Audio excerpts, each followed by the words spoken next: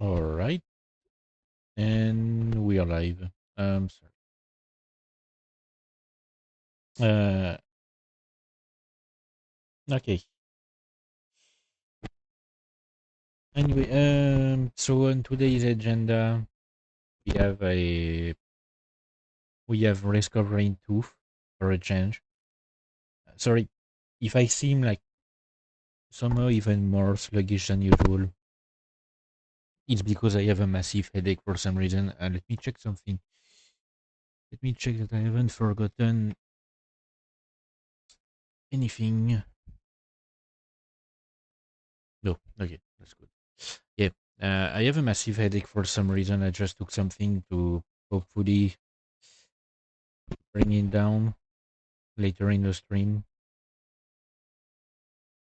But yeah, so today will be Risk of Rain 2. So if you've never heard of it, it's a hang on, let me check.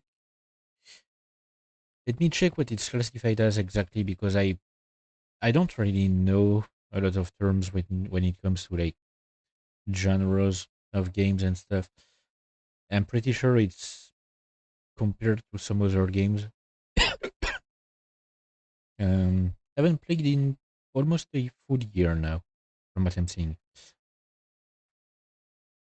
Ever since I released the previous DLC.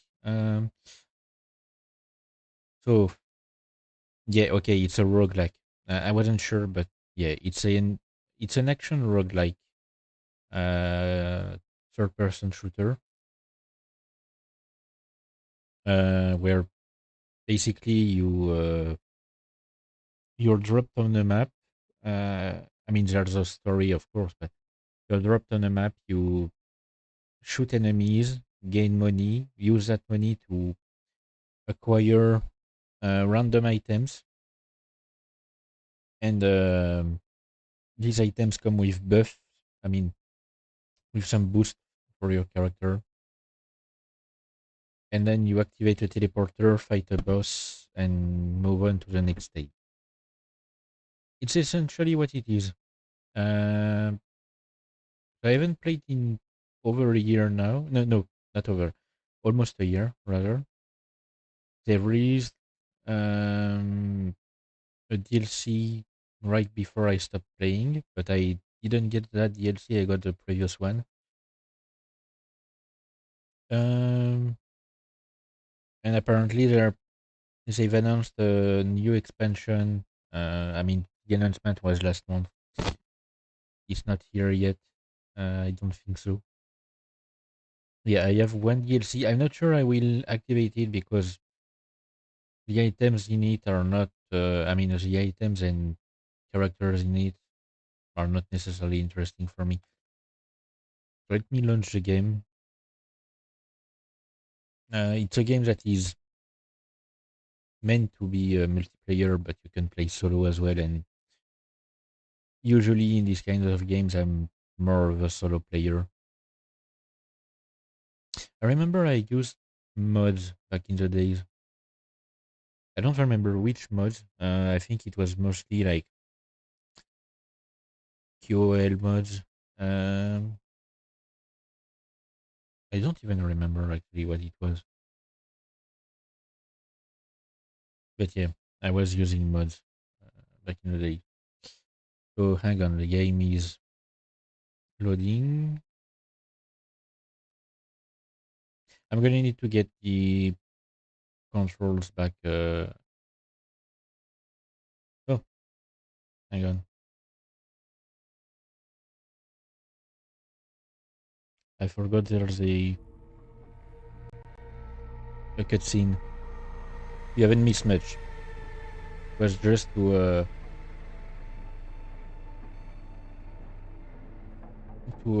I mean, you only saw the ship arriving. You only missed rather.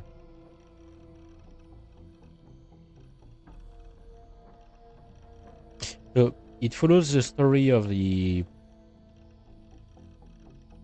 first Risk of Rain game. Though I haven't played it, but I have read a bit on the story. The first Risk of Rain game was more of a 2D platformer roguelike. Like, it had a similar system regarding items and stuff, but it was all 2D side-scrolling stuff.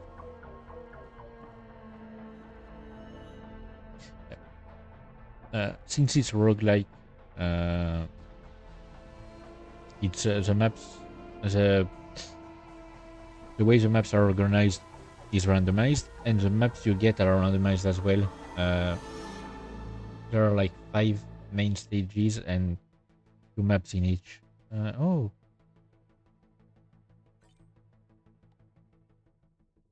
yeah, okay, that's the things I have unlocked. Basically, like everything I have unlocked back in the days. Yeah, these are maps. Oh, find and repair a radar tower in the stage. Oh.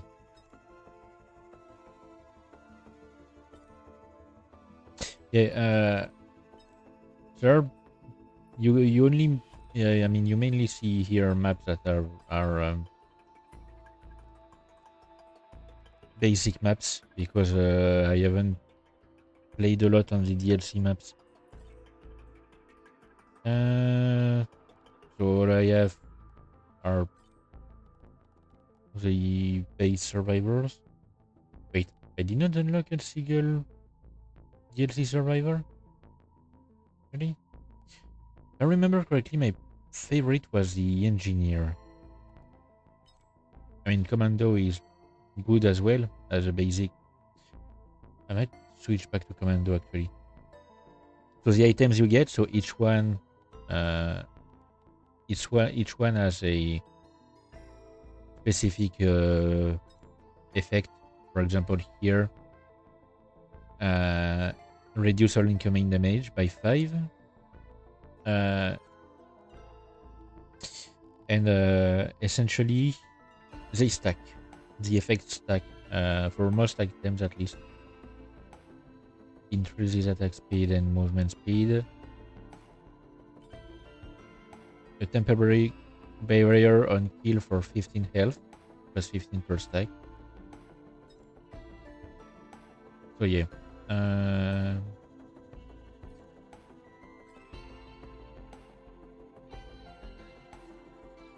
I'm pretty sure my highest stack was on something else, because yeah, one of my highest stacks, because I unlocked an artifact. Artifacts are like, yeah, these are, I think most of these are DLC stuff.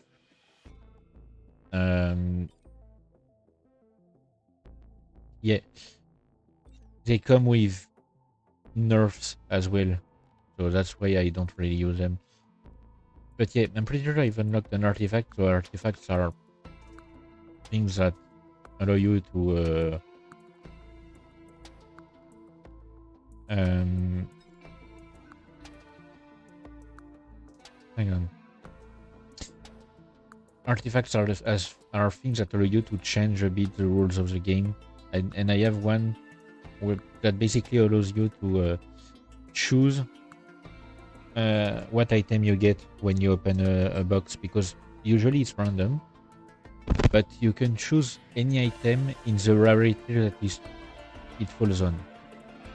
Hang on. Audio, that's what I wanted to do. Sorry, I'm going to have to bring it down because I kind of want to hear myself talk. And as much as I love the music, music composed by, hang on. Yes, Chris, but what's his full name? I don't remember. I had the soundtrack open and I forgot. Chris, I mean, I don't remember his last name. It's Greek, I'm pretty sure. It's Greek. And he's composed all the music for the game. Just want to check.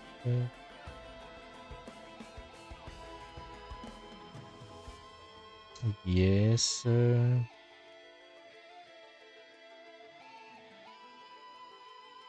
No.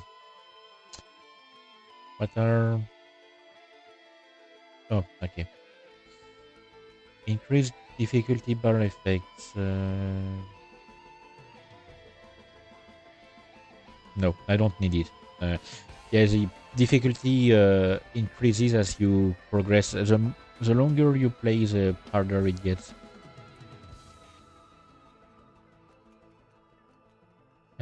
Display notation. Ooh, kind of want that, you know. And this as well, just in case I want to learn more about some of the objects that I get because I might forget. Yeah, you remember now. One of the mods I had was to show me the full effect that I had, like, because the game will take you basic. I mean, it used to. I don't know. Maybe they've changed that apparently, but it used to only tell you how many of the items you had, and what the basic effect was. But it didn't show you the full like stat changes. So one of the mods I had was that. Um,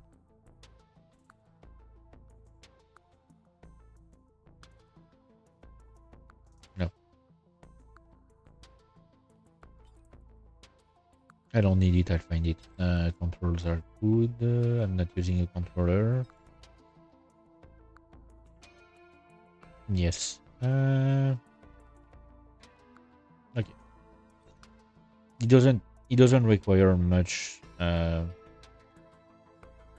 computer power to run. Anyway. So single player because you can, of course. Hang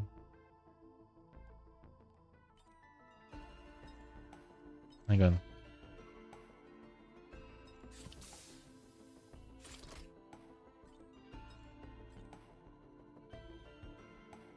Yeah, no. I'm disabling survivors or survivors of the void, at least for the first run. I kind of want to. I kind of want to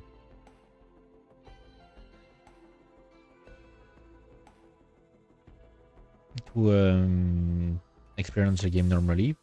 I'm starting with the result difficulty just because I want to get back into the mood of the game. If I find it easy, too easy, I'll switch to another in the next one. Artifacts, I will not activate any, so that's the one I was using, the artifact of command. Choose your items.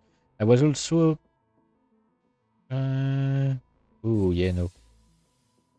I was also like using another one. Yes, this artifact of devotion. So basically, you can find broken drones on the map that you can pay to repair, and they carry over to the next stage when you use a teleporter. So that's you can have a lot of them. And you can replace them with Lemurian eggs. So for that, you offer one of your items to gain a follower, and anytime you use an item to gain a new Lemurian, every Lemurian that you have gains the effect of that item. So if you use one that augments attack speed, they all get better attack speed. And every time you go through a teleporter, your Lemurians evolve, so they get stronger, and they get one stack of the item you used on them. So if you have one Lemurian with an item with more attack speed, you get one stack of this, or one more stack of it. So even better attack speed. If you use the same item on two different Lemurians, you get two stats of that item. Enemies can only spawn as elites, so elites enemies are, as their name implies, strong enemies. Whenever random equipment that's from 0 item is activated, no. Oh yeah, I forgot about equipments. Friendly fire enable for both survivors and monsters alike. Never tried this. I mean, I usually play solo. I mean, I only play solo actually, so maybe it could be funny. Monsters can appear outside their usual environments, and when one player dies, everyone dies. There are more artifacts, but I never took the time to unlock them. So survivors. So I could use the uh, I could use the commando, the huntress, bandit, multi, engineer, artificer, mercenary. I think I used the mercenary once. Not really my style because he's more of a close quarter kind of guy, and in this kind of game, I'm not really fond of close quarters. Rex, I never used it. I don't think so. Loader, I don't remember that one. Acrid, Captain, Railgunner, and Void Friend. Yeah, so these skills are linked to the items from the expansion. So I hesitate between Huntress and Huntress and Commando. I'm going with Commando. You know what? The classic. So that's the survivor that you start with. You can unlock more if you follow the correct requirements. Like for you start with Commando and Huntress available, and for the others you need to like do specific things or reach specific parts of the game, etc. to unlock them. And then you need to unlock better skills and skins.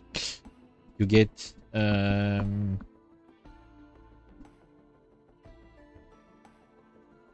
no, I'm going to use this one. You get better skills if you follow if you do some things with the character.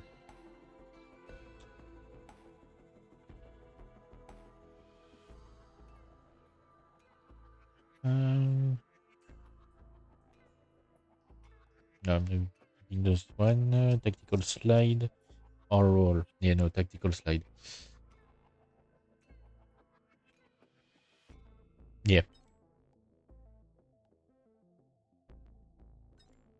So for now, I'm going with this. And then, no, I'm not enabling the tutorial because I remember most of the game's mechanics. So you start like really you're running them. Oh, I forgot I had so many lunar coins. Okay, so let me get back into the group. So since I played enemies, I chose these. Wait, what I think I'm having a stroke. Since I chose the easiest difficulty setting for now. Yeah, no, you need to use one item, and I'm not interested in what is in there. The enemies that spawn for now are quite weak, and they don't spawn a lot. Oh, my god. I mean, they don't really spawn quick.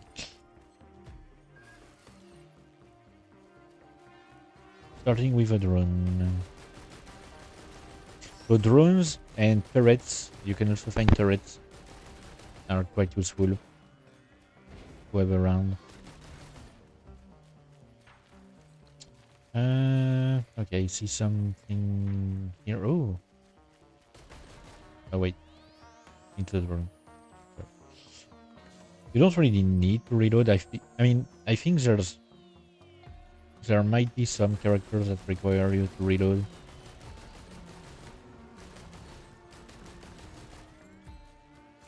but otherwise you don't really need to. Okay, increase attack speed. That's one of my favorites. Another drone.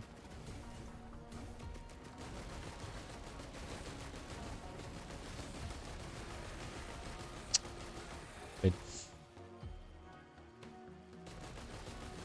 so yeah. There are multiple endings. Because I'm not using the expansion, I only have 2 available. The first expansion has another ending to the game. Okay.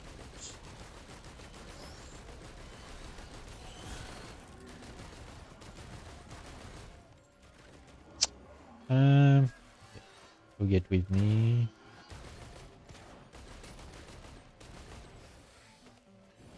So the drones can be damaged and destroyed, and in that case you can't repair them.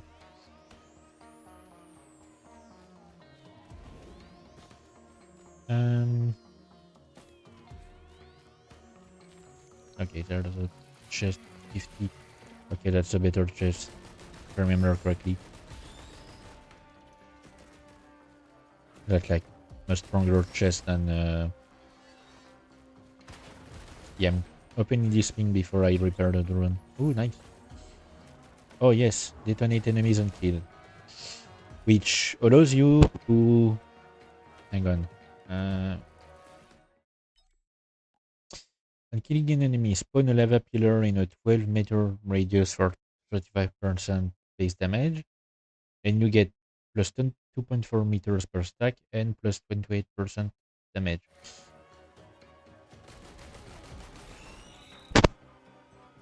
So it's a nice boost. Also, I'm kind of happy we started in this area. Oh, the teleporter is here. Great. I'm kind of happy I started in this map because you can start in another map that is smaller and more open. I'm not really a fan of open environments in these kind of games. Oops, sorry. Okay. So the drones will do the work for me. Hang on, I should probably go check above.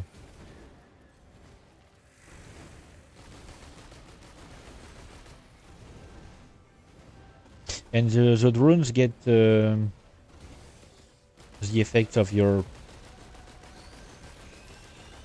items, I believe, if I'm not mistaken. So if I have more attack speed, I have more attack speed. The enemies explode when you kill them.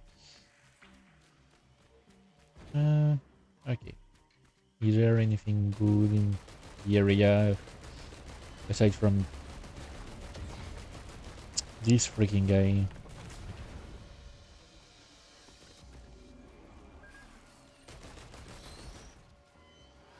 Another drone.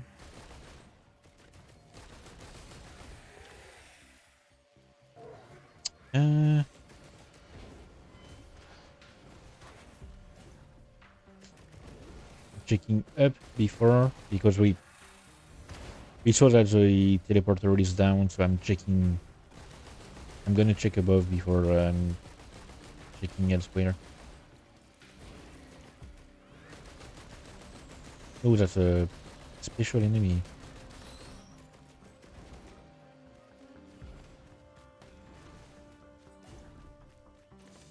So these small capsules contain money.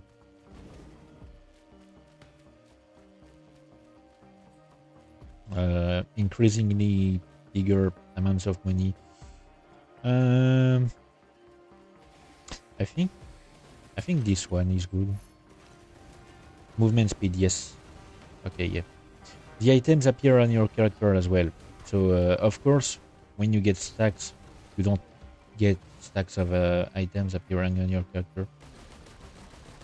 But as you get more items, they appear on your character.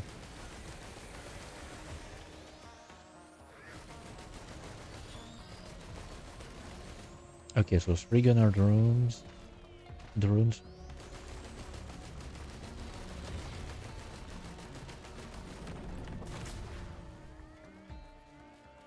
I haven't found a single turret yet. It's randomized. You can sometimes find stages with almost no drones or turrets, and sometimes you find stages with a lot of them.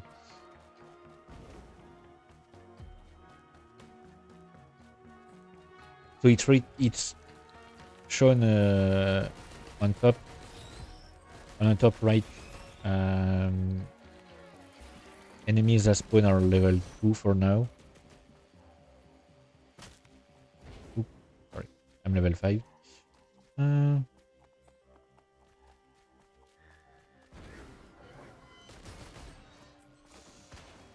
let's see what we get. Ooh, chance to stun and hit. Could be interesting, you know. Landed. I'm not using any skill for now because I don't really need them. Another healing drone. Okay, yeah. Shrine of Blood. Sacrifice HP, and I don't remember what it does exactly. Hold on, can I inspect? Okay. When activated by a survivor, the Shrine of Blood consumes the percentage of a survivor's health in exchange for gold, equal to half the amount of HP taken. Okay. Um, I don't, I don't think I need it for now. I mean, technically, I can afford it, and I have my drones.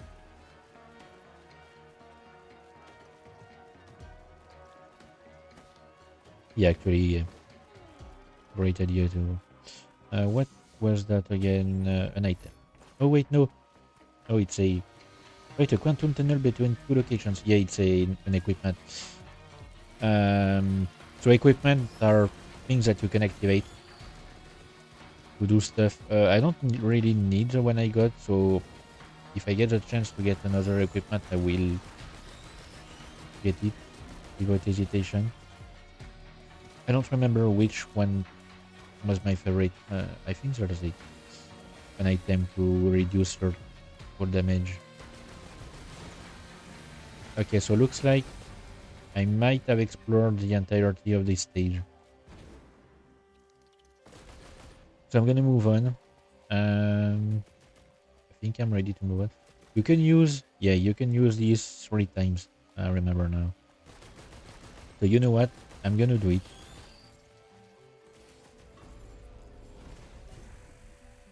Take advantage of my drones. Uh, because the third time is like 99%.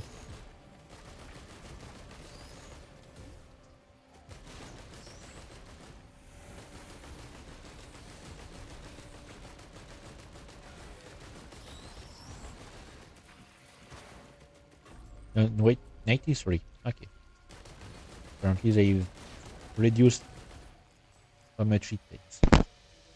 Okay. And once I'm healed, I'm activating the teleporter.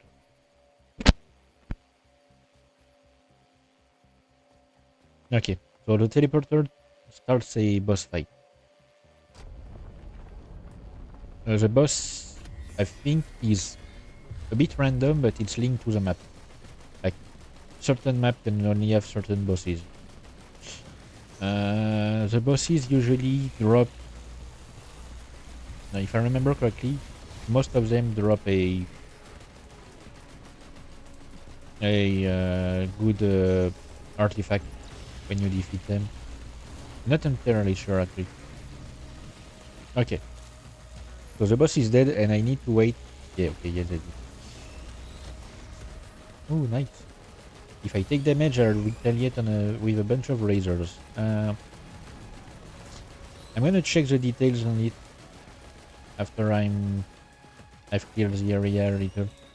Once the teleporter is done, the enemy stops spawning. Hang on. 160% damage, up to 5 targets in 25 meters radius, and it can you can get more targets and a better radius.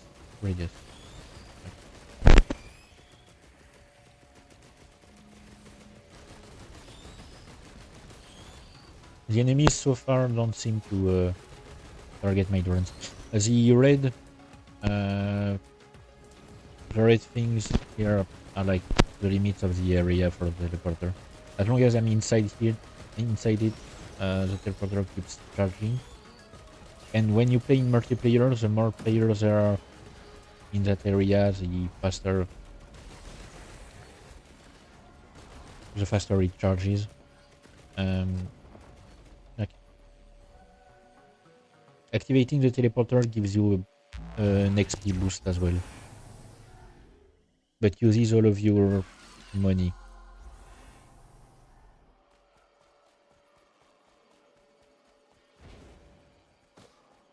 So I guess I probably didn't need to actually.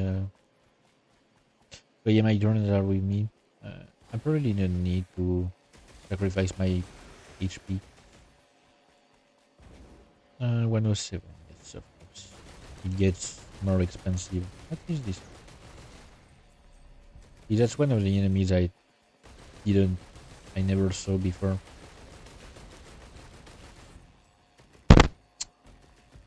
Even though I've been in this map for, I've played on this map a while. Come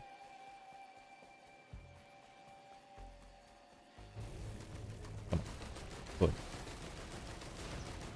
Oh, of course it's spawning one of the guys. Okay, better chance to stun. But yeah, I'm pretty sure you don't choose which item are sacrificed when you use one of these. And it's for another flashbang. I don't need it.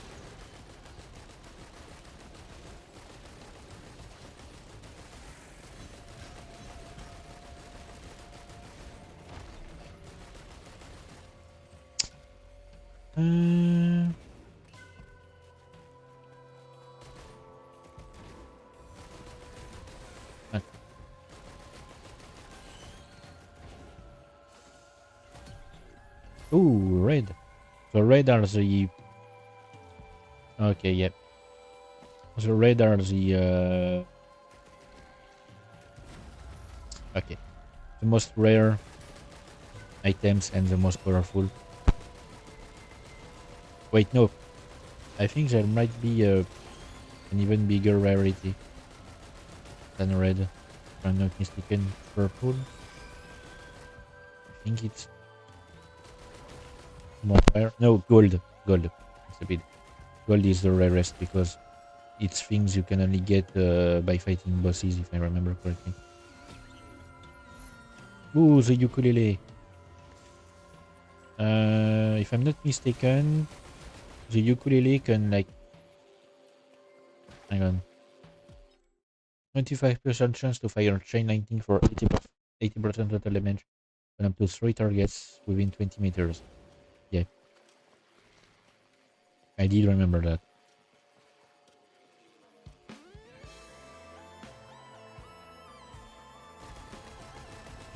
And hang on. I didn't check. Yeah, no. It's always 25% chance.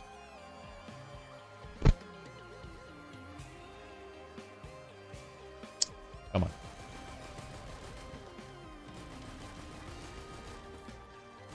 Come on, guys.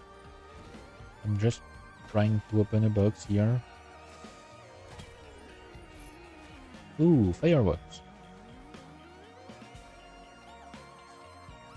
Oh, yeah, okay, yeah. When you activate something that you can interact with, such as opening a chest, repairing something, etc., it fires an increasing... I mean, it fires like fireworks at enemies, and the more stacks you have, the more fireworks are launched. Oh, a turret. So the turrets was also carry along like to the next level. I'm pretty sure. I'm pretty sure the amount of water in this level is random. Like, I remember playing through here and the water being not being like as low as it is right now. Um, okay, once I'm done checking the ground, I'll start checking higher. Okay, so that's the teleporter. Gonna ping it. Maybe I should like activate the automatic ping.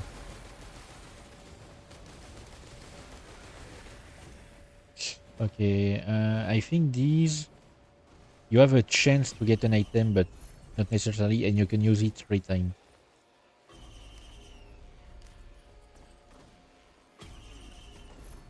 Ooh, deal bonus damage to nearby enemies. Yes. Okay. Yeah, and it seemed you can see the radius of the area where I deal bonus damage.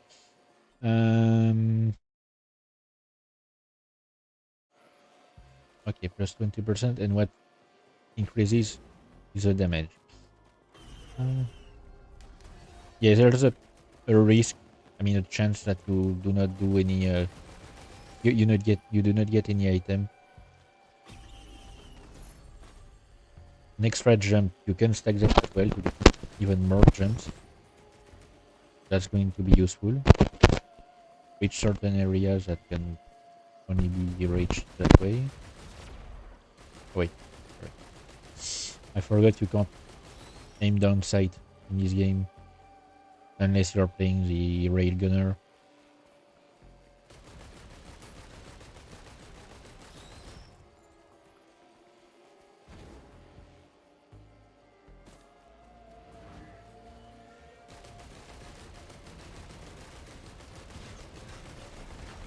The enemies are level 4.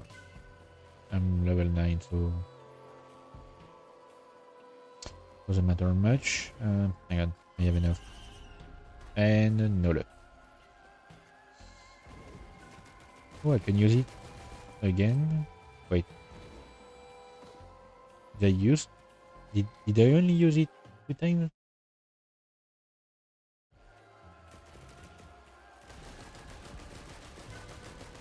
Or maybe the number of times you can use it is random. Or wait, maybe you can only get 3 items from it, and when you get the third, it stops. I don't know. Oh yeah, gain a shield. So the shield, of course, you works exactly like the shield would. So it blocks 30 damage up to a point, and when you stack it, you get a bigger shield. So it's the blue. It's the blue bar that. Ooh, wait.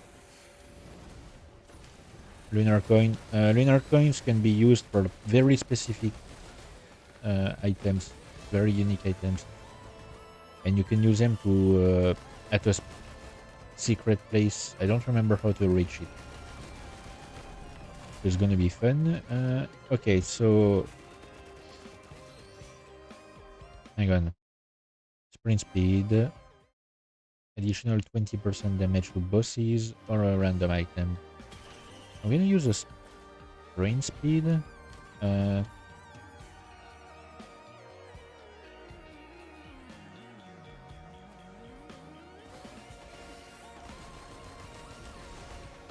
Because it can be quite useful to get more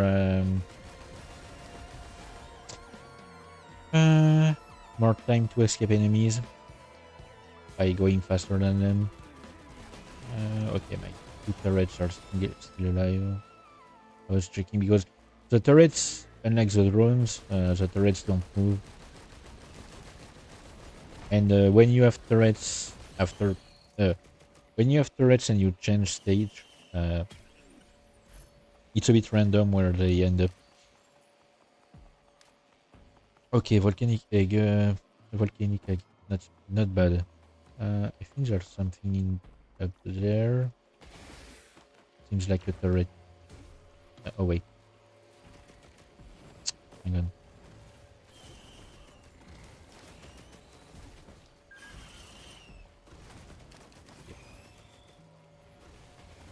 That's where I started. I'm going here. No, that's the equipment I left.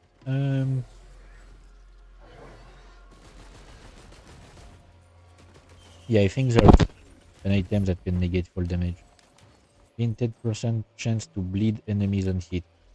Okay, yeah, bleed.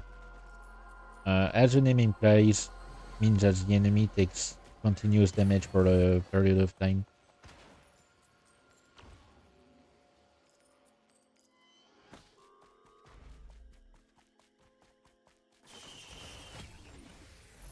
Uh, 10% chance for hits to critically strike. Yeah, and I believe. Hang on. Yeah, plus 10% per stack. So of course, you only need 10 to really be effective, but yeah, I've unlocked critical hits. Let me check if there's a better equipment. No, it's that freaking thing again.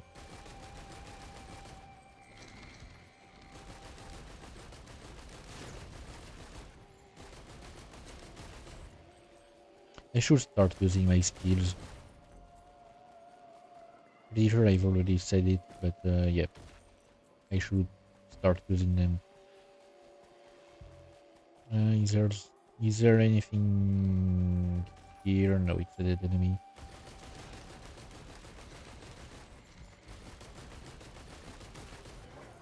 I don't remember after how long the what is this? Another sacrifice thing. Shrine of Blood. That's the one. Not really interested. Okay, so I've almost explored the entirety of this stage.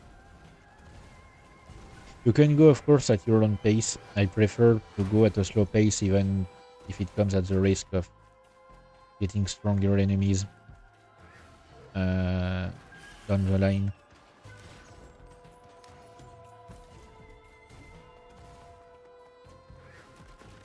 It's still useful to, you know.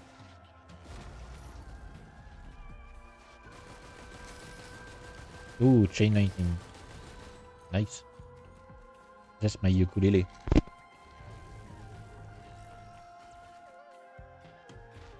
And nothing here. Okay, I think I'm ready for the teleporter. Sometimes there are other parts of this map that are open. Not always. Okay. Where are my drones? They're here. I feel like I'm missing some. Yeah. No, no, that's a turret. Okay, that's my turrets that I hit. Wait, no.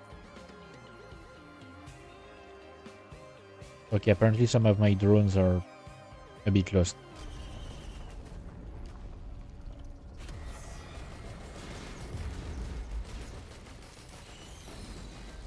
Okay, just one taken. That's fine. Not that much of a problem.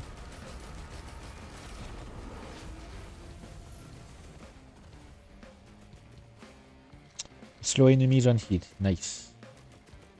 Can be useful. Oh yeah, I completely forgot there. Interactable things are locked when you are using the teleporter. You can't use like chest and stuff, and apparently I have missed something here. I think it's a turret or a drone.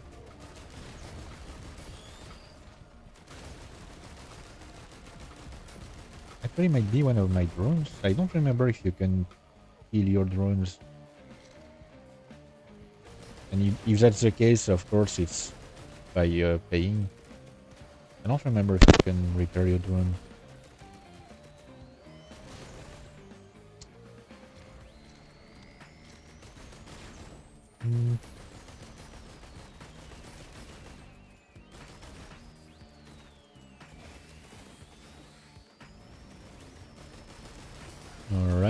uh,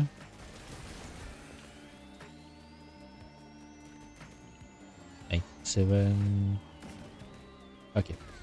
Gonna check on these. Looks like a drone. Another killing drone. Yep. It's always fun to have them around. And I mean, I'm using my money, so might as well pay for something before I teleport. Oh, it's this one, Scourge Shakers. Yeah, so my turrets have respawned at different points, different parts of the map. 101 and 202. Okay, great. What's on this one? Movement speed, sprint speed, and king enemy ignites those enemies within 12 meters. I could maybe use get one. You know, you never have too many items on you, and you need as many as possible to fight the final boss.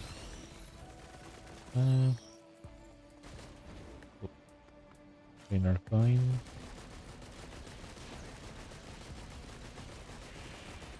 Okay.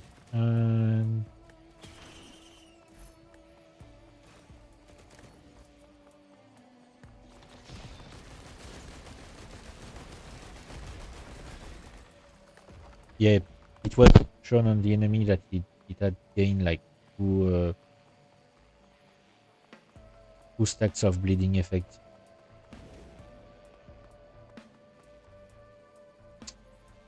Let me see if I can locate. Okay, the teleporter is here. Great.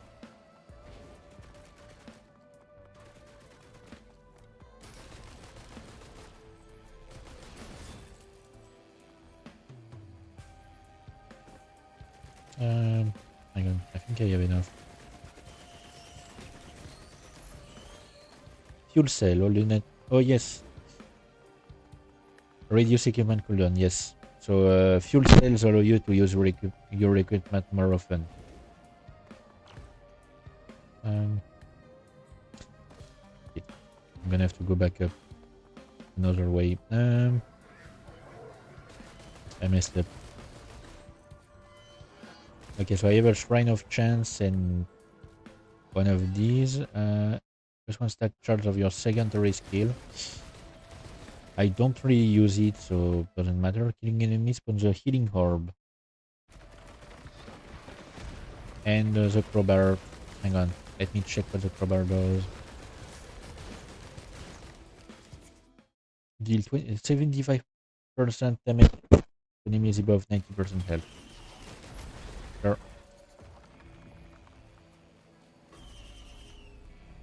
Oh wait, I forgot to pick it up. Oh, not these guys. Oh, nice. Even more fireworks.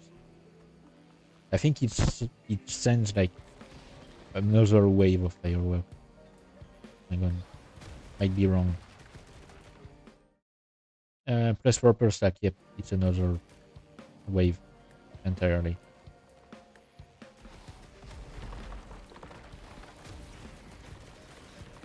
Okay.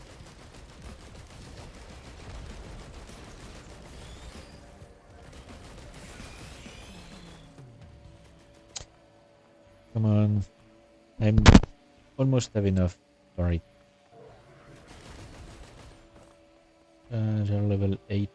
Yeah, okay, they're getting increasingly yeah, okay, yeah. You can get up you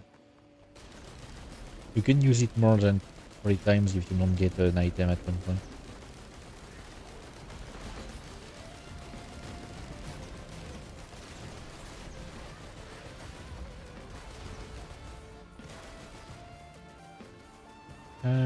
Hang on. Rested key, a hidden cache containing an item will appear in a random location on each stage. And opening the cache consumes this item. I'm going to take the critical.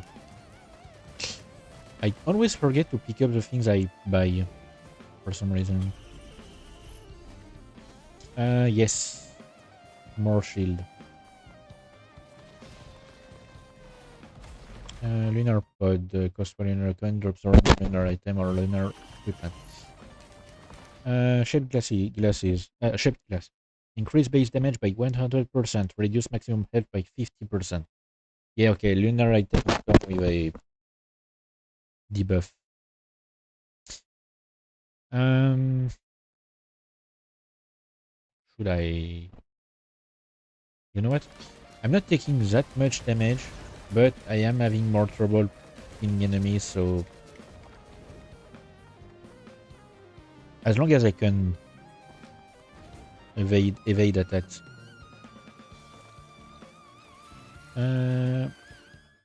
Cautious slug increases base health regeneration by plus 3 HP per second while outside of combat.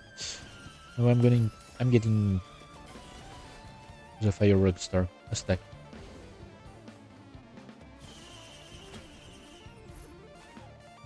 Temporary barrier on kill. Nice.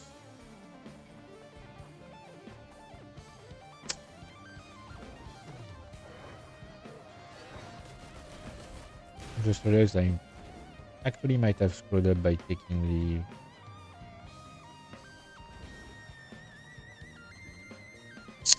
the lunar item. Doesn't matter. Oh, scrapper.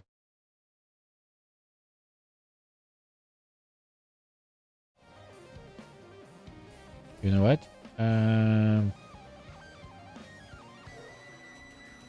Oh wait, no, I can't sacrifice lunar items. Okay.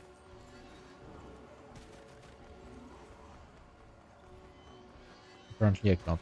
Repair equipment drone. Okay, so if I give it the equipment, it will use that equipment. You know what? I'm not going to use that equipment, so might as well. It will use periodically the equipment to attack enemies.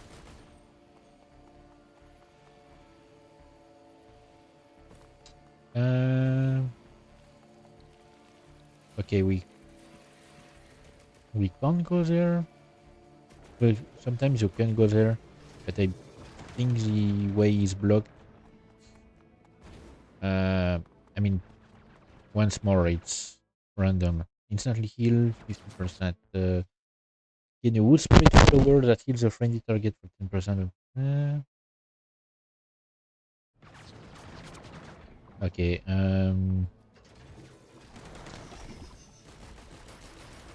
Ooh, what is that enemy? I'm gonna get. Ooh, backup. Cold drones for backup for 25 seconds. Nice. Not bad. And I have 2 more charges. Wait, I got 2 fuel cells? Right, no? Okay, weird. Okay, yeah, if I stand still for 1 second, it heals all nearby allies. And I believe it applies to the turrets and drones. So. Okay, so I might have missed something over there. Yeah, I didn't check everything. I jumped too soon. So I'm going back here.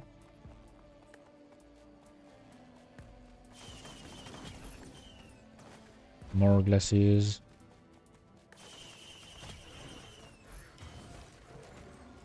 Drop a healing orb on kill.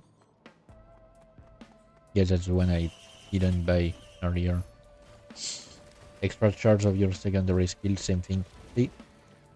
Even if you don't buy something when you have the chance to choose, you can still get it randomly. Okay.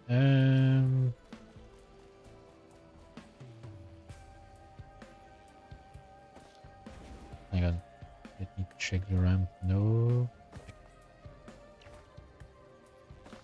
Two of my turrets have spawned here.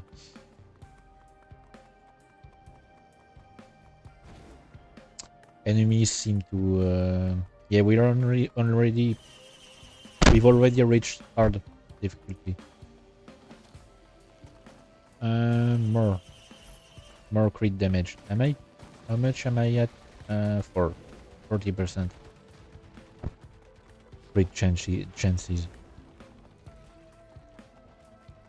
Yeah, yeah, more crit rate rather not more crit damage. Okay. Now I think I'm done. Still regretting using that lunar coin.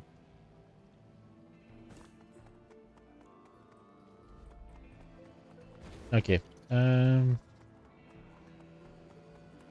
Jesus Christ, my headache is getting worse. I don't think my medicine is helping me.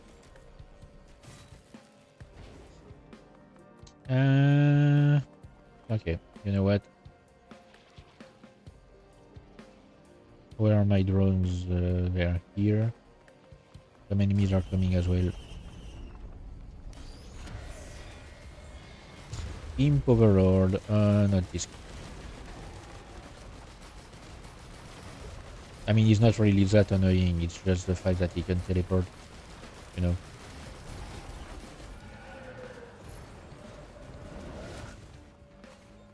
Okay. And drop this.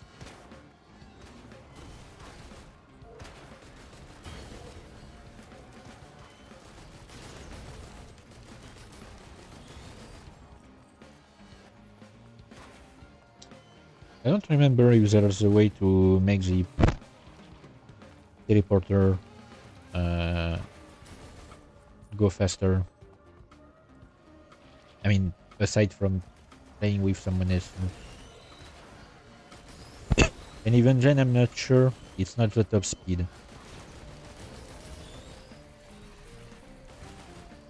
I just realized that it's... I just realized that on stage 2 I did not get the desert. You can get the desert on stage 2. And usually I get it.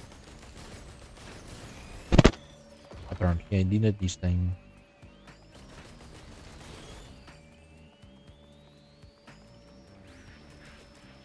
Yeah, my character has so many items.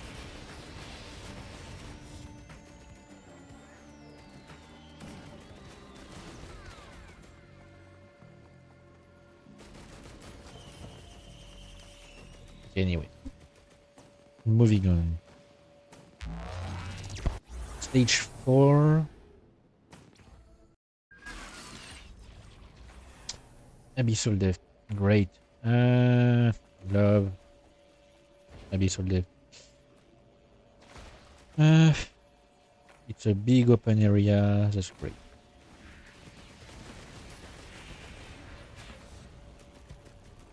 Uh, 315. Jesus Christ, it's really starting to hit. Okay, that's my equipment drone moving around. Because that was the effect got by the equipment I gave it.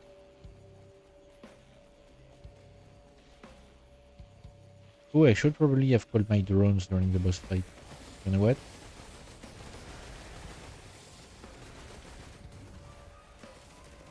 I completely forgot.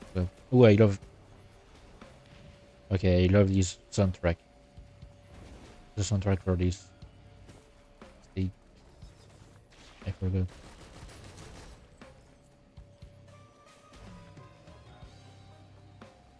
You know what? I should probably bring the music volume up a bit.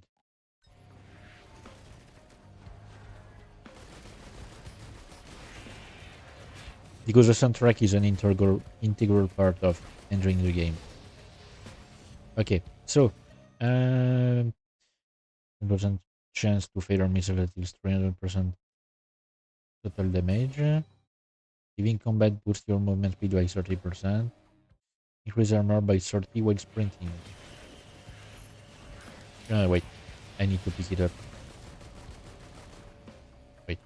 That was one of my drones. Why was I shooting at my drones?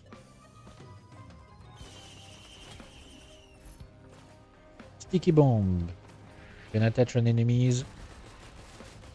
You can attach to enemies when you hit them. And of course, blow up and do a bunch of damage.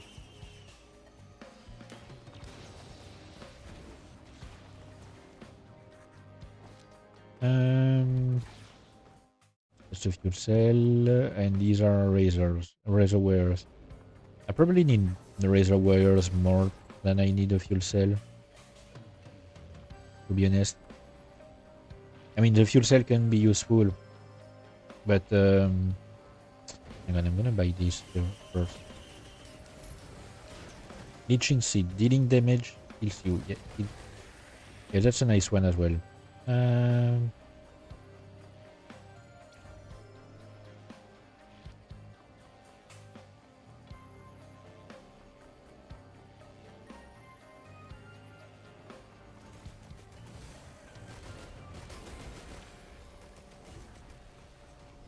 If only the enemies could, you know, come to me faster. Maybe even spawn around me.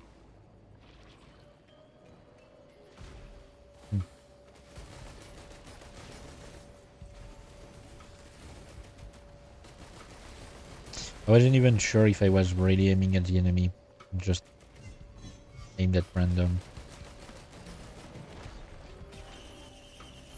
Okay.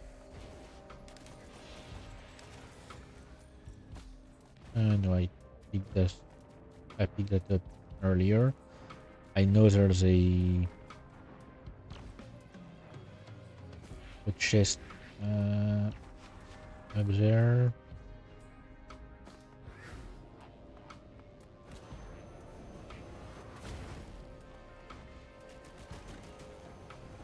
Okay, I'm hearing a thing like teleport around. What's this again? Adaptive chest. Cost gold to activate it will cycle through many items quickly. Oh yeah, okay, yeah. Hang on. I need to deal with... Ah, Jesus Christ, I forgot about these guys. You know what? Okay.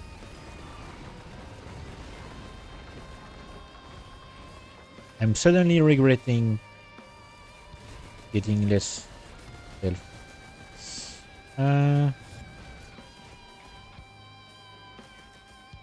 Wait, did we get it? We might have gotten it. Yeah, now that I think about it, I think I remember that you can fix your drones by paying. Hang on.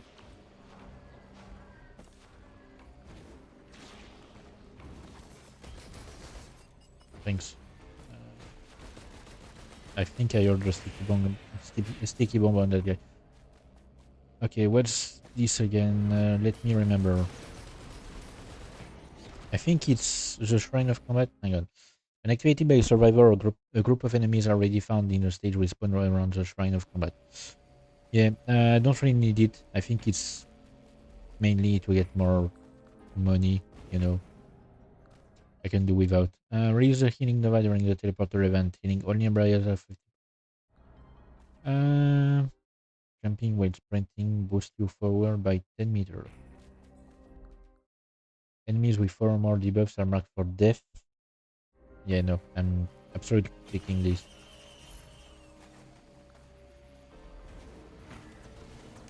Because it helps a lot during boss fights.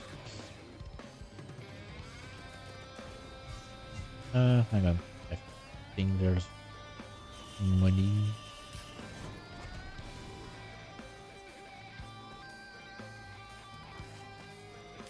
See, like, there are a lot of... I mean, I'm happy with the items I got, but there are a lot of them that I would not have picked if I had activated the artifact of command. No, I don't want one more stick stone. Especially because I don't know which item will be used to exchange. War banner. Bronzalize. Yep. Okay, so yeah, now when I'm gonna do the teleporter, I will get like 2 buffs. I mean 3 technically. Attacks, movement speed, and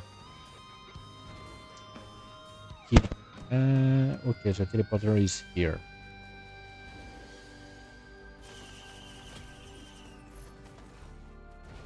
But I have not explored above.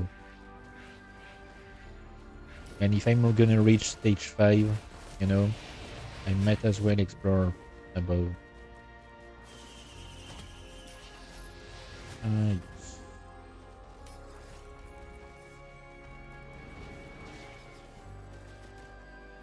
Because stage 5 is like the last stage before the boss fight, if you decide to end the run at this point, which I think I will. That damage reduction for all attack. Great. I think I will. Since it's the first run, I'll go for the boss fight. Ooh.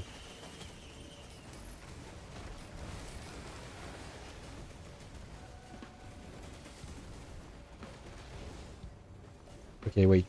It's not only during teleporter events. I did remember that, but... Oh, wait. On level up or starting the teleporter event. But yeah, when I level up, I get the... I forgot about that. I knew there was another condition that could trigger it. Just didn't remember. Goldstone. Chance on kill to drop a treasure. Yep, and treasures basically give you more money. I see 2 chests here. Yeah, so these are chests that are tied to specific types of items instead of any kind of items, really. Okay. So I had one for mobility, I think, and one for one tied to damage. I mean, attack stats. All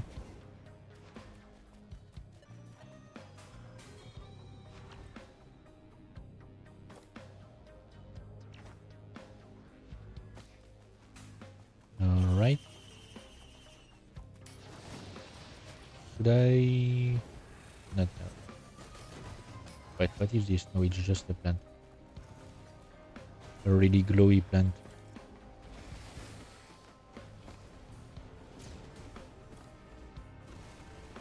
Checking if I've missed anything.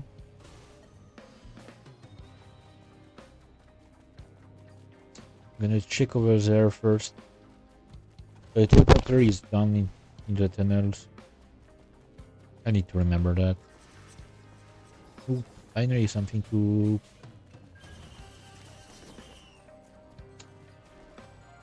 Oh, it's a missile drone. Something to repair. It's been a while.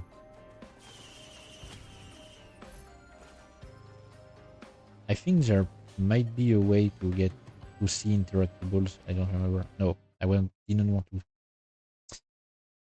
Critical strikes increase attack speed by 12%. I think I got one of these. I could probably use one more gem. Just in case. Okay, another banner. I just realized, I'm pretty sure I forgot in the last map to finish using one of these things,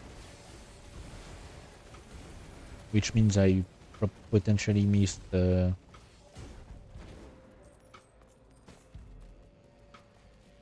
items. Okay, I think I might be good. I'm just gonna check the jump pad over there, see where it leads me.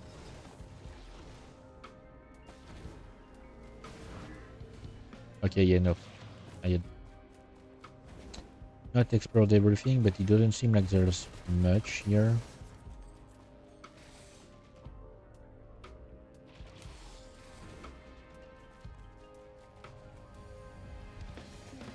Oh, wait. Oh, it's yeah, it's one of the survivors, and you have to find him to unlock him. But I already have him,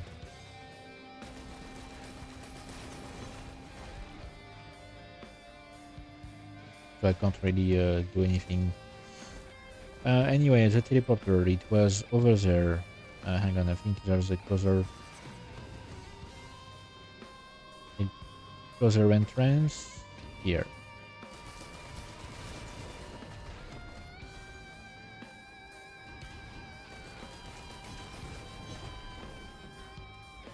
Okay, and this time I'm going to use my drones.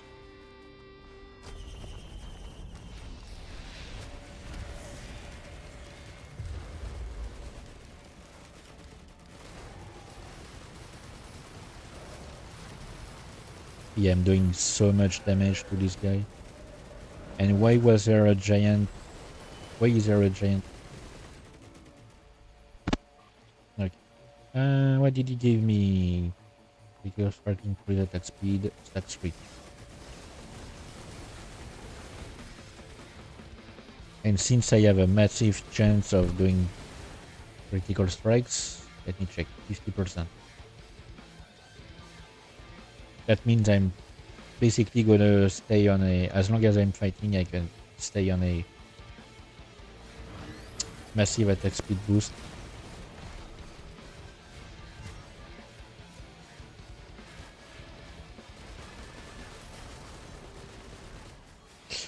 Checking if there's anything locked in the area, so that would potentially tell me I've missed something. Doesn't seem so. Okay. So I'm reaching stage 5 and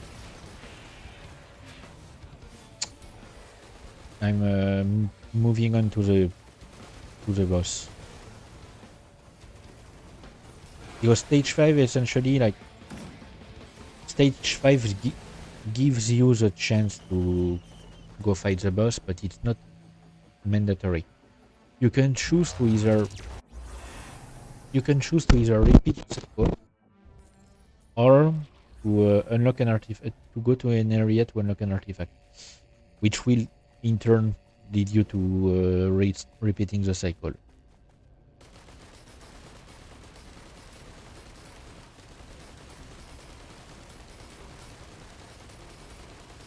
Okay.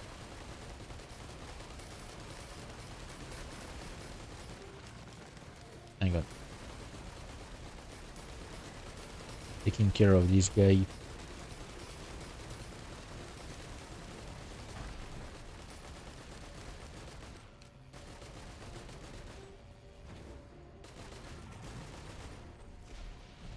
And so, yes, the final boss, of course, is linked to the story of the game and the story of the previous game. Okay, let's start opening. Yes, I love myself some attack speed. Yeah, I forgot in this area you have sometimes some, not fake, but like seemingly already open chests that would signify that someone else came before. Or maybe that you were not on your first cycle. I thought I saw something here. I'm going to the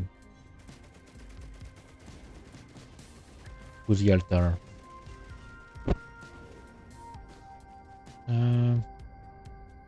Just noticed I didn't get a chance to reach the altar of gold. Spawn the gold portal once the teleporter event has finished. Oh yeah, okay, it was a gilded cost, but I don't need it because the gilded cost, going to the gilded cost would prevent me from reaching the final boss.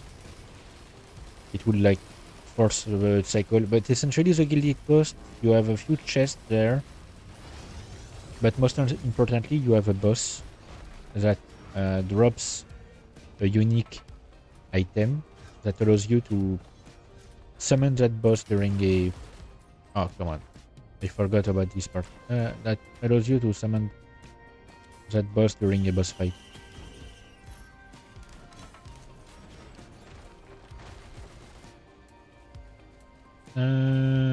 Another flower. What is this? Again, jumping while sprinting. Yes. And that's leaving combat boost. I'm getting another flower. Even more healing.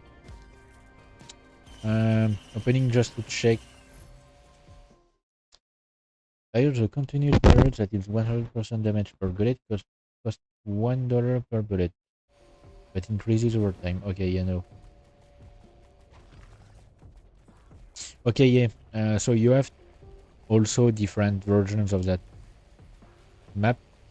Sometimes there's a bridge here. I mean, a lot of the times actually. It's rare that I don't see the bridge. Yeah, I forgot about here. You can get hit by flying rocks and sent flying under the map. I don't remember if you respawn from that or if you die. Pretty sure you just die. So I don't recommend trying it. Okay, only 2? Oh. It's really random. Steak, I don't need it, but I think it's to increase the max HP. Okay, something's happening over there. Oh wait, no, it's a... Oh, it's a wind current. No, okay.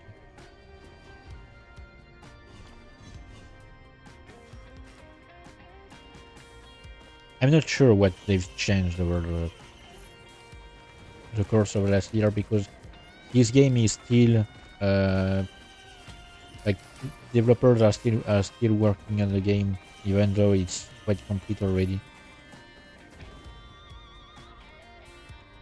They keep releasing new expansions and improving the rest of the game.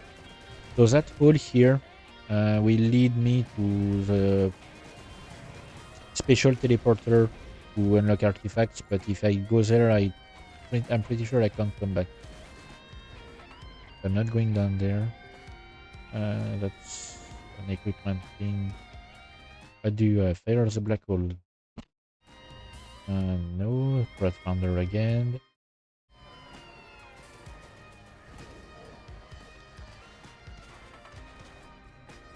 Fair warning, when I enter the final stage where the boss is, I will shut up for a good moment, because the music is absolutely divine there, and I want to let you enjoy it. Supermassive leech. Yeah, no. You know what? I'm fine. I'm quite happy with my current... Oh wait, maybe I can go back up. It's not the same hole, by the way. Yeah, that's the special teleporter to unlock artifacts. You need to enter a code, and the code depends on the artifact you want. Like you actually choose your artifact.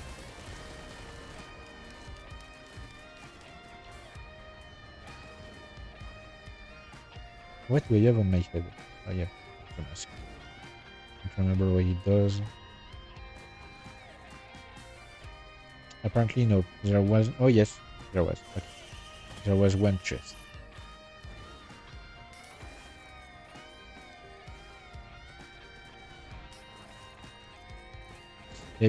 I'm pretty sure there are moments where... I mean, sometimes there's a chance that there isn't any... jump pad down there. So if you jump down, you're stuck and you're forced to do the special teleporter. Unless, of course, they have changed it and made it always appear.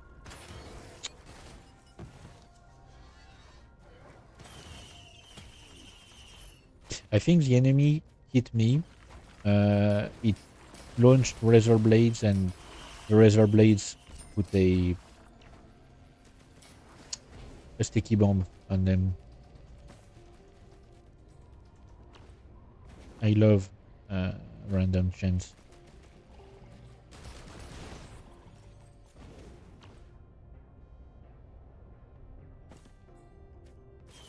Okay, so sell leech seed or more razor blades. I don't need this one. The ukulele, nice. Ooh,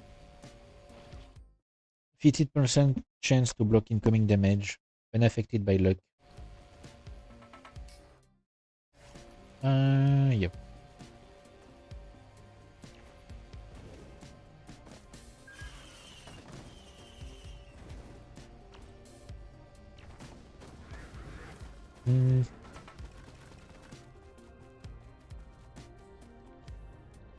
I haven't found the teleporter. I've just noticed. I haven't found the teleporter yet. So it's either up here or over there. Maybe it was down actually. Oh, nice. 30% chance to not take any damage. I like these odds.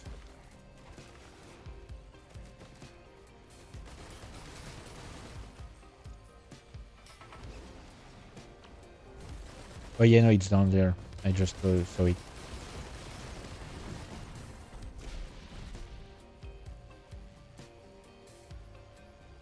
Yep. Hang on. Just realized I forgot to check here. Yep, I did need more double jump. Just to be sure. I feel like it's getting... I think like the game feels easier than when I last played it. And it's not because of the fact that I made put the easiest difficulty setting, because it's... The only thing it does is make it slower for the difficulty to go up. I mean, technically it gives a few boosts, but not that much. So yeah, the teleporter has... You can shift the destination. So for now it's aligned with the moon. You can... so the moon here. You can switch the destination to align it with the planet, which will send you back to the first stage. It can send you back to actually another map of the first stage, but it will still be the first stage. You keep, however, what you have, and it's the only way to unlock the other ending. It's to actually start a new cycle.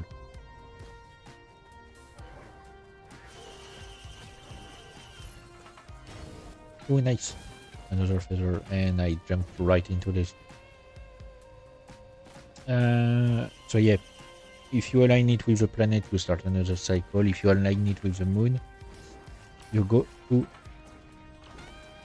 the next, to the last, the final stage.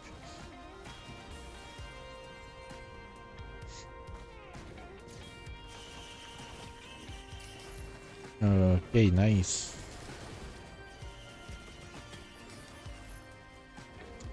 Of course, it's this one again. We spawn a blue portal after the teleporter event, allowing the player to travel to the bazaar between time. So that's what I was interested in as well, but I can't reach it because, I mean, if I do it, it will prevent me from reaching the final stage. So for now, I'm not going to review my entire boost, but I have quite a lot of boost ready for the final boss. All kinds of boosts. Where are my drones? There's one of my gunner turrets that has been taking damage apparently. Anyway.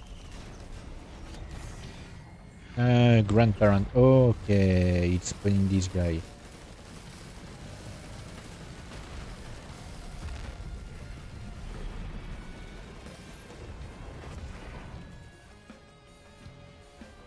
What's the item? This.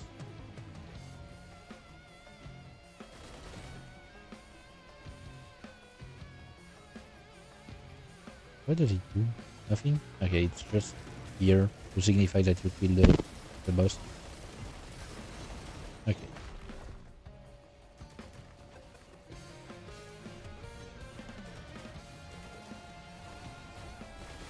So yeah, a run can last a while.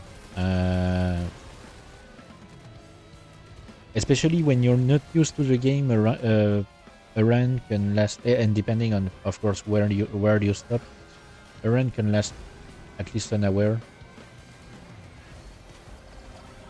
So I'm at 64 minutes. Difficulty is ICU, which doesn't mean much.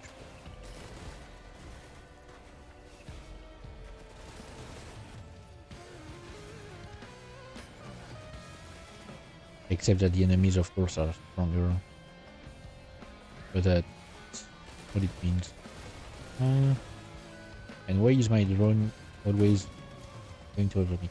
Okay, so that's where I will shut up once we're teleported.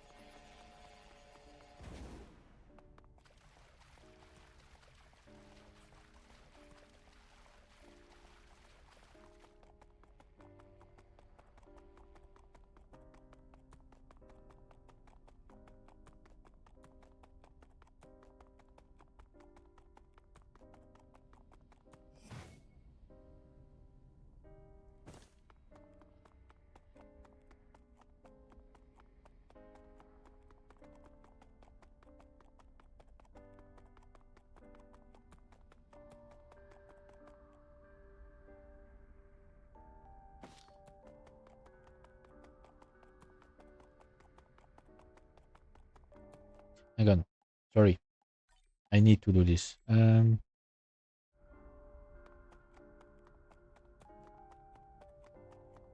it work? I don't feel. Oh, it did. Okay.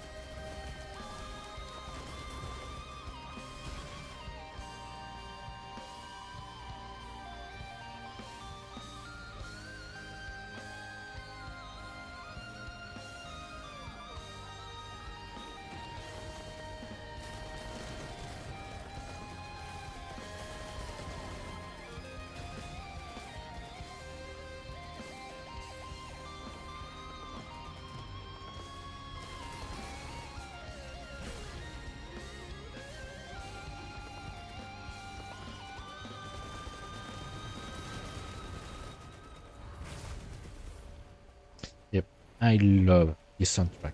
Absolutely. And here's a fun story about the soundtrack for this specific stage. The stage, it was like, it's something that was set directly from the composer and the developers. So it's 100% true. The final stage was built the first time by the devs, and they asked the composer to design a soundtrack that would fit a final stage for the game. He made that song that we just heard, which is called Con Lentitud Poderosa, and the dev decided to change the final stage and adjust the length of the map to go with the music, for the music to like flow in a better way with the gameplay. So that's why there was a long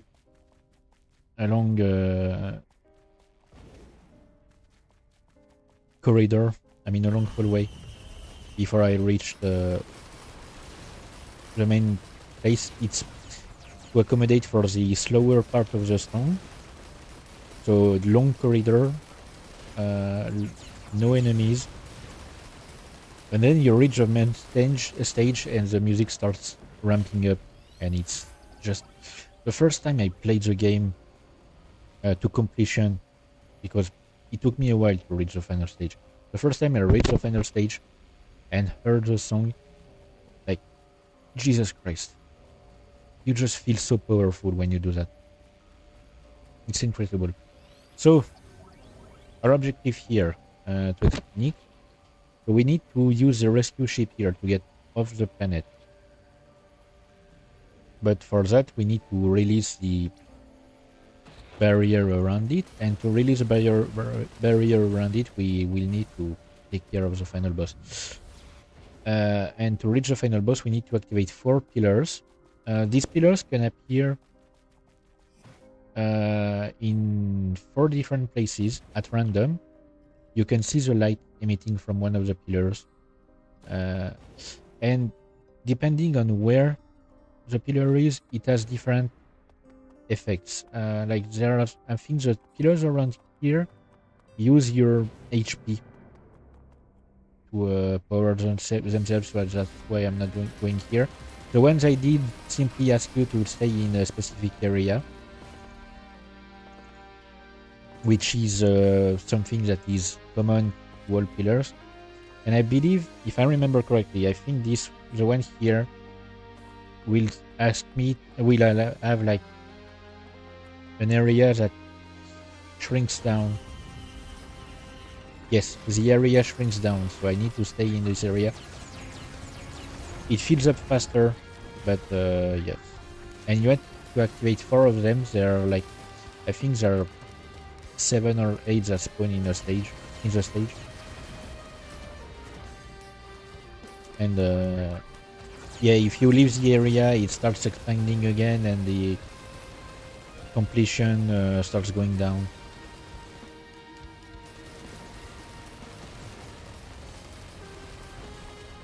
Okay, and now I have activated the jump pads to reach the final boss. So there is a story to that final boss. I will explain it after I've defeated him, if I manage to, because I'm not sure I can. He has stages. And yes, we are on the moon, and yes, these are debris of the moon that you can see around. Because it's technically not a moon, I believe. Also, I don't remember the full story about the boss, but I do remember a lot of it. Alright, time to switch us on track. And yes, the drones do not follow you, I believe. Except the one you can summon. Misrix. Okay.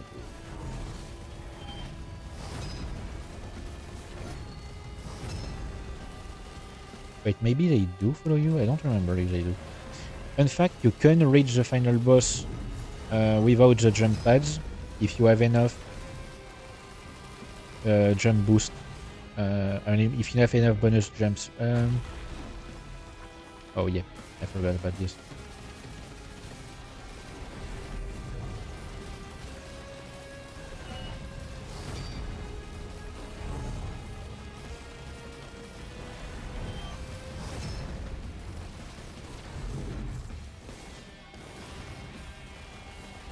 Yeah, I should probably use my R ability a bit more. Oh yeah, no, yeah, my drones are here. So he's still on his first phase. His second phase starts when you've defeated him once. And it's harder. So I have no guarantee that I can defeat him actually. But the longer you wait before you fight him, the harder he is to defeat. Because of the difficulty settings. Oh yeah, no, I remember now. Second phase are enemies.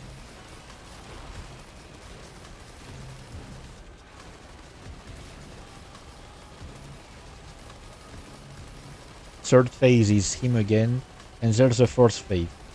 But fourth phase is like, it's special. If I reach it, you'll see. But the last phase is like different. I managed to defeat him on his third phase. Okay, he's focusing on my drones.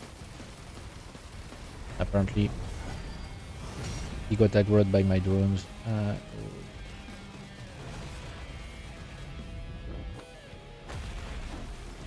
Yeah, I'm staying up there until he's done.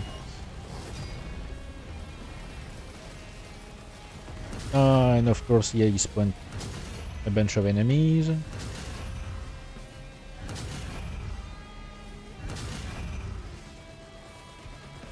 Okay, great.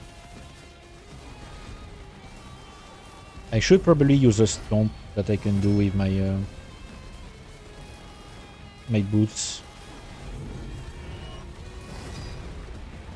Because I realized I haven't really used it. Okay, I'm playing just like I'm in my Mario. Okay, more drones. Because I almost got him. Like, once I get him here, it's child's play. Okay, nice. So, last phase. Last phase is special. He destroys all your drones. And he steals all your items. And you can't do anything against him while he's doing it. So he gets technically the effects of your items. The only thing is, he's extremely weak. So as you deal damage to him, you take back all your items, one by one.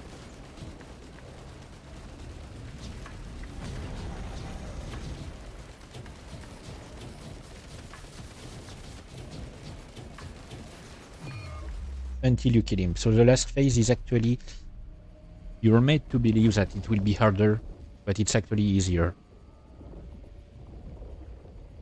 And yep. I kind of need to leave. Hang on, I need to jump. I need a teleporter. Yeah, you have like 3 minutes to leave the moon. Teleport back. Hang on, where am I? Okay, the ship is here. But it's not going to be easy.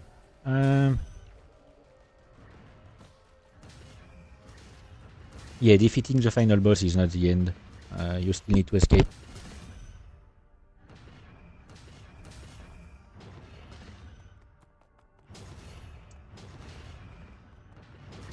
Hang on. And of course, you need to evade the ground trying to kill you. You need to evade enemies trying to kill you. My turrets are still here. I still have 2 drones active apparently. No, 3, 4 drones. Huh. I don't remember how long it takes to prepare the ship, so I need to hurry the fuck up. I believe it takes like 1 minute. As long as I'm in the area. Oh wait, no, it takes way less than 1 minute. Maybe 30 seconds. I just need to stay around.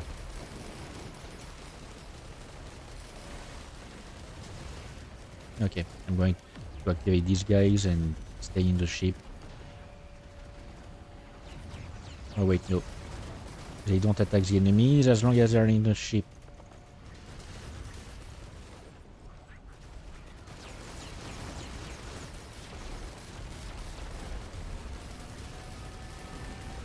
Oh yeah, forgot the way these things die.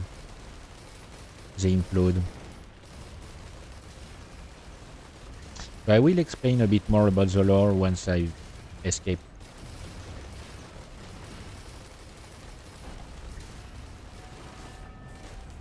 Okay.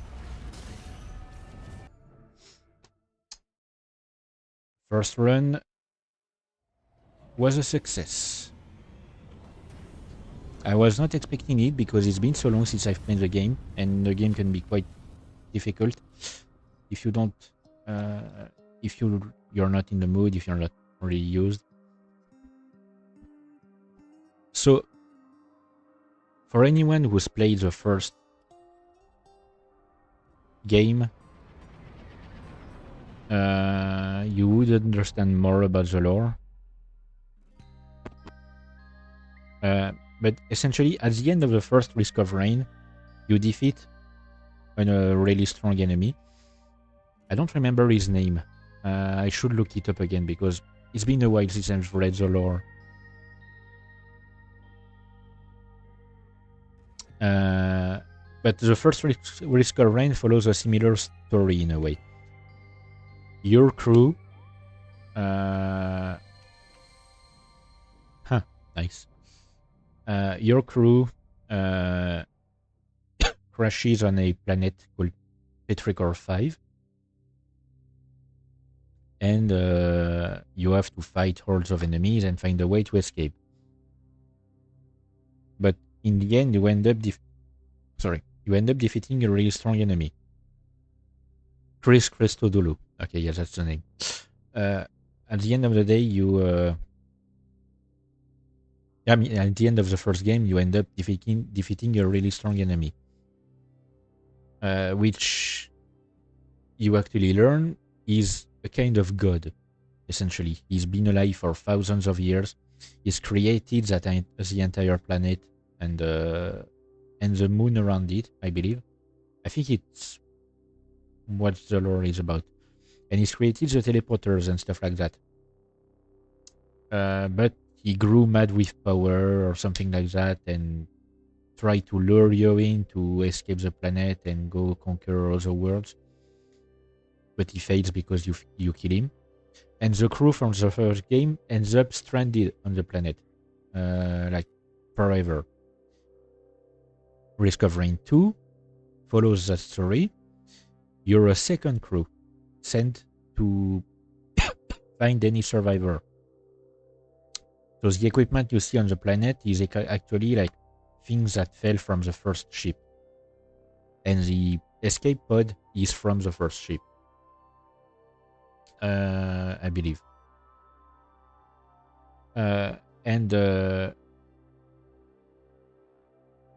And so you go look for the previous crew.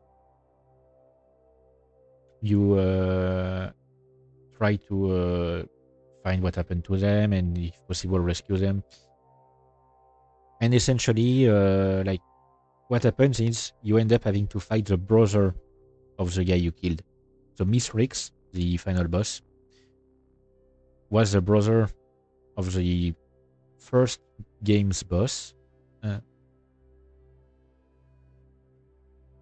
And essentially they grew apart. I mean, grew more than apart, and Miss Rix ended up being sealed on the moon by his brother, who tampered with the teleporter so that it could only be used one way from the planet to the moon, and Miss Rix could not leave the moon. And so he built an army of a sort of army to try and help him, essentially. There's an entire story about the Void, which is a special kind of place. I don't remember the details. I just remember that Miss Rix is the brother of the first game's boss, and he's sealed on the moon, essentially. And when you go kill him, he's been sealed here for a while. A very long while. Ooh, production babies. I love when credits have these kind of things like, hey, these real life events have happened during the production of the game. Yeah, see? Yeah. Wait, no, that's the engine, not engine, but one of the things. Yeah, but the game has been around for a while. Hang on. I think when I checked the games page, it's been around for 5 years at this point. But it's heavily liked. Except for, I remember that when the currently latest expansion was released, there were a lot of bugs. So I didn't get it at the time, and I stopped playing the game, actually. I haven't unlocked anything because I've already most things in a game. You get some stats, you can unlock things depending on what you've done in a game. Okay, this time I'm gonna keep the lowest difficulty, but I'm going to play the Huntress. So let me see. I haven't unlocked all her skills. Yeah, I'm keeping this one. Requires Huntress one shot, one kill. So you need to collect and carry 12 crowbars at once as a Huntress. If I can do it, maybe, but it's up to RNG unless I'm using the artifact of command. And you know, I'd rather not. Land the killing blow with every possible hit of a single glaive.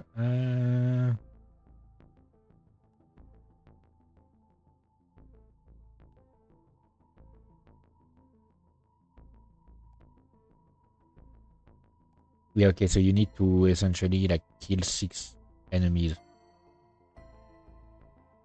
with your secondary. Yeah, I'm going to do another run and get the second ending if I can, and then I'm gonna switch games.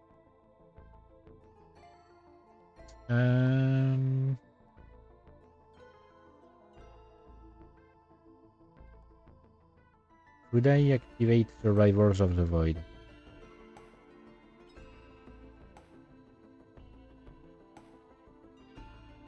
Because it will affect the items that I can get and the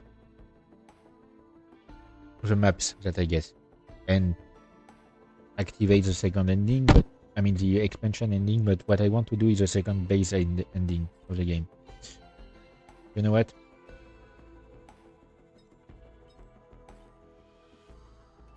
I'm going to activate it still, just in case, but I'm going to like, I believe if I keep it that way, it will just be like randomized. But I think the second click would basically make it so that only expansion stuff are here. So anyway, let's see if I can pair as well with the Huntress. seems like I spawned at the same place. Yes. Okay. So the Huntress...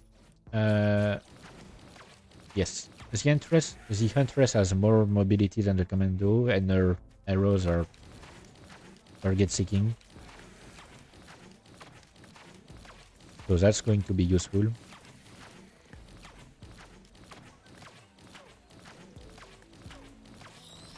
Especially when I'm getting an enemy, an elite enemy right on.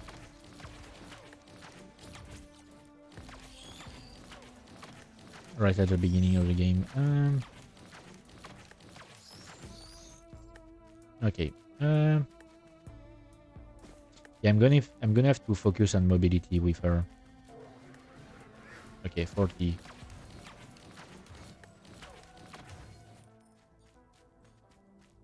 It's a healing drone, I think. Wait, no.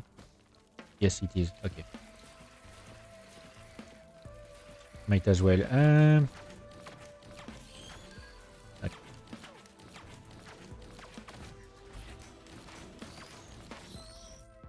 Yeah, I should. I'm gonna use my second.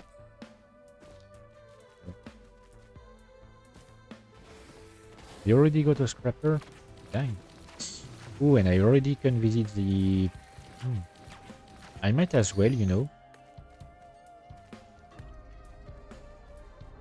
So this will activate a portal to a special place. Where I can use my lunar coins for different stuff. And since I have a lot of them, I might as well.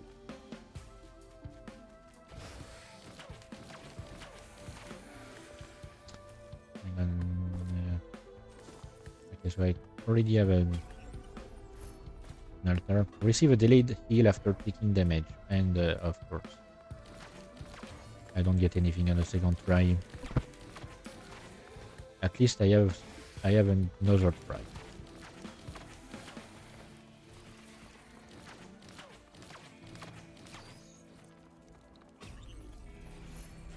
Ooh, nice. I do love my razor wire. Ooh. Okay, so that's a DLC stuff. Void Cradle consumes 50% of the survivor's HP and will spawn one void item and raise up to 4 void infestors. Should I not? I mean, I have a healing drone. I could try. But right at the start of the game might be a bit of a gamble, you know?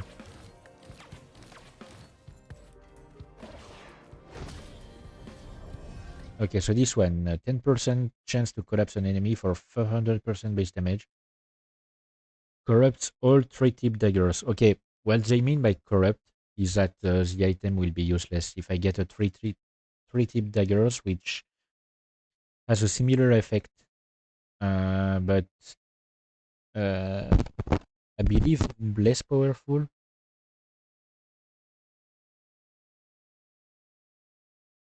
I think it's the 3-tip dagger is basically better damage.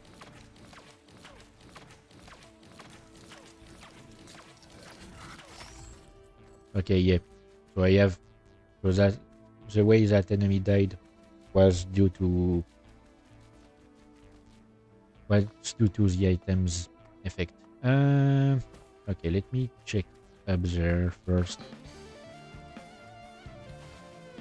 So yeah, to reach the other ending, I will need to reach stage 5 and restart. And it will allow for a portal to appear after I've finished activating a teleporter. A very special portal that leads me to the second ending.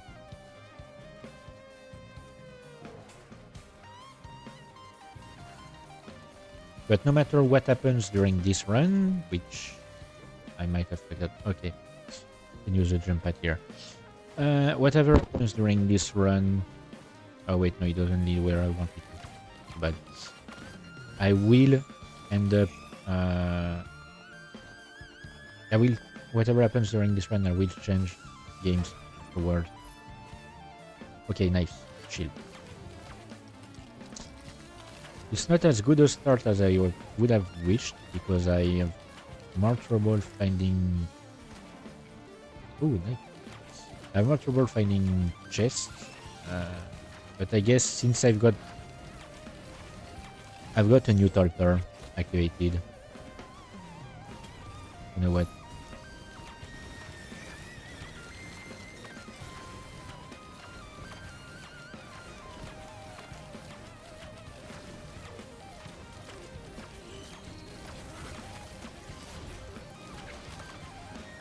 Okay. Yeah, I do need to remember to use my secondary more times. I forgot I don't have any extra gem currently. Yeah, so you see that blue orb that's flying around. It's basically to say that I have activated the altar and will open a portal. I just need to remember to use the portal and not the teleporter. Otherwise, it would be a waste. But yeah, it's a way to... The blue orb is to tell me that the portal will appear. Okay, yeah, there's an entire part of the map I haven't explored yet. And I already see something.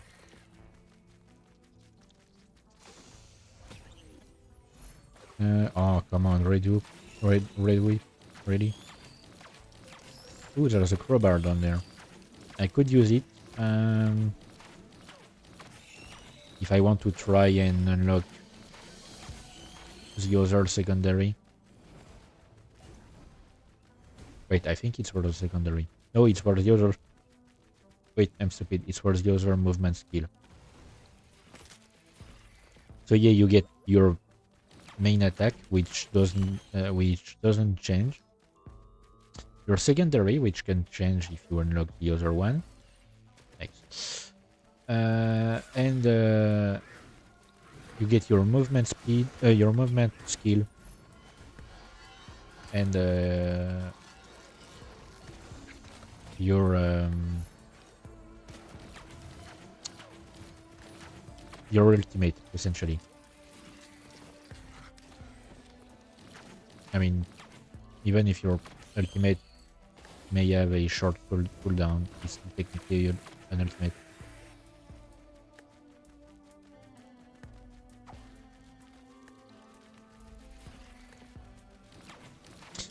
But yeah, the Huntress is way more powerful once you manage to upgrade her attack speed. Of course, for that, you need to have enough luck. Okay, nice. Activating even more stuff. Should I take the risk? You know what? Yeah, okay. It used the flashbang. I don't need the flashbang. And you can use it as much as you want, as long as you have enough items to exchange. Of course, I'm not going to take the risk to lose another item. I was quite lucky enough that it removes the flashbang, which I don't really need. Sorry, I was scratching my eye and I didn't have my hand on the mouse. Okay, let's take care of the first boss. It's been long enough already. Ooh, Bitter Queen.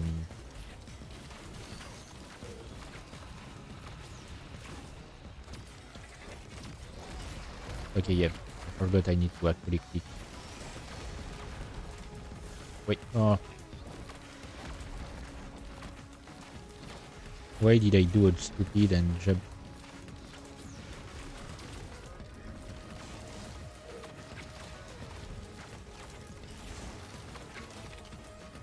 Oh, nice. She got hit by the void artifacts effect. Chance on kill to drop an ammo pack that resets all skill cooldowns. That'd be useful if you're really spamming your skills. But yeah, I was lucky enough. It activated the void items effect on the boss. Okay, so if I'm lucky enough, the bazaar will have something powerful for me. It's also, I believe, it's the only way to reach the second ending. I might be wrong, but I believe the bazaar is the only way to reach the expansion ending, rather. But it's a base, it's something from the, it's a place from the base game.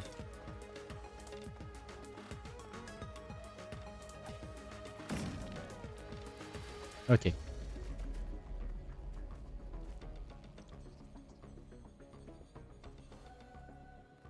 Let's go see what they have to offer today.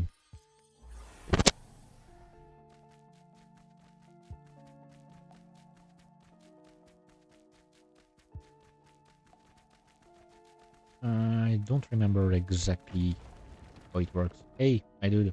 Oh yeah, I forgot I can attack this guy.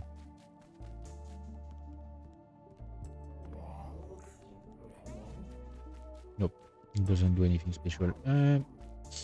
Okay, I can exchange items.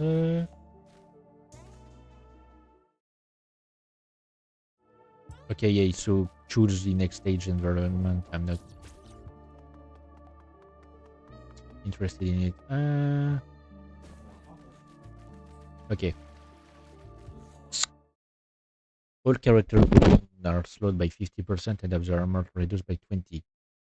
Why would I need it?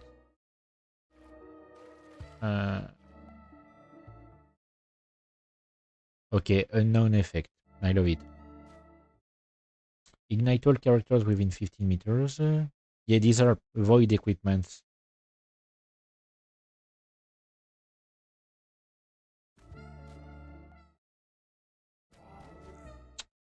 Hang on. I'm gonna check.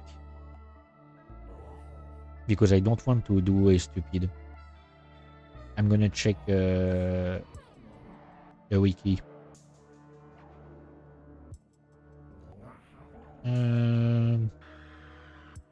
I know it could be considered cheating in a way, but you know, I don't care. Risk of rain 2 void equipment. Wait, it's not void equipment. I'm stupid. It's lunar equipment.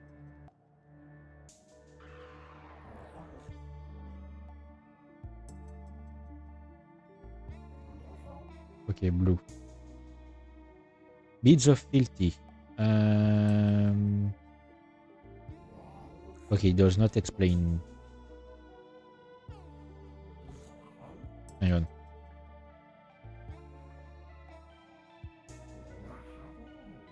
They give, yeah, okay. When the player enters the SoulWorker.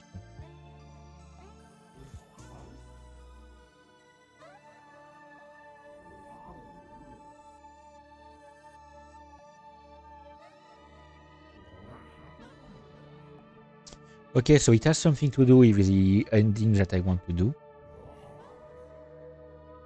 But it just... Oh yeah, I remember now. I already did it once. It basically like... this one, like, it basically makes you fight an additional boss, and I'm not interested.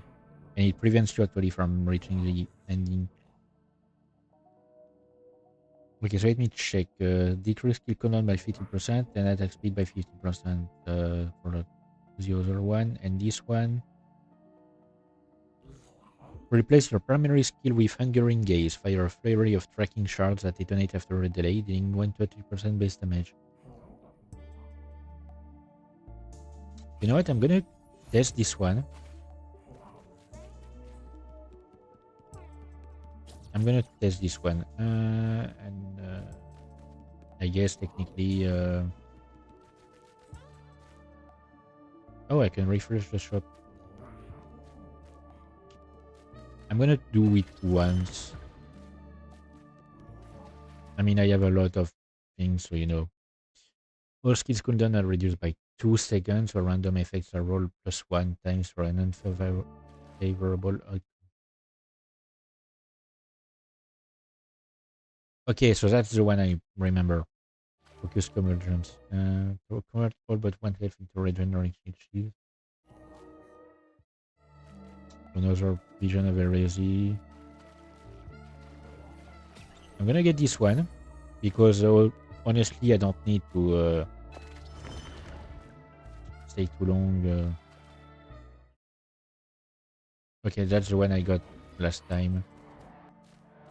I could get another stack for this one, but no. What's this one?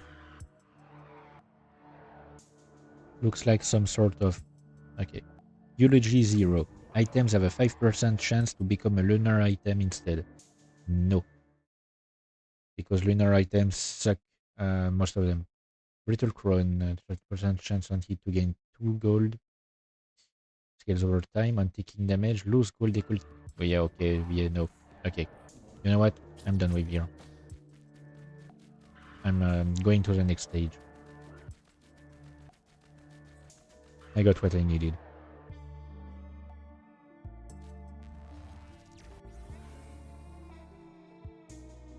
I believe it will set me to the stage 2. Oh, nice, the desert. Okay, so that's my new primary attack. We'll see how it does. Hopefully, it won't screw me over.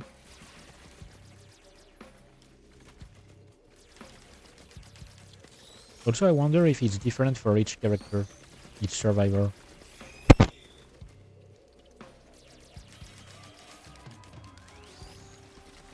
Okay, it's not that bad. You know what? I mean, it doesn't do much damage, but I do fire a lot and fast. And if I have effects that are triggered by attacks, it can be quite useful. Oh, nice.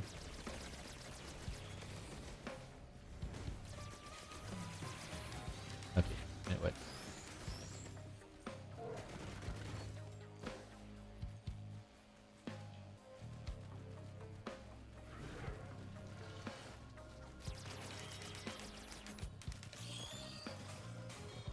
Time to look around for more stuff. What's this? Oh, it's some attack speed. Wait, no, it's not attack speed. Hang on. Yeah, but tell me more about the item here. Okay, you know what? If it doesn't tell me what it is, I don't care. It's one that I have not seen before. Increases attack speed and movement speed. Could use this one. Yeah, you know what? I'm going to use this one. Come on.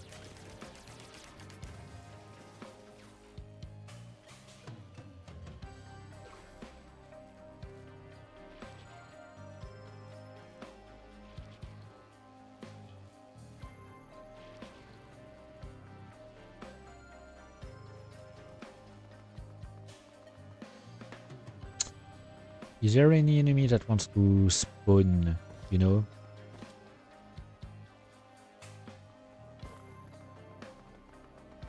Really?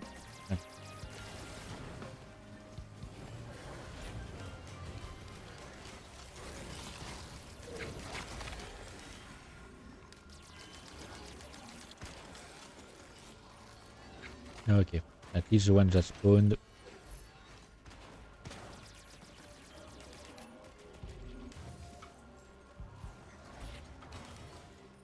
Yeah, maybe I made a terrible choice when I took this lunar item.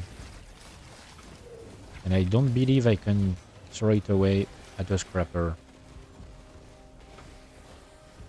Like, I don't believe there's a scrapper that will accept it, so I'm stuck with it until the end of the run.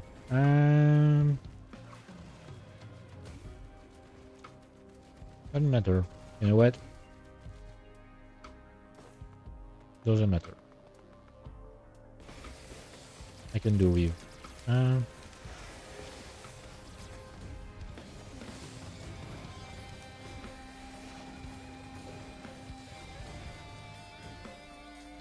Yeah, I love this soundtrack here.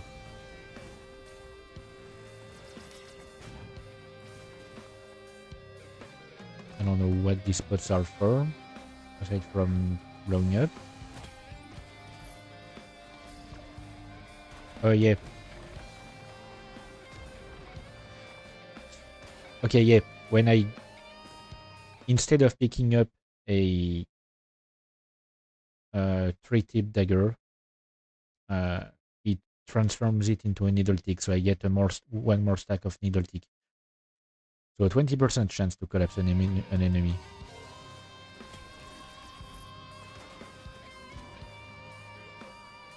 I'm gonna pick the leech. The leech thing, like the seed.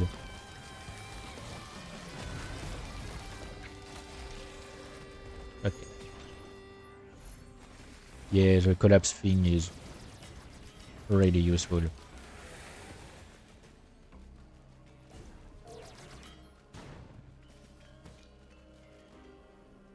This one I don't regret taking. It's just the lunar item. And I don't want to know... Hang on. Ooh. I don't remember what it does, what this one does.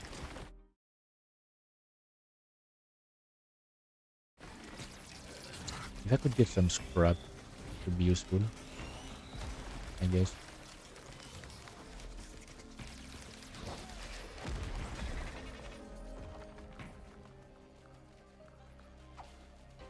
Okay, what do you get? Convert. Nope. I don't want to take that risk.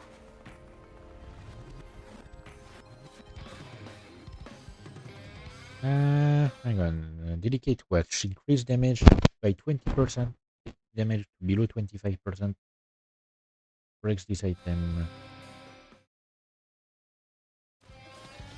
I'm gonna get a random one, you know what? Sticky bombs. This door requires multiplayer, because one player needs to stand on a pressure plate while another goes sorry.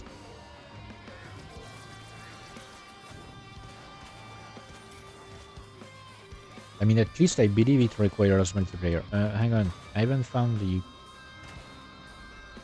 teleporter yet, so I'm going to keep going here. No, there's nothing more. Okay.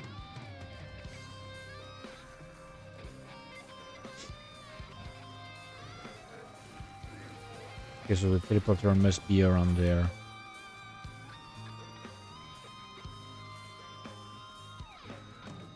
Oh, nice. An altar of chance. Nice. Another mocha.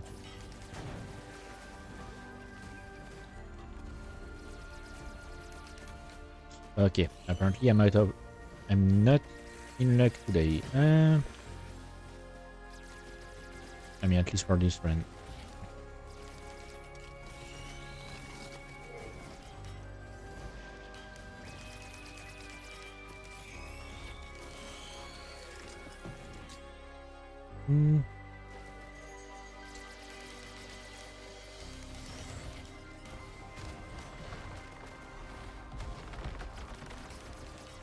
Really?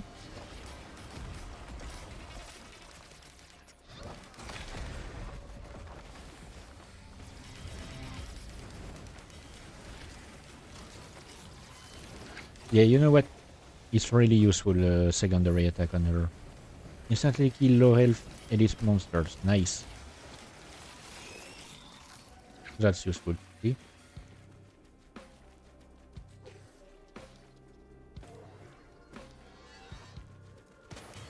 Wait. Where is the damn... Where is the damn teleporter? Did I see it and forget? Or did I... I might have seen it and forgotten. Oh. Okay, no, I just passed next to it and didn't notice that it was here. Anyway. We're ready. Spawn Titan. Okay, great.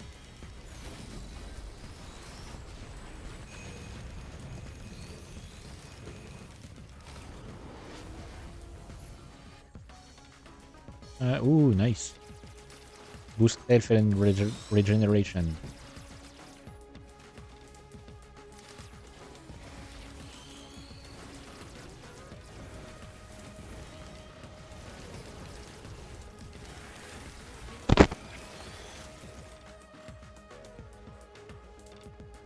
Yeah, so see, the teleporter is activating faster. Moving something. But the area is much smaller.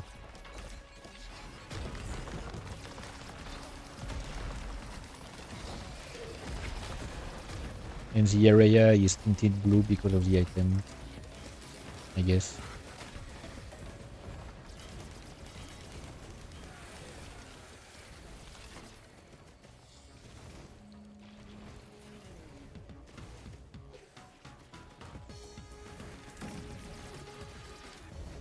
Okay, let's...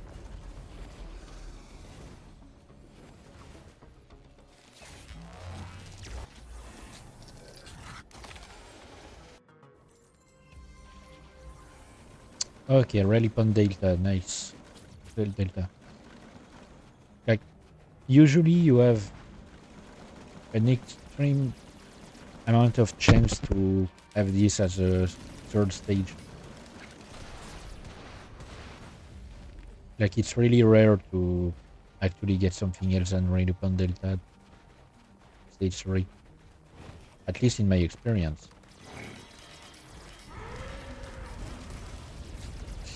Okay, I forgot these things have a good defense.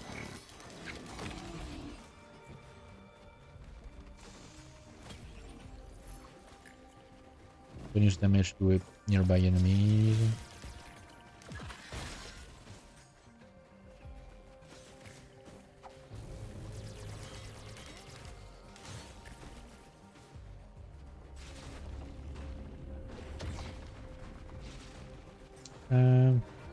Oh, what's...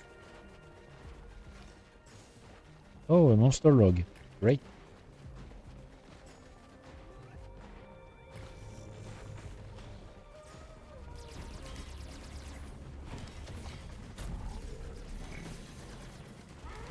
And then what? What's spawn here? Apparently I picked it up already. Nope. Oh wait, no, I missed it, actually. Okay. These things you can pay to activate them. It's basically jump pads.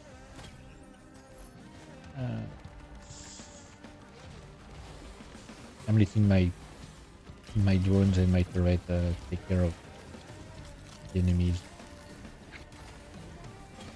Okay, nice.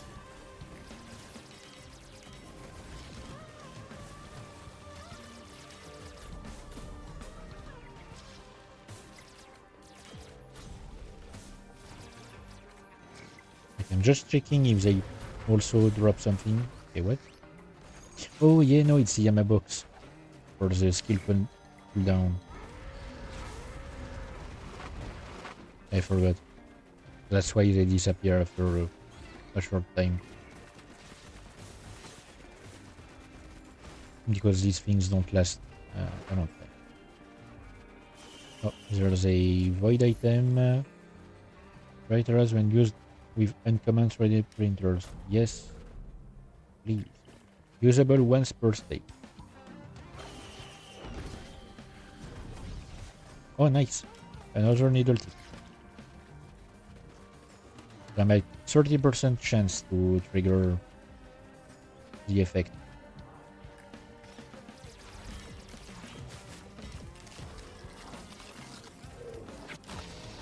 Yep. Literally just had to let the thing kill him.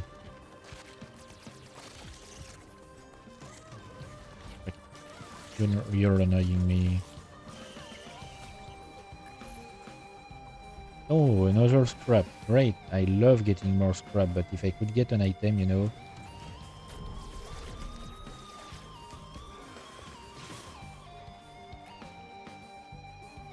It would be great. Like an actual item.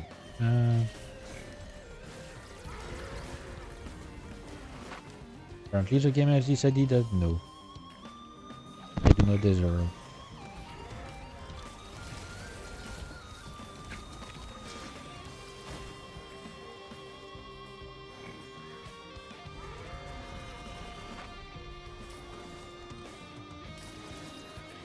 No. But it was something. It wasn't.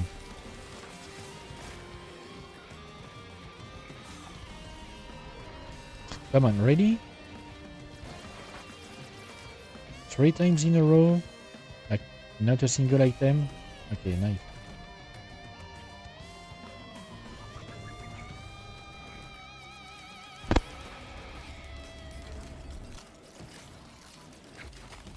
Yeah, I probably shouldn't have taken that lunar item.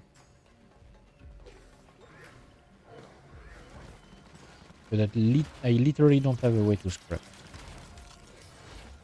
Okay, I'm gonna focus on the box for now, because at least I know I'm gonna get something.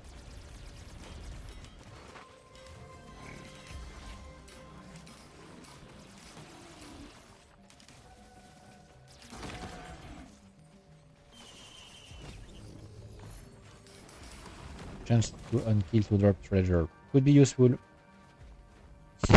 Would be useful. Because treasures are essentially like more money.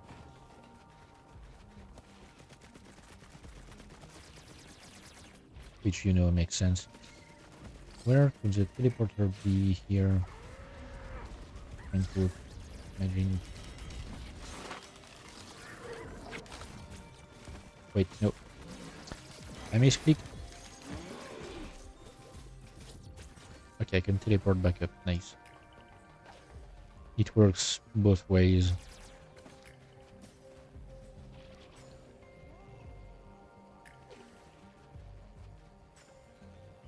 Was a missing put.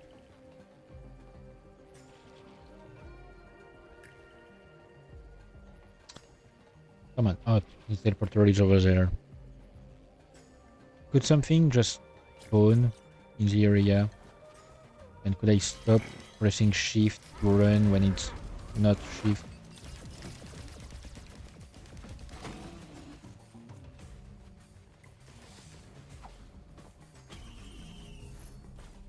Okay. We're good? Okay, we're good. Okay, so I'm still gonna check around the teleporter. It's better to run around in that direction anyway. Oh, 84. Okay. Nice. Okay, so when you stack these, the old guillotines, I remember, essentially the threshold for low health it gets lower. Yeah, you can see it on the enemy. You can see it on their HP bar. Basically, like it shows an area that is surrounded, like, I mean, I don't know how to explain it exactly, but it's highlighted more than the rest of the bar, and to signify this, that's, yes, the delicate watch.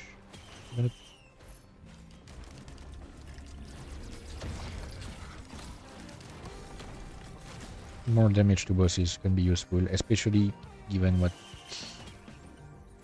other items I have currently. Nice.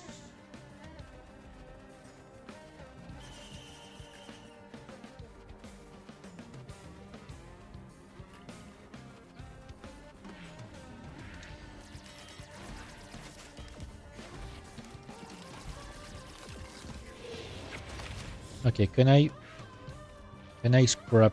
No. Hang on. Cancel.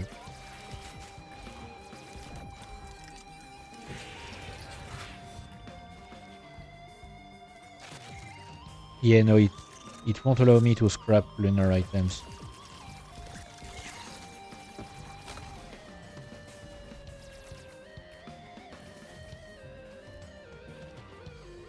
Just checking to be sure. Yep.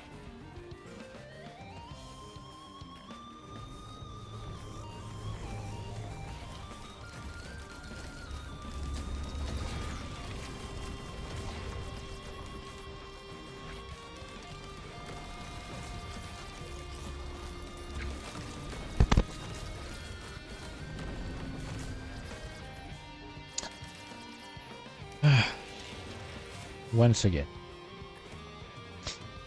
Okay, yep. If I'm not mistaken... oh, it's not here.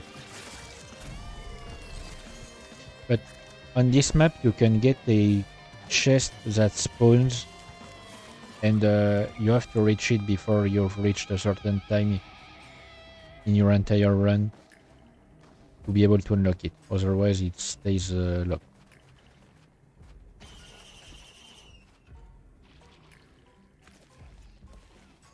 You know what? Sure.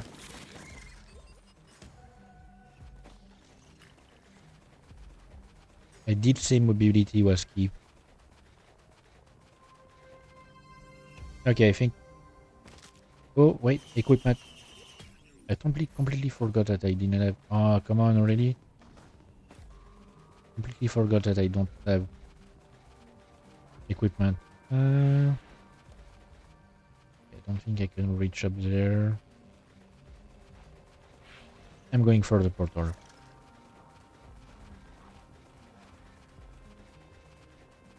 Same thing for... Oh, wait. You never know. Sometimes I hide something up there. Nope, not this time. Nope.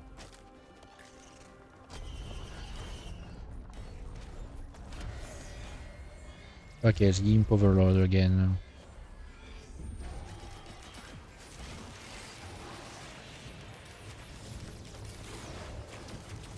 Oh, come on. I'm pretty sure I missed all of these shots. Like a moron.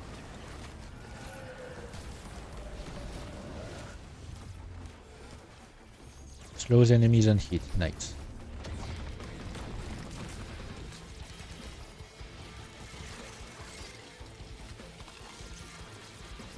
There are some bosses that have a chance to drop very specific items. Like there's one boss which is basically like a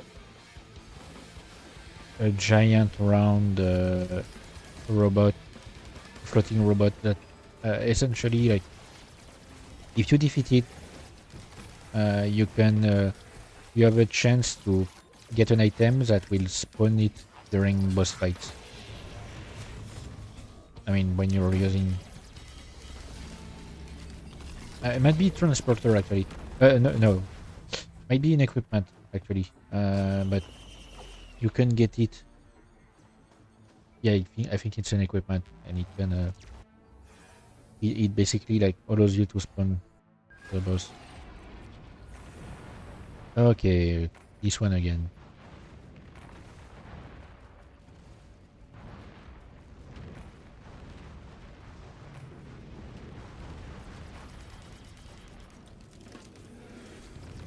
Oh, and of course, there's one of these.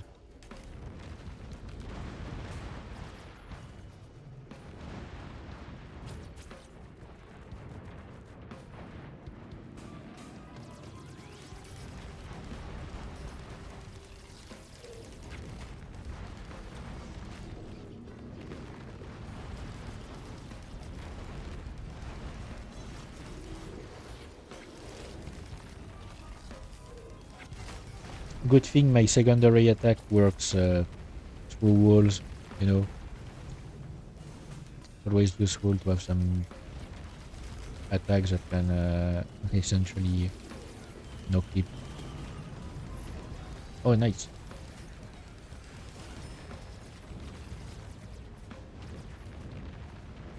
Okay, and apparently we got it, and I fell down, and I'm stupid, and I hate my life. What's this one? No.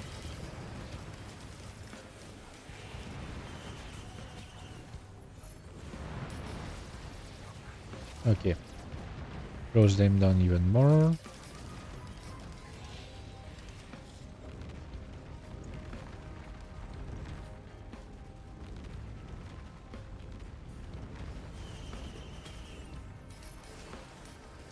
Nice.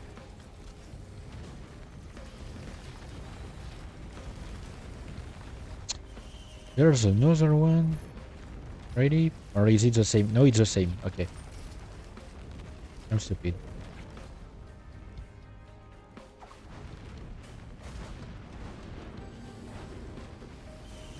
My drones are hitting each other in the meantime.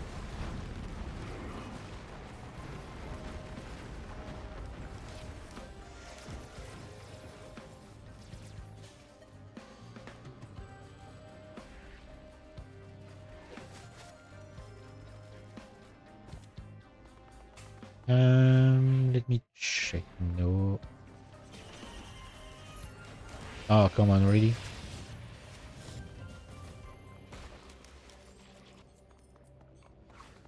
Like, it's quite useless, you know. Okay, nothing else here. Ouch.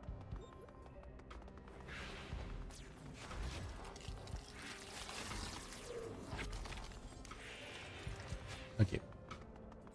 Got the teleporter.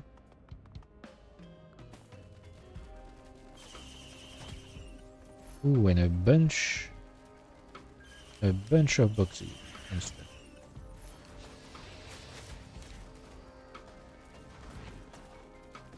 Look, I don't mind killing drones, but if I could get other types of drones more often, would be great.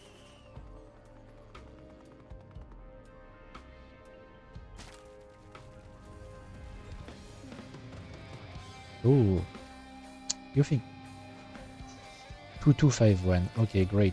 I need a lot of money for this one.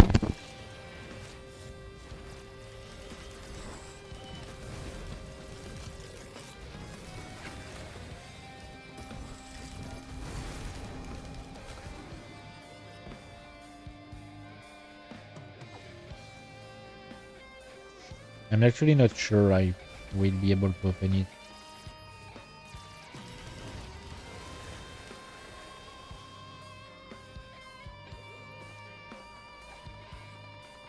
Changing. Okay.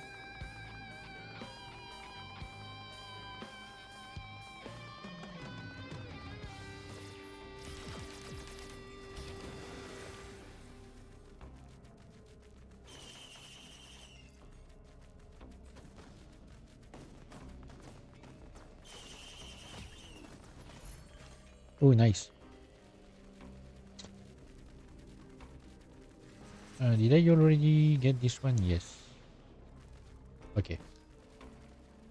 Can I get above?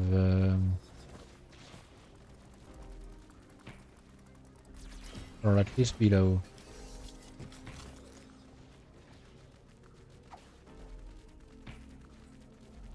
Nope. It's been closed off. Yeah, so that's what I was saying. It depends on luck. The way the maps are set up. Okay, and apparently I can go there.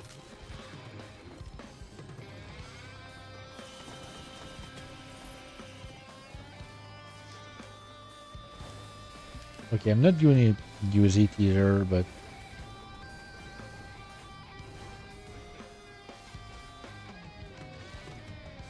It's still better than what I had previously. Okay, you know what? I'm gonna go up there.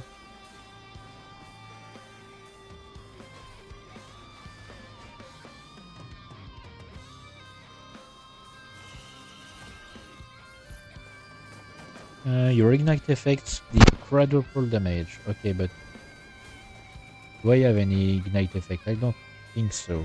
Nope.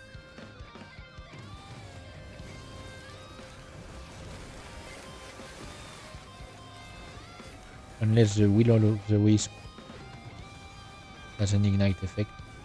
Ooh, I knew I saw something. I know I saw something like this. What's it gonna be? A hidden cache containing an item will appear in a random location and you stay. Okay, right. So I will need to look for a hidden cache when I reach the next stage.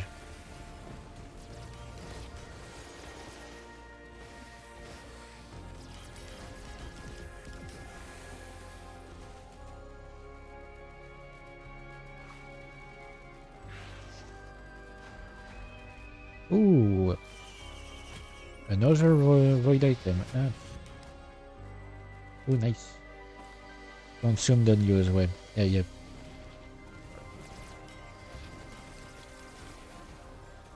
Still useful.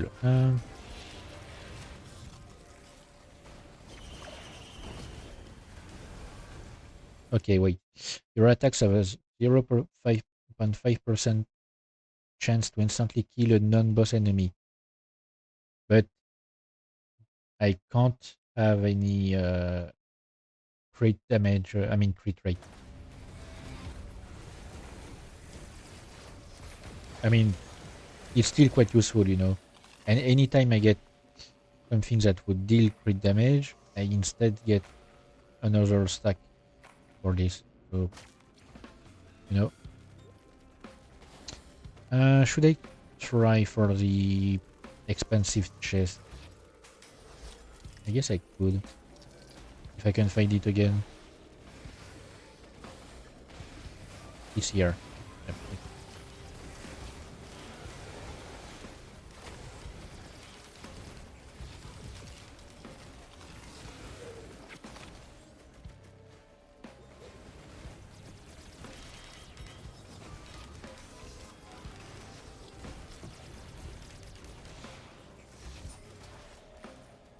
Ooh.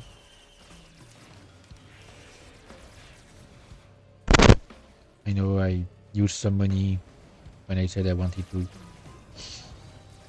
open something expensive.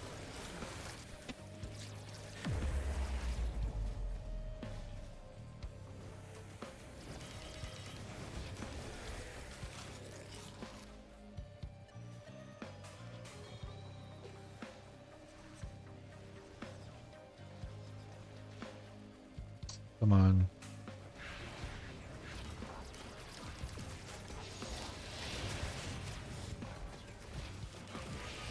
You know, I kind of want after this stream to look for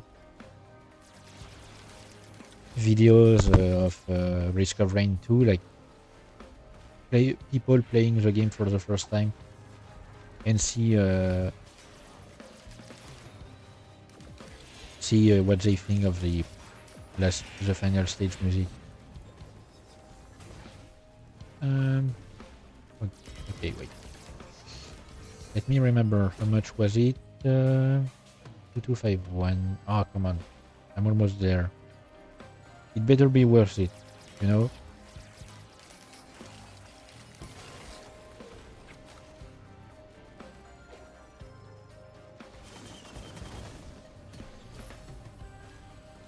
Spare drone parts. Your drones fire faster, have less cooldown, shoot missiles, and gain a bonus chain gun.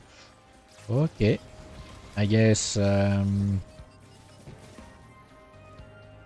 it's probably useful.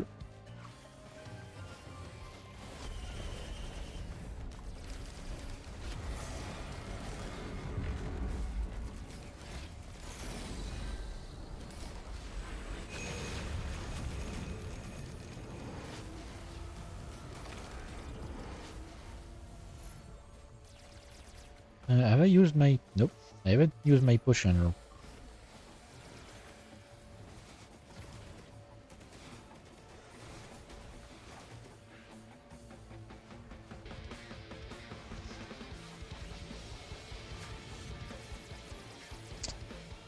Okay, so next we are gonna reach stage 5 again, and this time I will have to realign the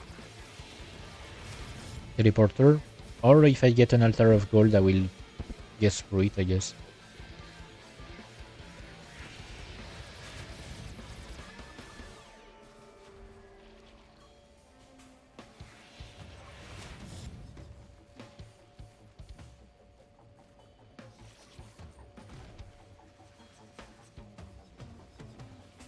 But yeah, a run can be as long as you want, as long as you know you can survive. You can have a run for 10 hours if you manage to somehow last this long.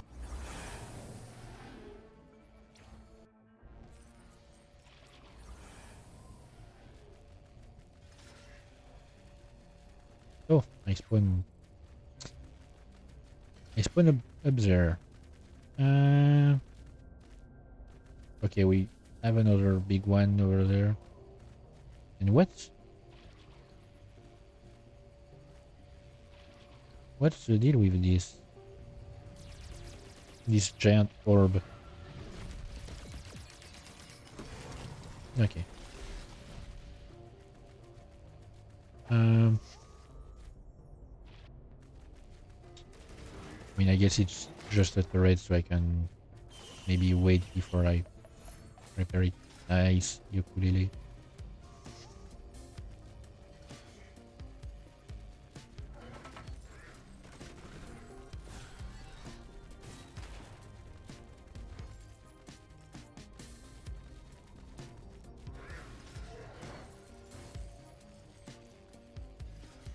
Man, I think my drones are doing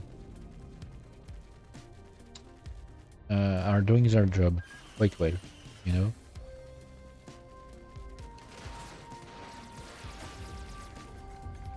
Okay, what's the deal with you? Okay, nice. One of these.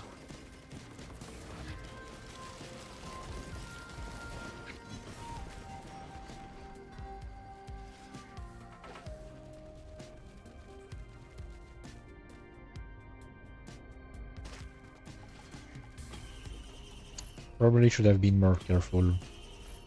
Oh wait, I'm stupid. I was convinced I didn't get any item on the first try, but no, it's just that I was stupid.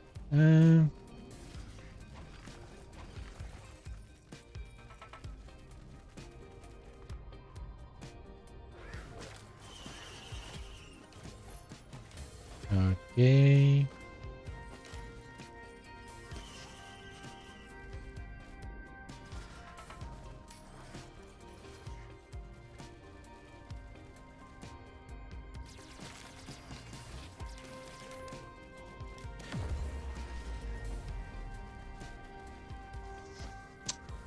What's the clipboard? What's the clipboard?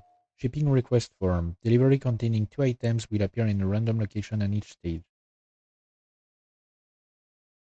Ooh. You know it? Oh. Would be quite fun. Reminds me that I need to find the hidden cache that has spawned somewhere on this stage because of my key.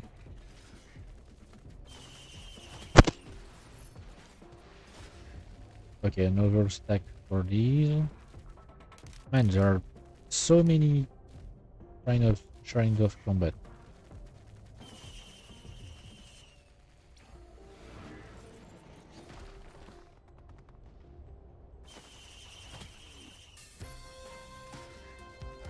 And yeah, I'm guessing my drones are doing their part. Hang on, I need an extra jump.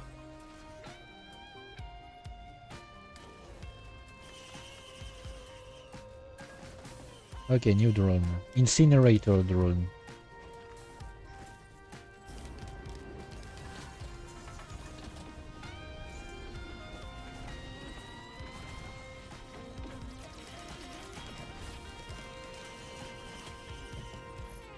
But yeah, I think my drones are doing their part because I'm not seeing a lot of enemies, but I am getting a lot of money. Once again, we don't have the bridge. Okay, now it brings me back up here. I don't need to go back up here.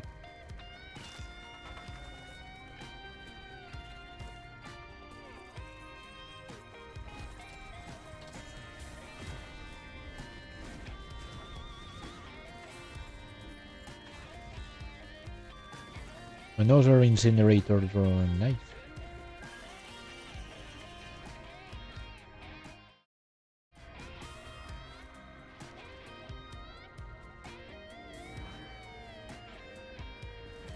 Yeah, you really can't get rid of lunar items, I guess.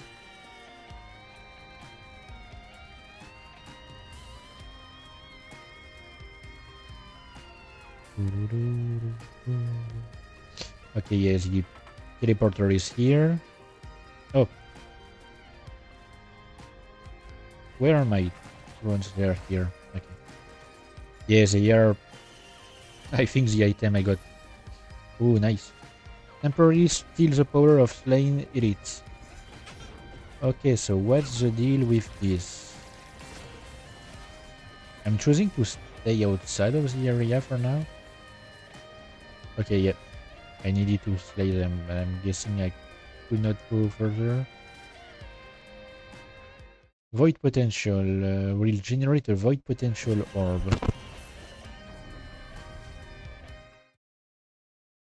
Collapsing void potential vectors. Oh, okay. So that's basically you choose an item. Okay.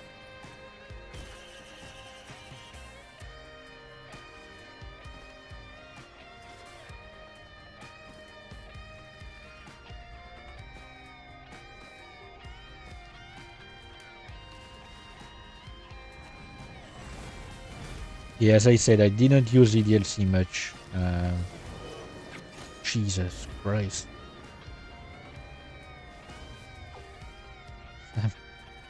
I'm feeling somehow too powerful, you know.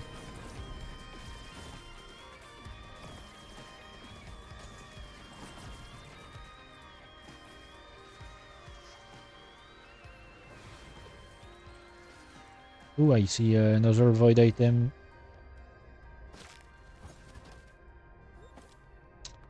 I could go back up again.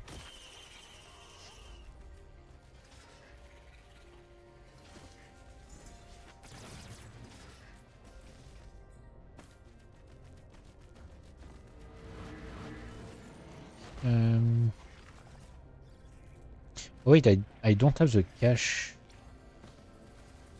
I still need to look for the hidden cache. Heals for 2% on your health of your health every second while sprinting. You know what? Since I'm not like staying still most of the time, I probably need this.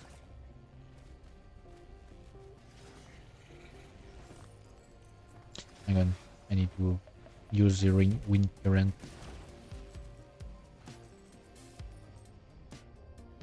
No, did not work. You know what? Equipment drone, do your stuff. Okay, I need to get up the other way. Altar was a void. Not a void. Lunar stuff like new altar. That's I saw down there. I haven't seen an altar of gold.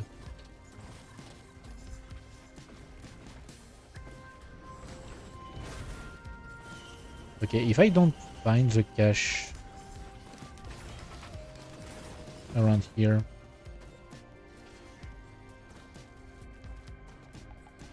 Oh, sorry. My neck. My head is still hurting, so medication did nothing. That's great. I love it. I love it. Okay, so I didn't find an hidden cache. I'm gonna check down here, but that's the last chance I have of finding it. And why?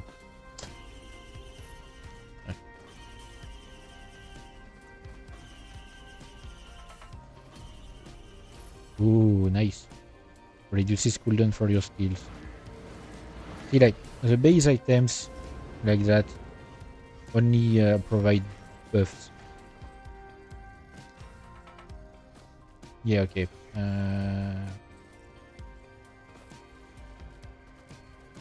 Yeah, I didn't find the hidden cache. I don't get where it could be.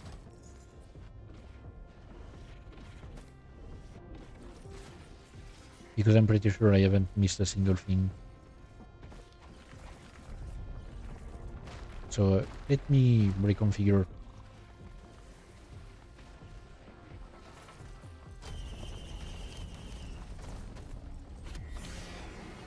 Oh, magma worm. Great.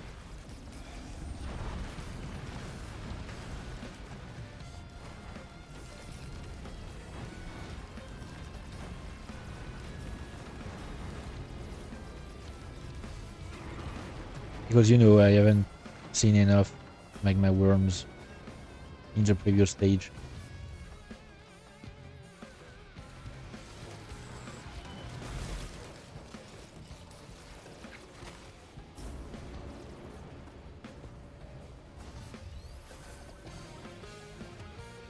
Anyway,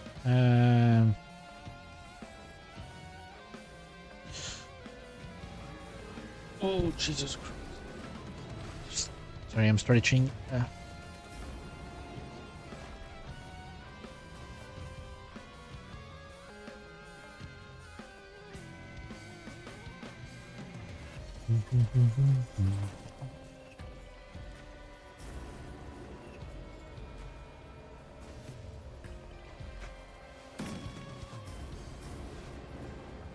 Alright. So now it will send us back to stage 1, technically. We'll call it stage 6, if I'm not mistaken, but it will be stage 1. Yep, it's the other map for stage 1.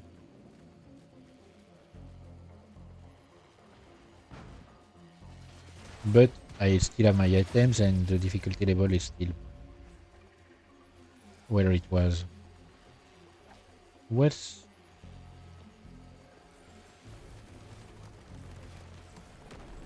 What's going on here?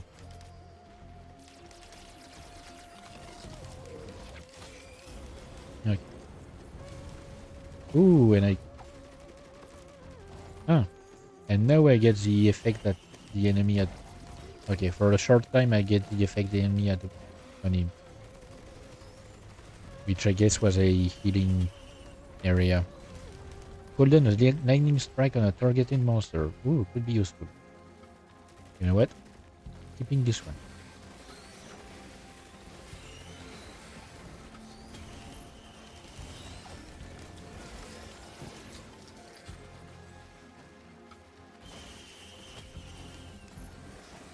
Okay. Sprint speed. Thanks.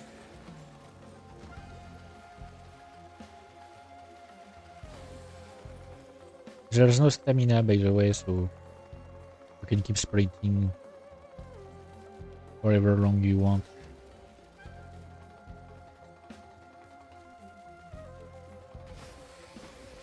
So when you get a good sprint speed, okay, the teleporter is here.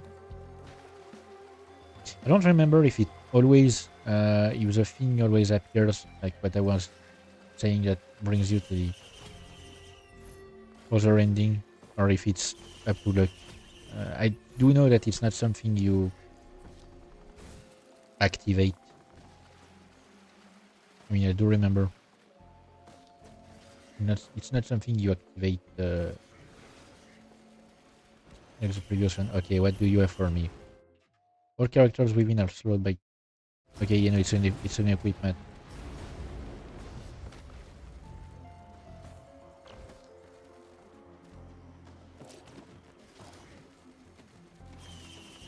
Speaking of equipment.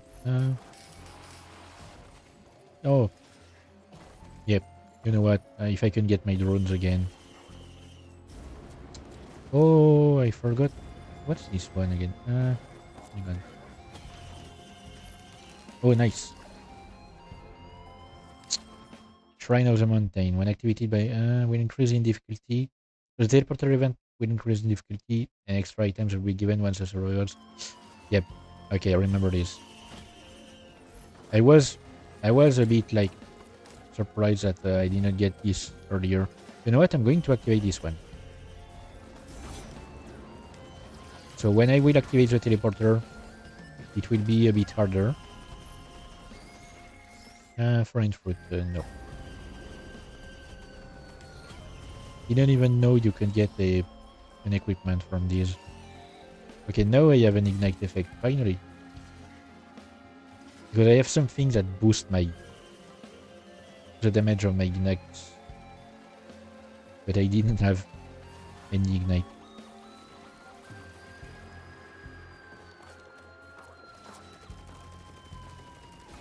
Okay, you know, that's so where I spawned.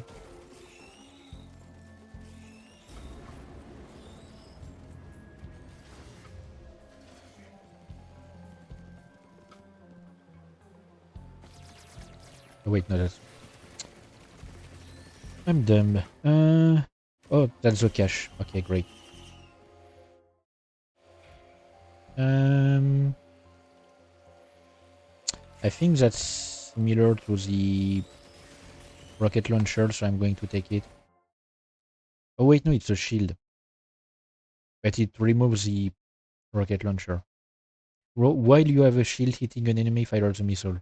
Okay. Yeah.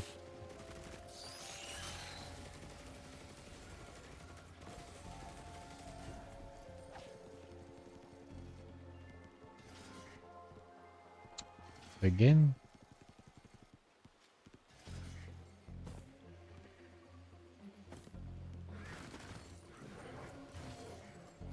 No, that's an enemy. Okay, great. I think I'm ready. At least I believe I've seen everything. Yes. That's a healing altar. I mean, altar of life or something. You pay to get some health. Hang on.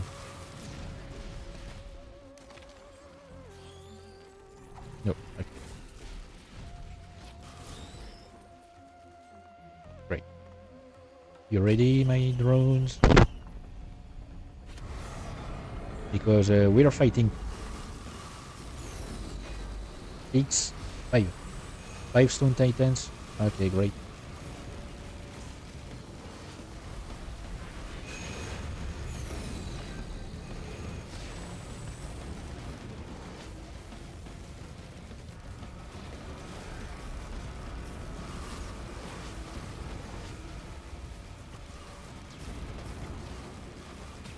Okay, great. And you get, when you do that, you get 2 times the same item. And of course, I had to get the whip. Because why not? Why wouldn't it give me the whip? Okay, I think that's the equipment drone that was doing his thing.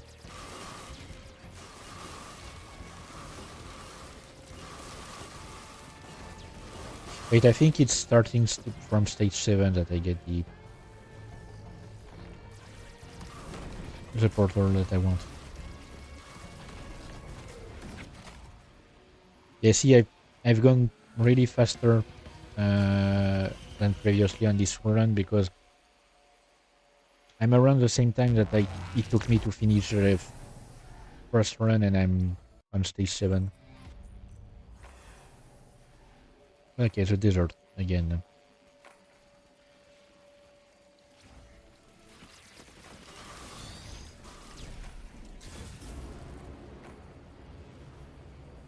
I think they're dead. You can stop incinerating them.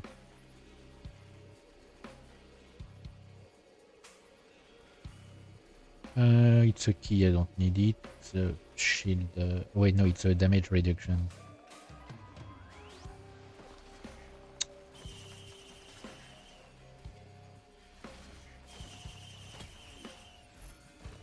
Okay, nice. Even more fireworks.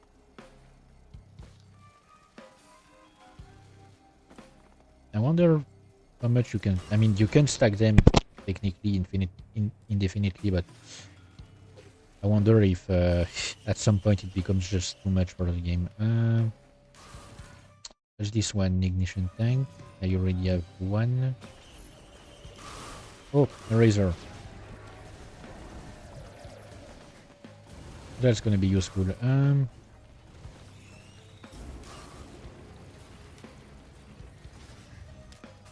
just checking that everything was working well. Apparently we don't have any technical issues today compared to last time, where I had to restart the stream a few times, but this time no.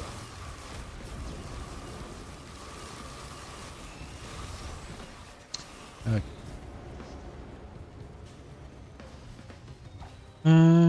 What is this? Oh. Apparently not something useful. Oh, nice.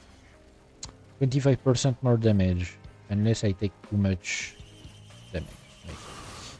Do you have another vision of heresy? You know what? If I can't get rid of it, since I already have one, at least I can... Yep. Nice. I can stack them. Okay, it doubles the time it takes to recharge, but it doubles the stack. I mean, the number of... I'm gonna take this one.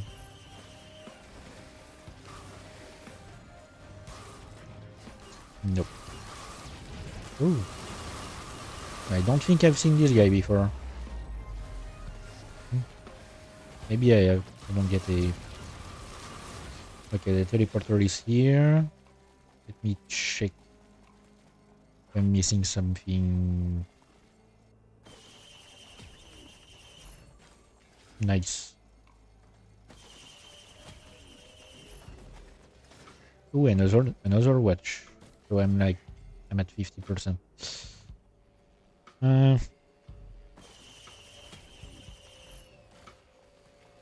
Reduce damage the first time you are hit. Okay.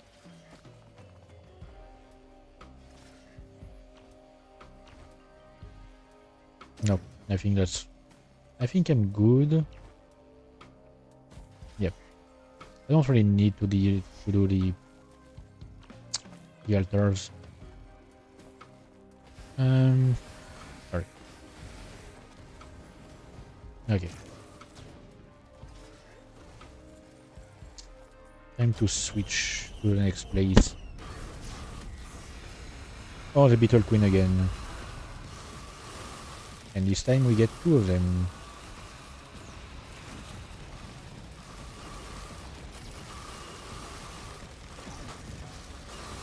Wait, no. Three of them. I knew there was something weird about the speed at which it was going down. Nice. One more. How many? I'm at... Okay. 3 extra gems. 3 extra gems.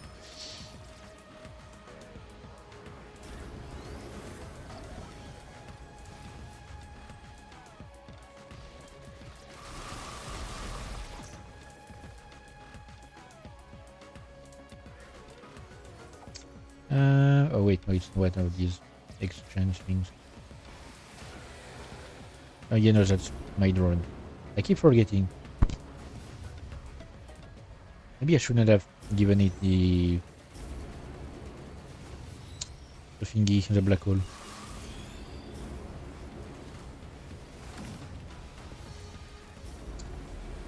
Okay, next.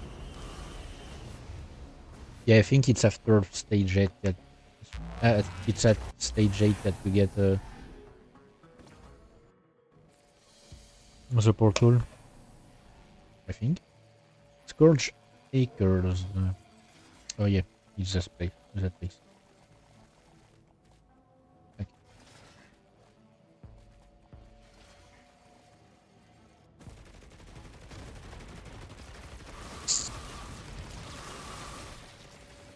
It's dead.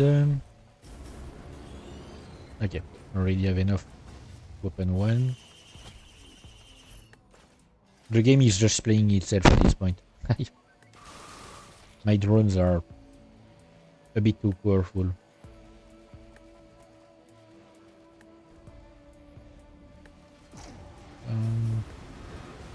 Oh. Yep. Nice.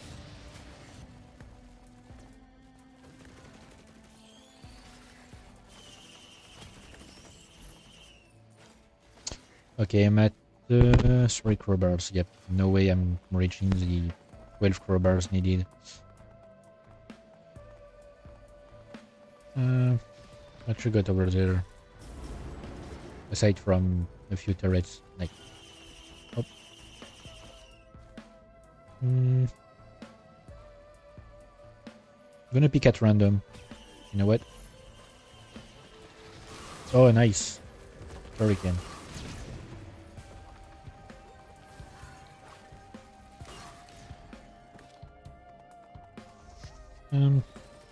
Right. No, I don't need to exchange anything. Equipment drone. If this guy can summon additional drones because of the equipment I gave it, it's gonna be so useful. Even more sprint.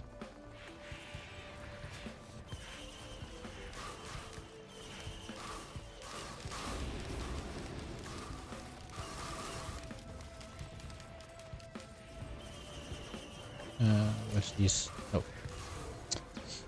I don't need the banner. Oh yeah, if it can, yeah, it's gonna be like so much useful because I always forget to activate my drones, especially during boss fights for some reason. Ooh, nice. Okay, that's equipment. There's this one again. Very guaranteed in 5 seconds. Oh yeah, that's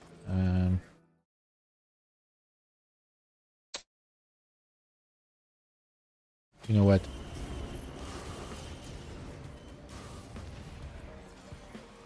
With 2 stacks, it's gonna be really good if I don't forget to use it. Okay, nothing here. I'm going for obliteration this time because I think I defeated Misrix in a first run and I'm doing a second run just to obliterate. A rusty key, that's gonna be fun if I can find a thing. Maybe wait. I might already be at the right place for to obliterate. Don't remember. It's been so long since I've played the game. No. I haven't played in almost a year.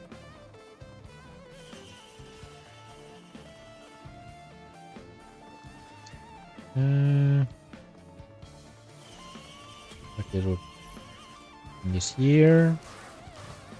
The range, that's a scrapper. Hang on, can I? No. Oh. Wrong key.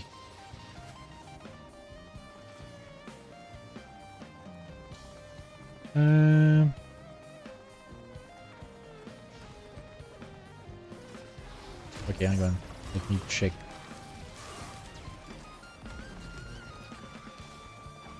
No.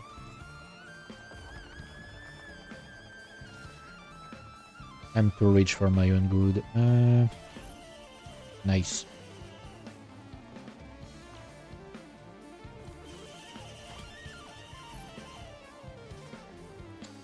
Wait, don't. I think I'm pretty sure. Yeah, I already have 3 of these elixirs. I haven't used any yet. Nice. How much? Hang on. Jesus Christ. I have too many items. I don't see. Okay, I think I'm at 4, so I have 40% chance to collapse an enemy.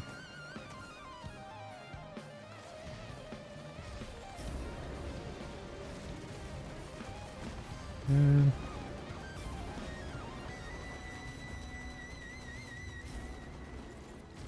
Okay. Oh, opened it just in time.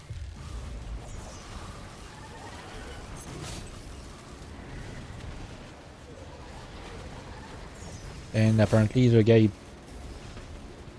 spawned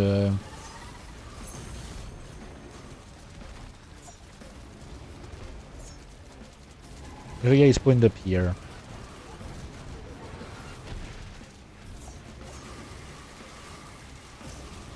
Okay. Oh, nice. They are tracking wisps while sprinting. Oh, and I get the... Yeah, that's the portal for the obliteration. I was right. It's at stage 8.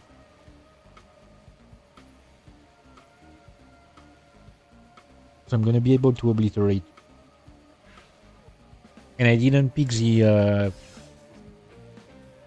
lunar thing, the lunar item to fight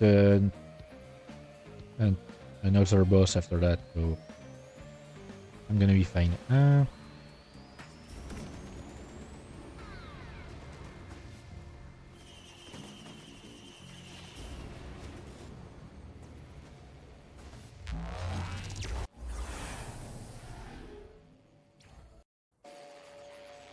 Okay, great.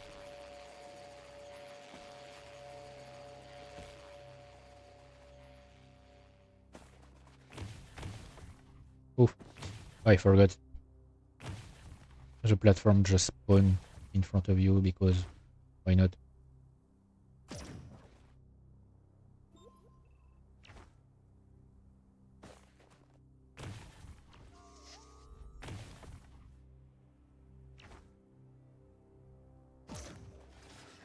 Okay.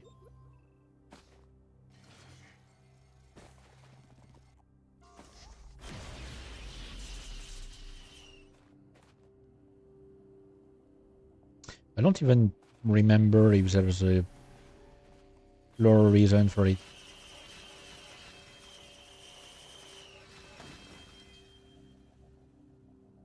Okay, great. I was not expecting not to die in any of my runs today, especially if especially since I hadn't played for a while. Oh, and I got a log for the magma worm. Oh,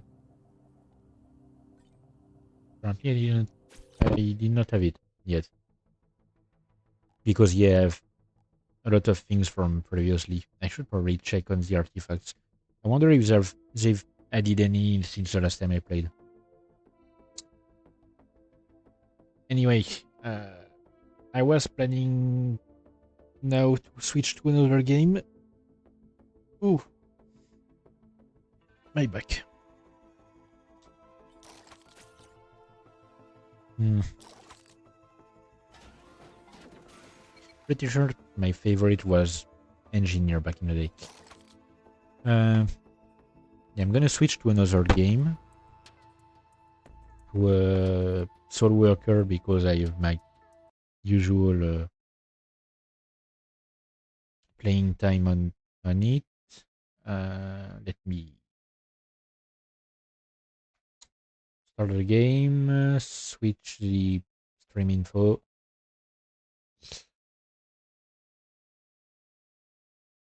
SoulWorker West War, and it's with Lily. Still, I haven't created another character for the streams.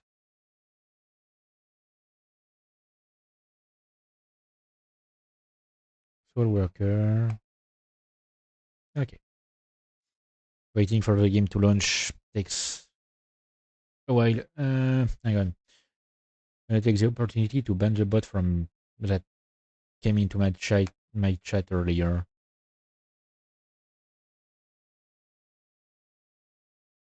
I hate these bots. Like, why can't why can't Twitch just do something about them?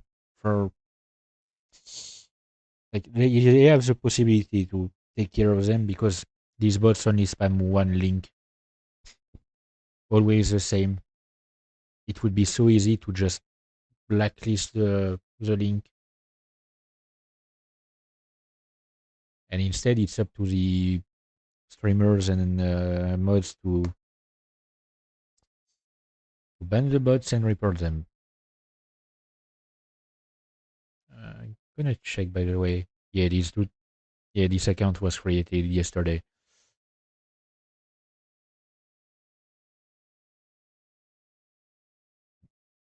Hmm.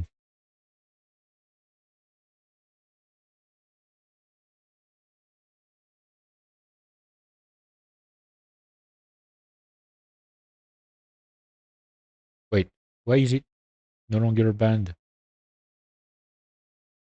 For some reason, it unbanned the bot. Okay, the game has started. Hang on, let me enter my account password.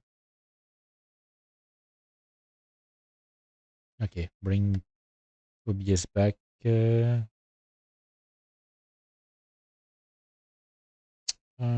Game SoulWorker. Okay.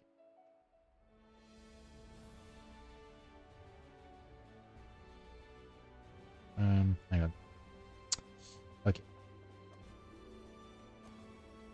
So just as usual, just as I usually do, I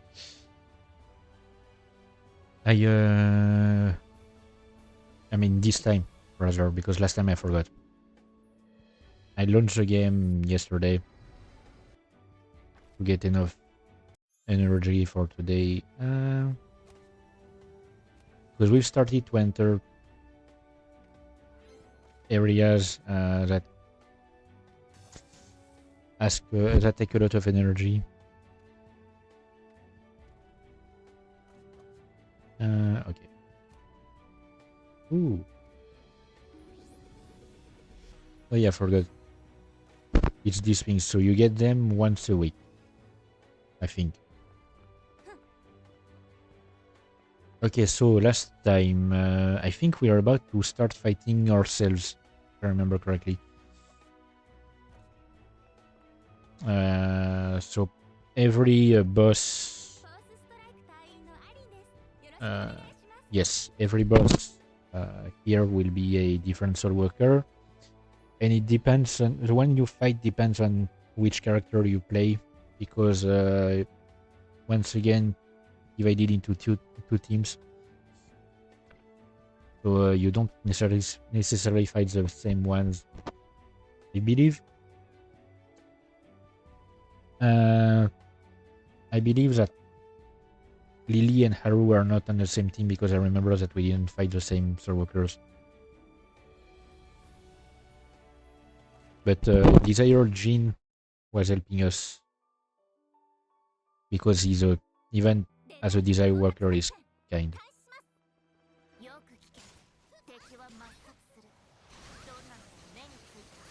Oh yeah, okay, it's Desire FNL. We're going after the Desire version of FNL.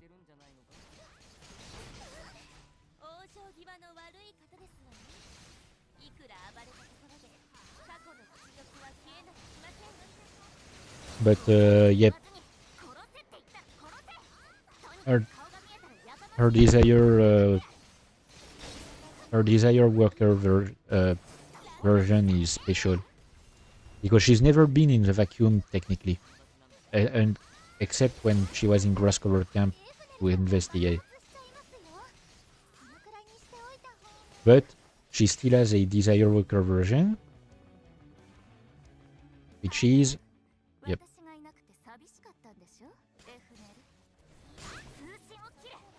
which is Poison. Poison became her Desire Worker form.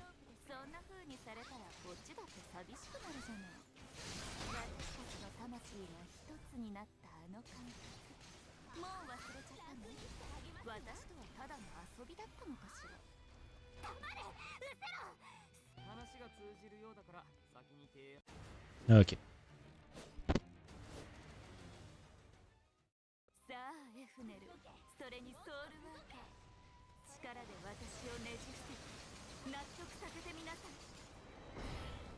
Oh, come on. I missed.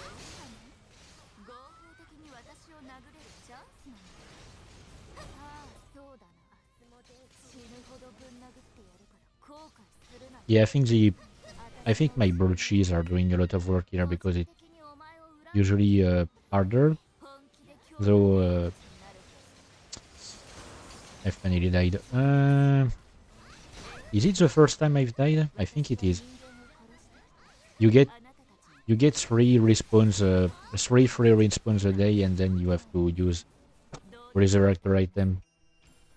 Fun fact: now it's only during raids, but before it used to like be that even during mazes, you only had the right to revive 3 times, like 3 times separate from the three free resurrections. But during mazes, you could only resurrect 3 times, and then it was a game over. You were sent back to the hub. But they've changed it. Now it's unlimited during mazes and still 3 times during.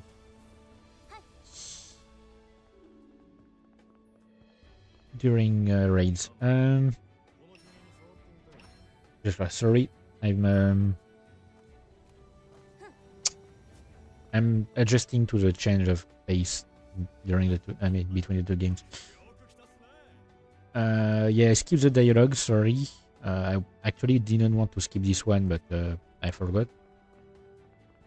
But basically, like, Cederain investigated a bit on Desire FNL, Poison, discovered that yes, she is indeed the desired energy that belongs to FNL, but she contains Poison's soul.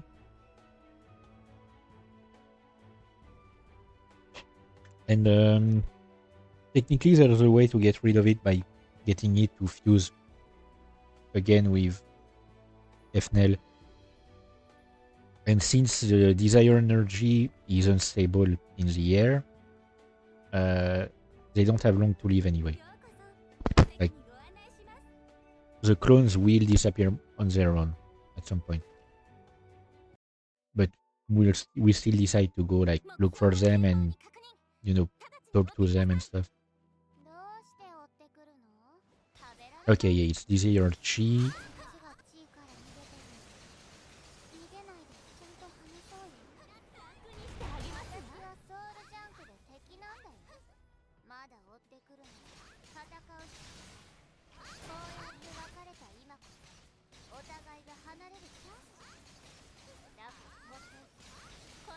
Yeah, I call them clones, but it's a bit different.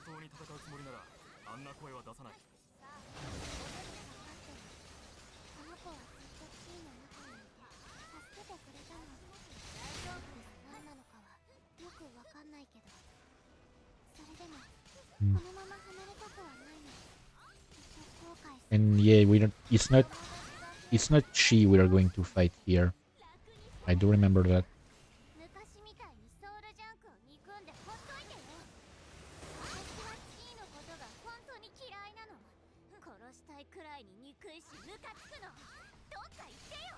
But yeah, the outfits that they are using are their desire form. The desire form of the character. So outfits that you can actually equip yourself once you've done the desire awakening.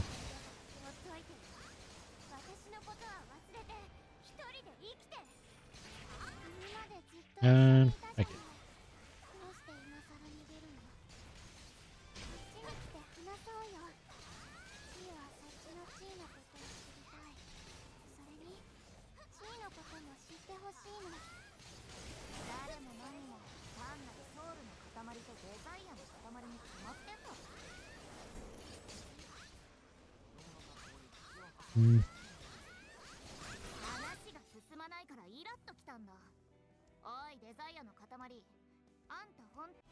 Okay.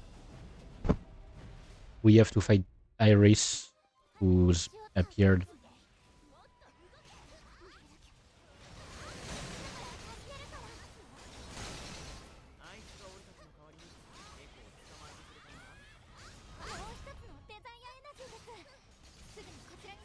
She's quite powerful because Iris has some really powerful skills. Like any skill that is used by the Desire Worker is an enhanced version of a skill that a character has. Like it's more powerful than the one the character has, but it's one that you can use if you play the character. So now we have captured, I think, wait, no. Because I remember that with the other group, you have to fight Aris as well. So she might have escaped while we took Chi with us. I'm gonna check with the dialogue. Wait. Yeah, okay, we only got Chi.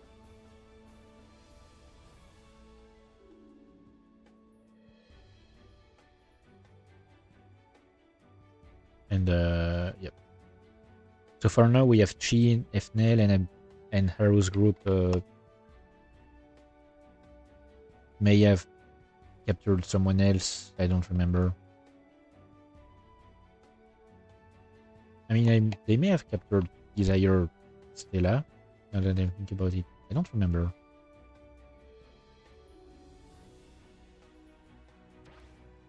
Oh yeah, and that guy with the mask, I forgot to talk about him. He's I forgot to talk about him because I was talking with someone at the time when he appeared in the story. He's with the Nihil Crown, the Nihil Kingdom. And he basically serves the royal family. He's not a bad character. I think it's when you're really reading the story, he's funny.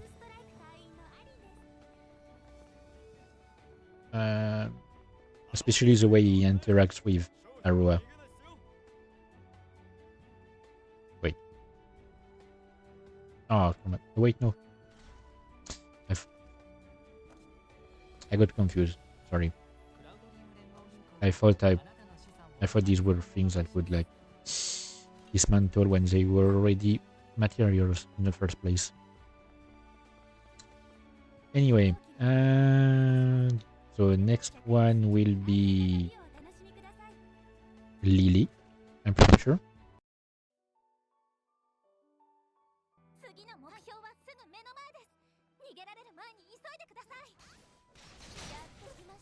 Yep. So she's quite annoying, but she's not the worst that we have to fight. The worst is the last one, which is the same last one for both teams.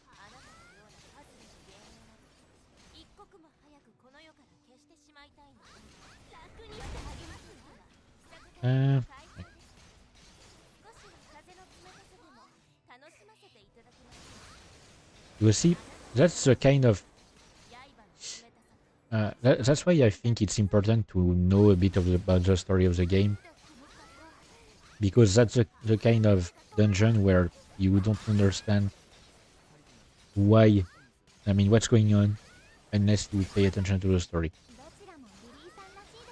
You don't understand why you have to fight desire versions of your characters.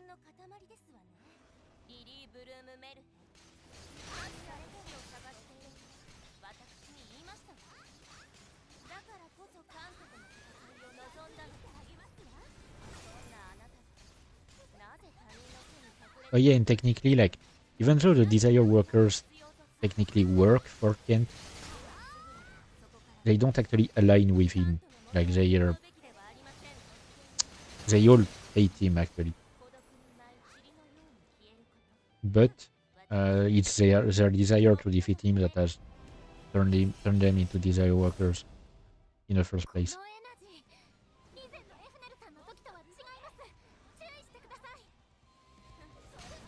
Yep. Oh, I forgot she can spawn these things. Which is ironic because I'm pretty sure these are the same type of soul junks that killed her brother and was there to go insane in the first place.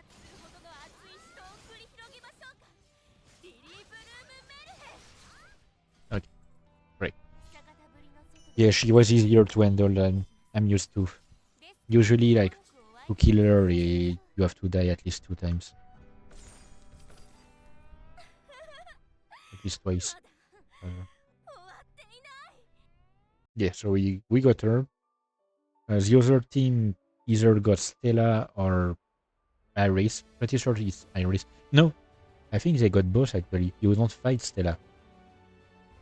But after Iris flees when you've defeated Chi, when you've captured Chi, uh, she goes towards Stella and you capture the two of them.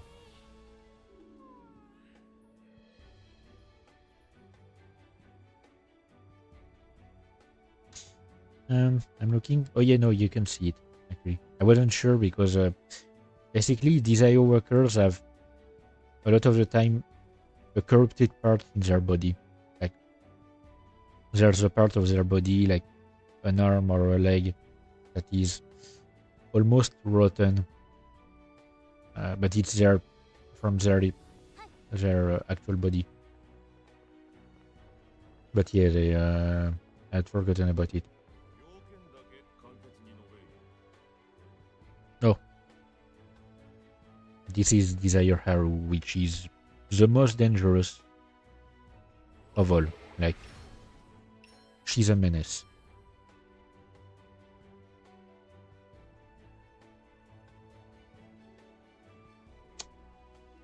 Despite the actual Haru being quite sweet. Sorry, I'm checking. I got some notifications.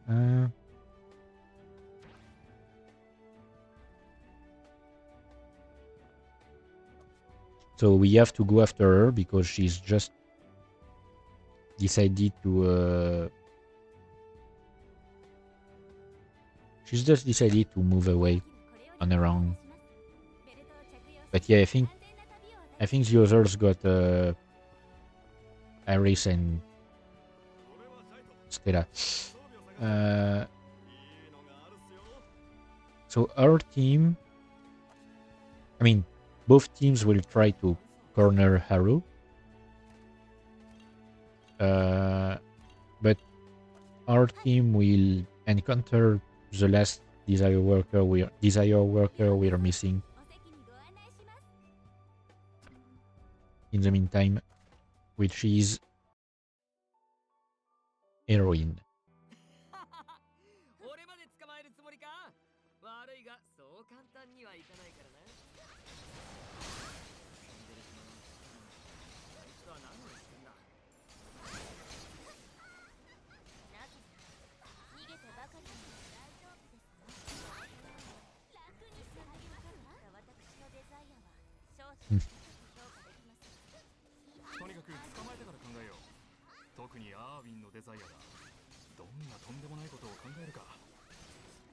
Yeah, Erin is a special case in the SoulWorkers because he jumped into the vacuum on his own. Like, he's the one who decided, I want to go in there because he was bored. Because he was a genius kid, genius rich guy who had created something groundbreaking at the time. I don't remember what it was, and he became rich because of it. But he was bored. So when the vacuum appeared, he was like, you know what, I'm going to jump in it and see what happens. And in the vacuum, he basically like tried to keep himself busy, and that's what turned him into a Desire Worker. Because it allowed you to do whatever he wanted.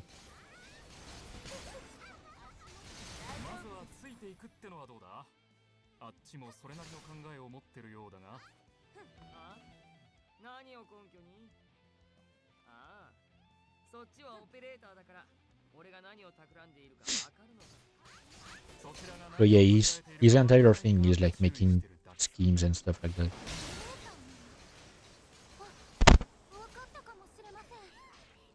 Oh, come on.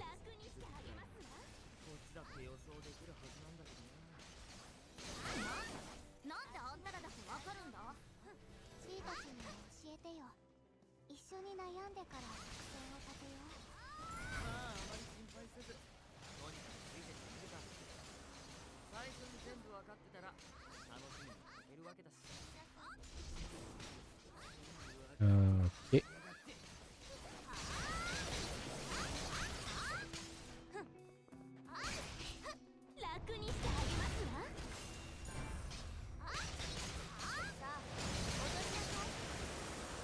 Okay, so for this fight is going to be annoying. Because Haru has a skill that creates an area of effect. If I step into that area of effect, I get silence for 60 seconds, which means I can't use my skills for a full minute. And basically, all of her attacks are quite powerful. And yes, she does have that area of effect in her normal skills when you play her.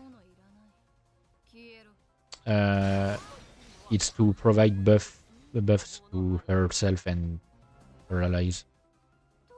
Yep. So if I step inside it, oh wait, no. Oh, I don't. Okay, sorry. I was convinced you have to step inside it. You actually don't have to. She just straight up silences you.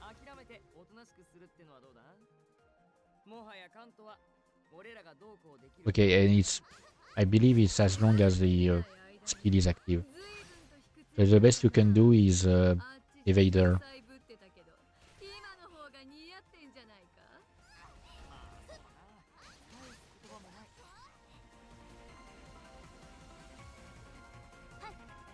Okay.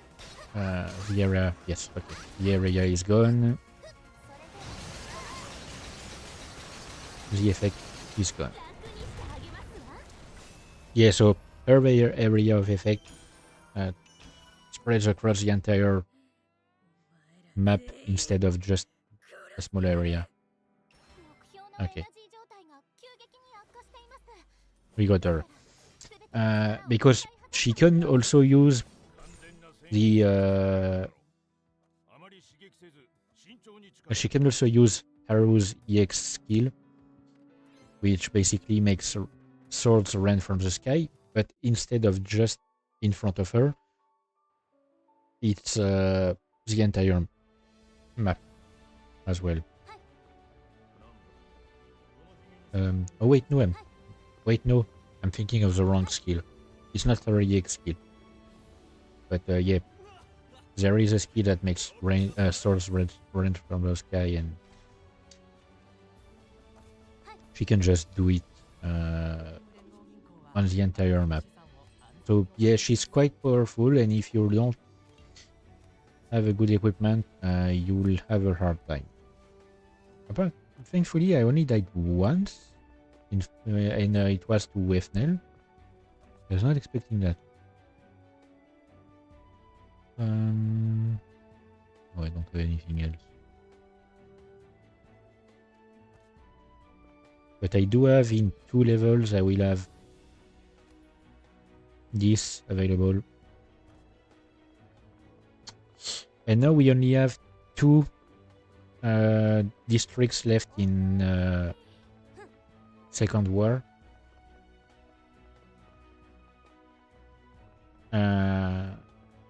But before that, we basically we talk with our desire self, and we decide. It's the same for every character. Oh, sorry, I skipped. Character that popped for a second was Roska, the goddess, but in her human form.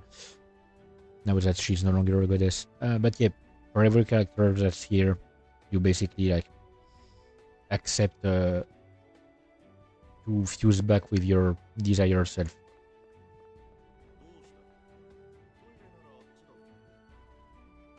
and he checks to see if it went well for everyone.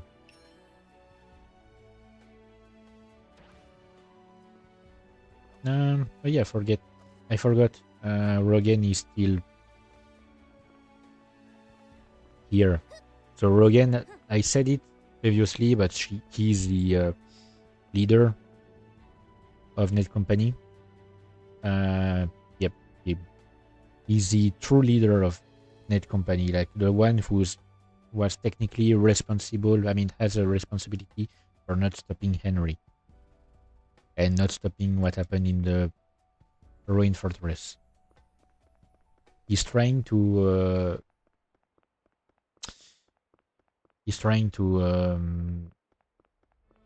redeem himself, essentially, which would be quite hard.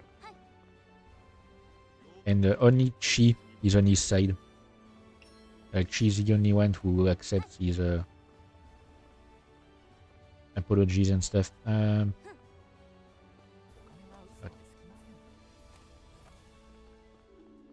And now we have to go secure the wall that surrounds, like you can see here, a wall.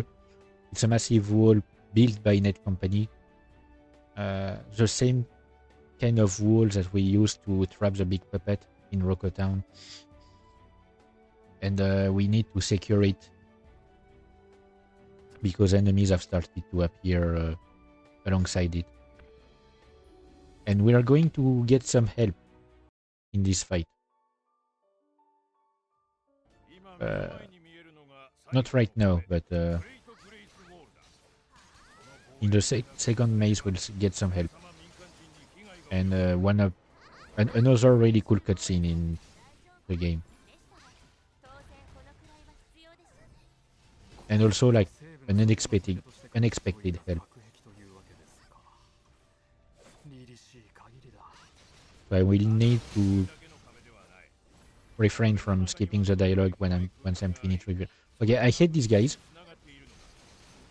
So these freaking guys, I mean technically these girls, rather, the Desire Snipers, they can stun knock you for a while, especially if there are many of them.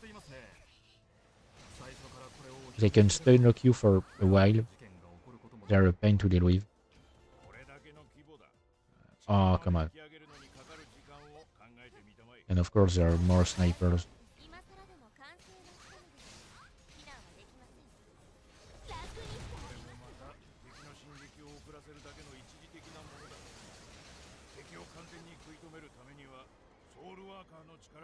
Okay.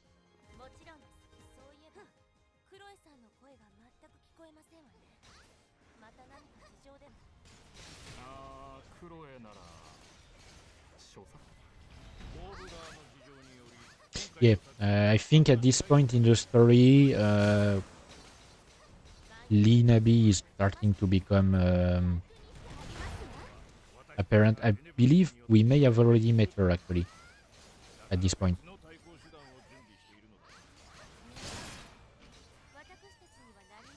I think Haru has met her before the worlds were merged.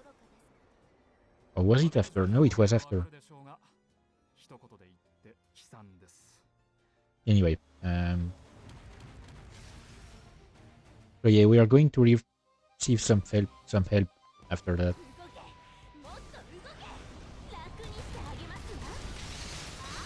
I believe it's for the second maze.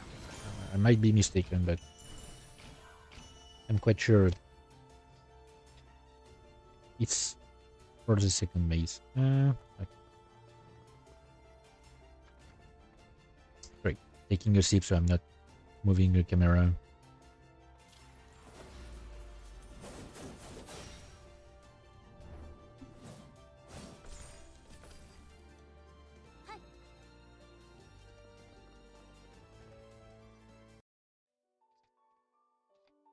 Because we're still at war against Kent and his army.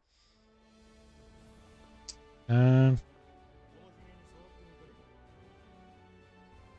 then basically we have to secure the wall, and after that we can attack District 6.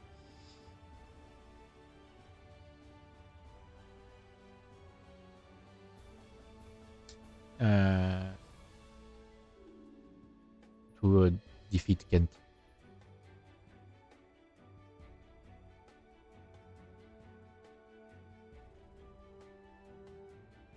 And yep, here's our hidden card, which is Arua. We now learn that she's in fact Solar Nox, so the second princess of the Nihil Kingdom, the sister of Lunar Nox, the one who became the Soul Queen, the Soul Junk Queen. And essentially, her father died in a time between Deep Plus Horizon and here, because I'm pretty sure we had a time jump of some sort, like 6 months or something of a time jump. Wait, no, or it's after the war. Wait, no, yeah, it's after the war that we get the time jump. But yeah,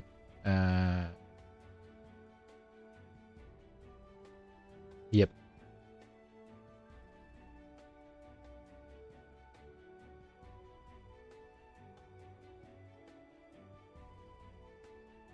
Yeah, Deltis is our guard commander, so he took the role of Edgar.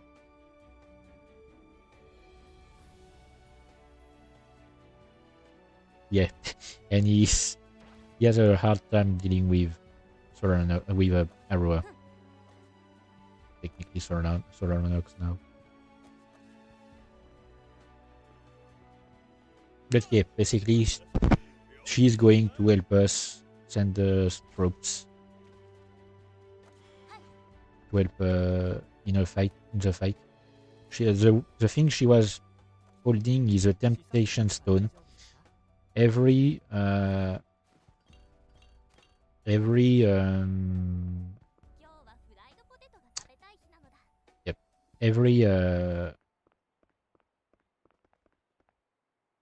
sorry, I'm trying to think.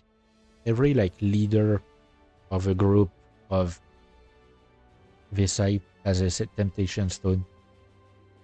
It's basically what represents their entire group.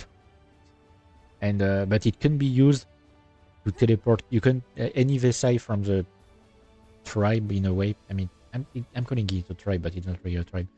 Any Vesai from the nation can teleport to the temptation stone. So she is bringing it with her, which is quite risky because if it's destroyed, it means the Nihil Kingdom will potentially be destroyed. But she's bringing it with her to help us.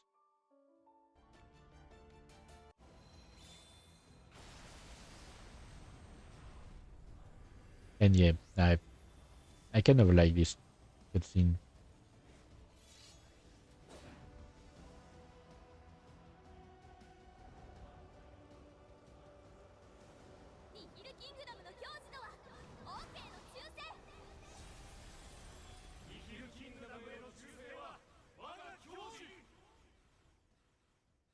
So only for this maze we'll get some help.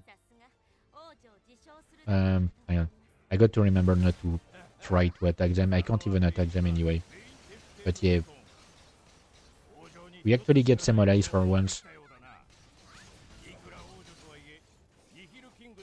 instead of the rest of the game where we are alone. And it's only for one maze. Wait, no, actually there's a later maze where we get some help.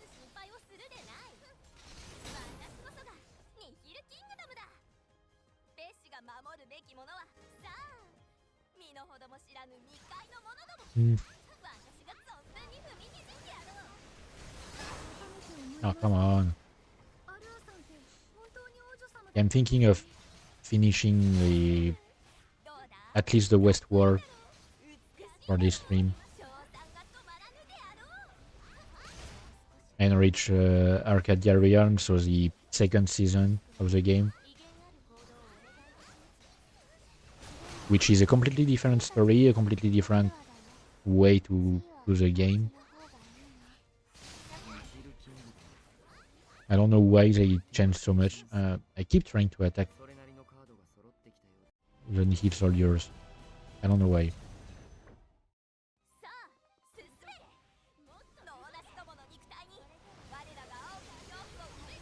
No.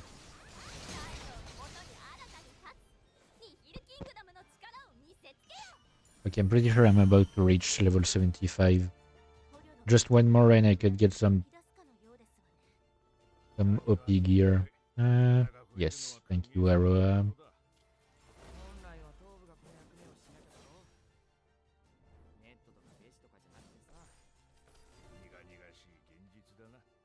Okay. Get back to Rest City. But they're going... I forgot they're going to do the same thing as D Plus Horizon.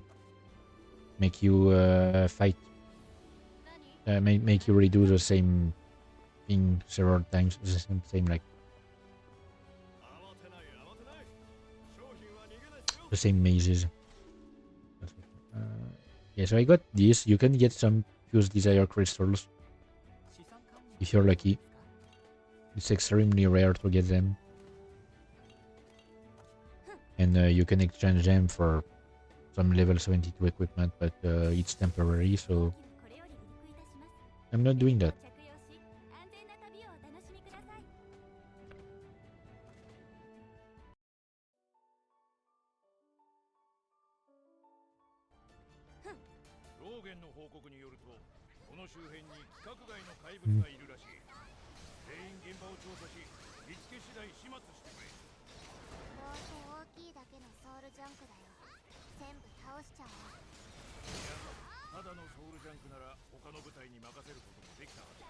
Oh yeah, I forgot about the melting squad.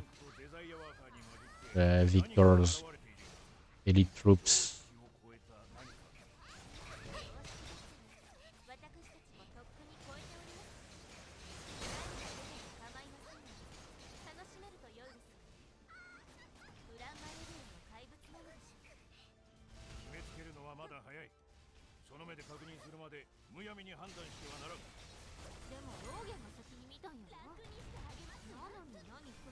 I don't remember what they're talking about exactly here.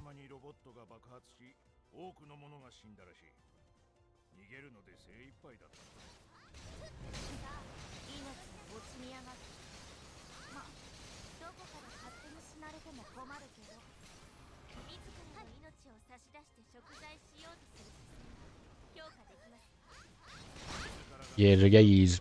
Rogan is fighting on the front line. Within a make, of course, but... yep. Oh, come on. See, these guys keep unlocking me.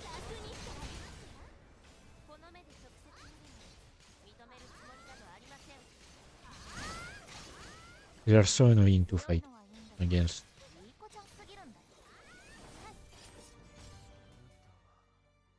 Oh wait, Tenebris.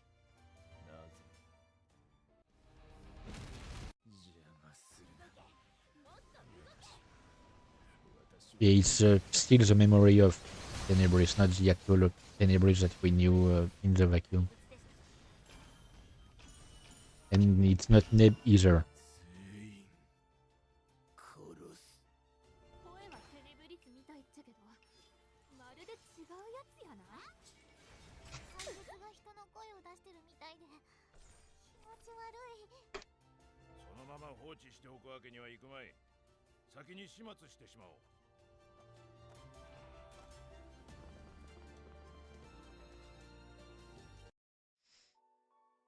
Okay. One more here, and I'm pretty sure I'm going to have to redo... maybe it's not right now. Maybe it's after. Wait, no, yeah, it's after. Yeah, I have to finish... like... I'm finishing the mazes near the wall, and then the next mazes will be in District 6. I mean, not like the actual District 6, but I mean, I still have to use the map here, but it will take place in District 6. It's Doom of West.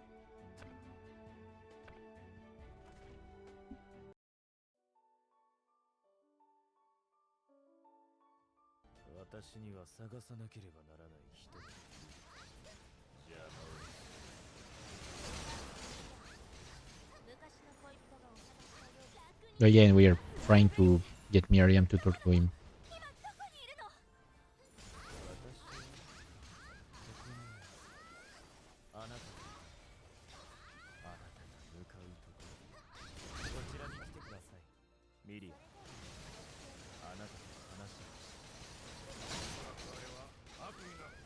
Yep.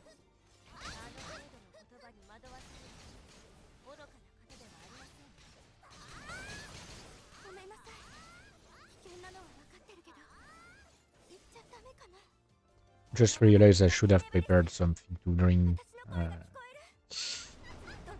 Because I'm almost done with my drink. I don't have anything else to drink in the meantime.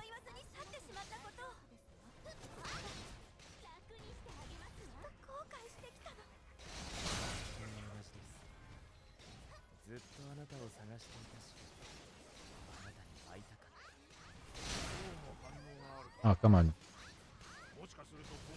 Again, I need to think about the schedule for next week. Come on.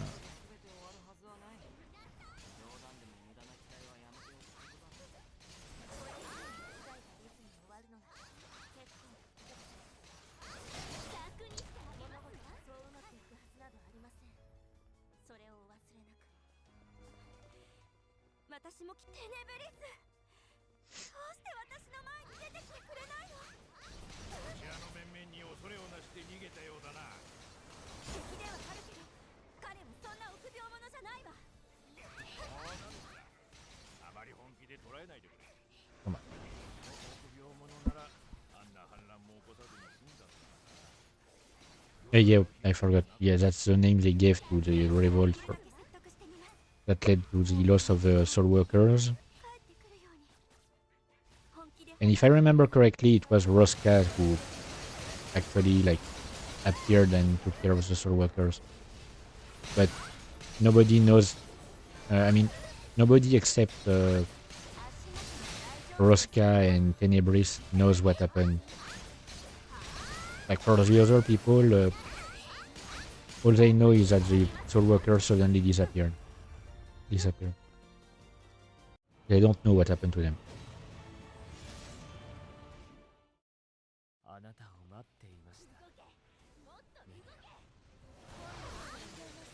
Okay, let me take care of this guy. He's not that hard to defeat.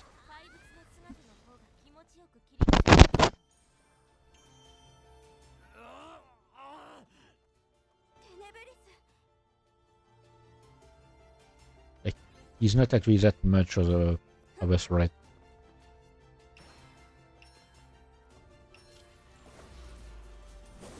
At least compared to Neb.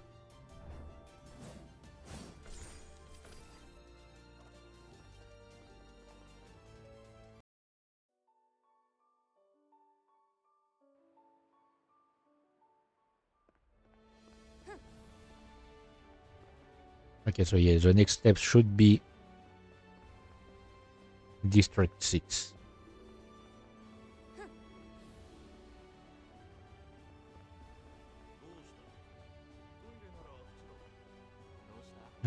Yes, okay. Talking to a lot of people.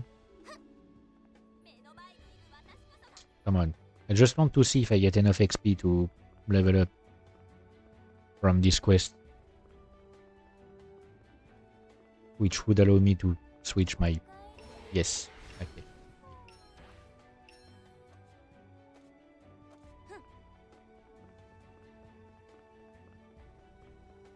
Switch my...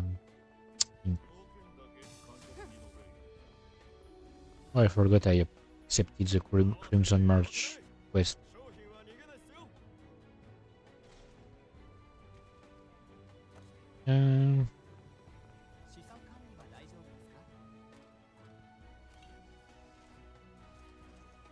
Sorry, I thought I heard something.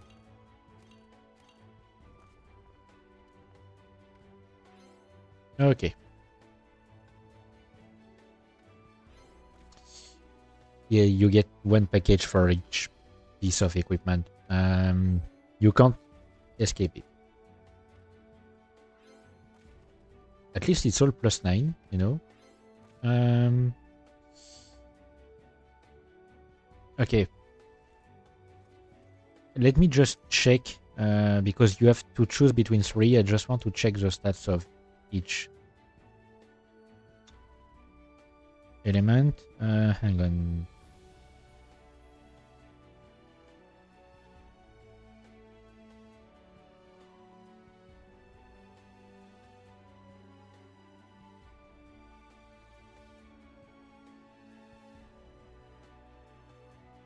So let me check. SoulWorker.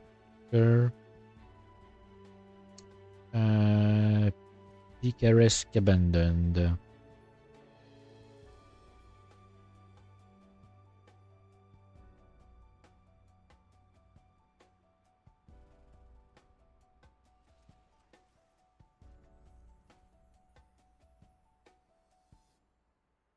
Like, I'm not even sure if there's information on the internet, because strangely enough, it's really hard to find actual useful information.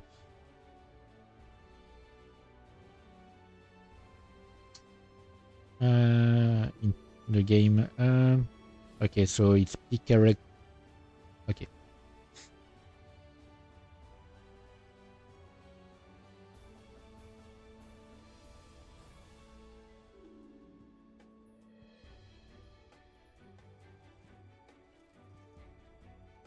Okay, but that's not what I... Oh, come on.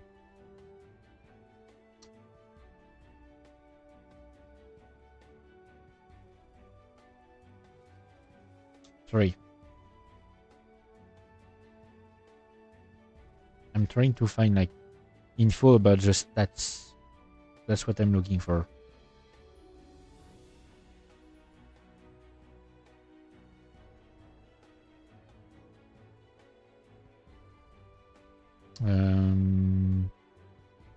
Picaresque. Okay.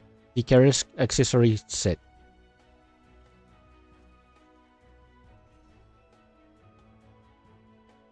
Okay.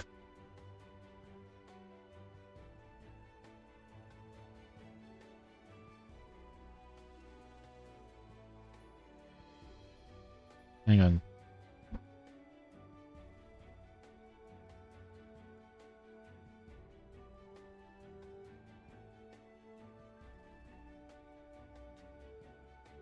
Okay, so the... yeah, there's... Oh, wow. Okay, there are a lot of differences. So, set 1. Cooldown reduction plus 8%. Enemy armor penetration 12%. On hit, increases attack power by 1200 for 2 seconds if HP is above 85%. Set 2. Same cooldown reduction. Enemy armor penetration as well. 15% chance to revive upon death. And on hit, if on HP is below 30%, increases attack power by 30,000 for 10 seconds. And the third set, 30% chance to resurrect upon death. Increases attack power by 650 on hit. Removes upon death.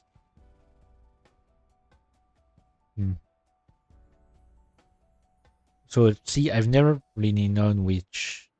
hang on. I'm gonna check if someone talked about it on a Discord server.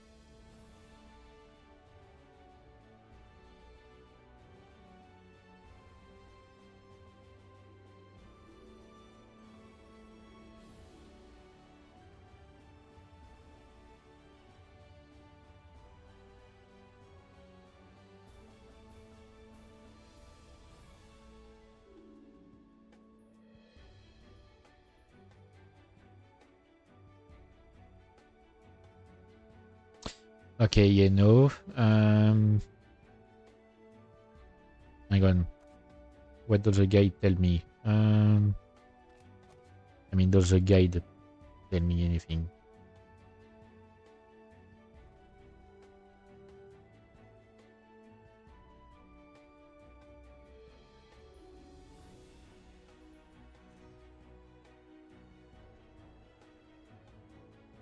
Yeah, no, it's not telling me anything.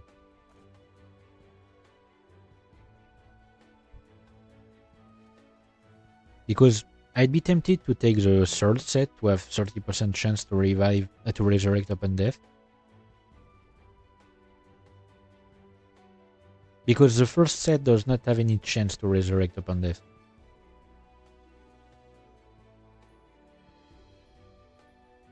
Hang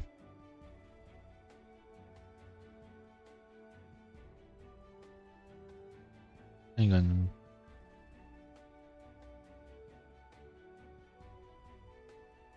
Which set to take for lead?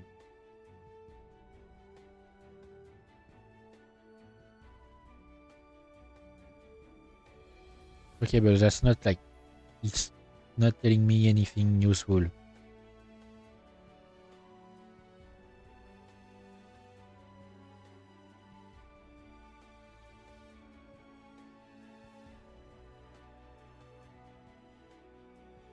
Yeah, you know what? I'm thinking of doing as I usually do, and that is to say, take the third one.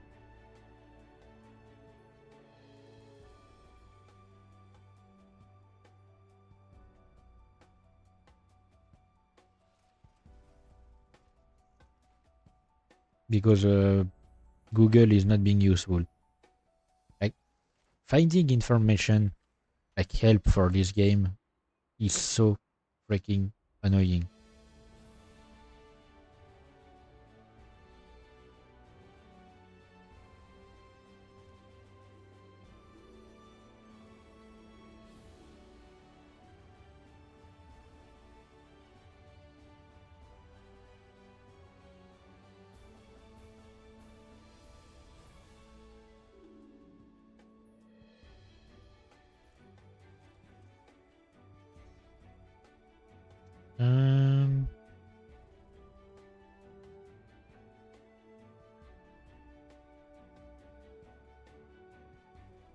Because I highly doubt the fandom wiki will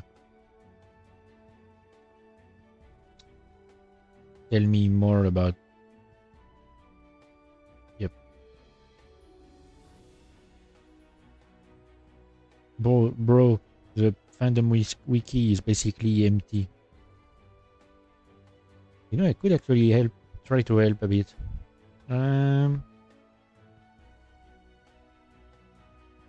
Yeah, no. I'm gonna... I'm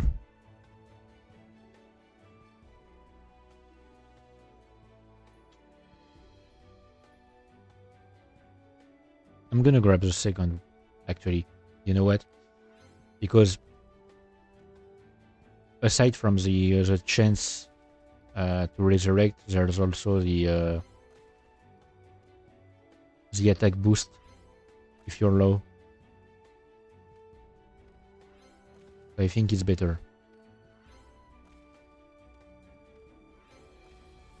Okay, I have my set ready.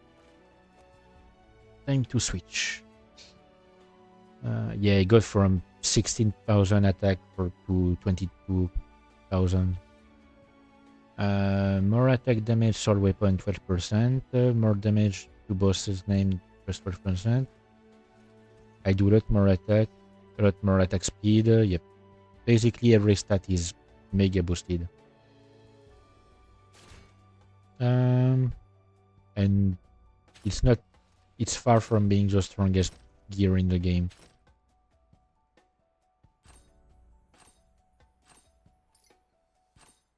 But you have to actually farm for the strongest gear in the game. Okay, I know I have no choice but to throw away all these things because I can't do anything else with them. I can't sell them, I can't dismantle them. I can't remove the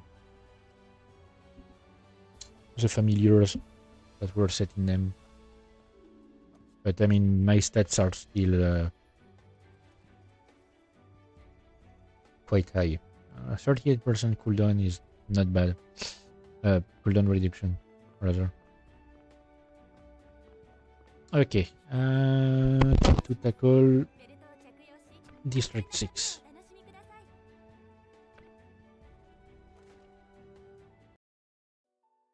Doom of West.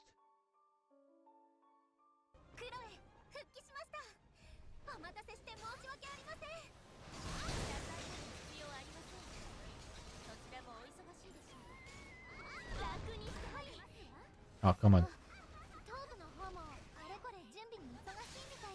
They've cancelled my attack. I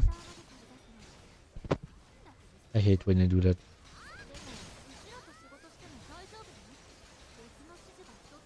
Okay, yeah, 18 seconds cooldown on my tornadoes is a bit broken, I must say. Come on. Hang on. Let me check what's the normal cooldown on it. I'll check after I've defeated these guys.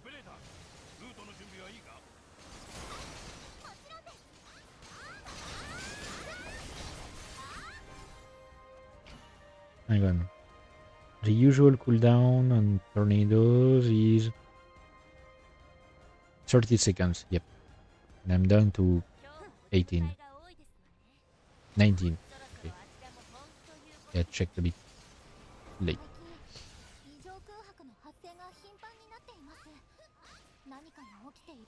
Oh, come on.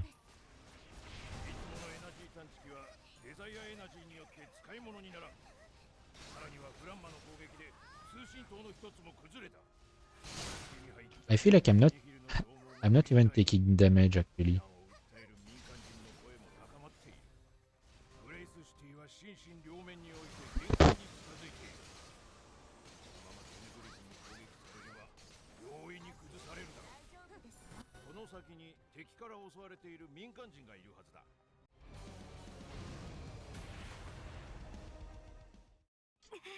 Yep. Oh, yep. So that's where we officially meet Lina B. Where she joins the crew. I remember now. She basically, in her story, she goes ahead of us into District 6, and yeah. We have to. She has to be saved by the SoulWorkers.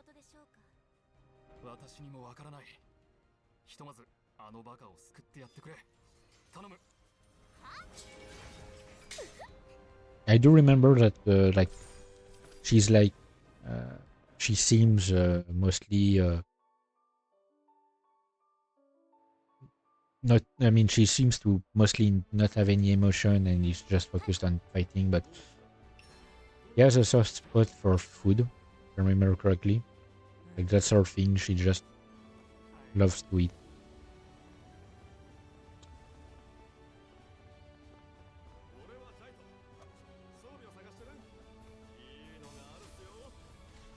So that means we only have one more character that is not with us. One more like playable character that is not with us, and won't be until halfway through season 2. So for a while. I mean, season 2 currently is not that long. I mean, we still have to go through a lot. Because, yeah, the gameplay will change almost completely. I mean, not the fighting, of course, but the way you progress through the story will change completely in Season 2.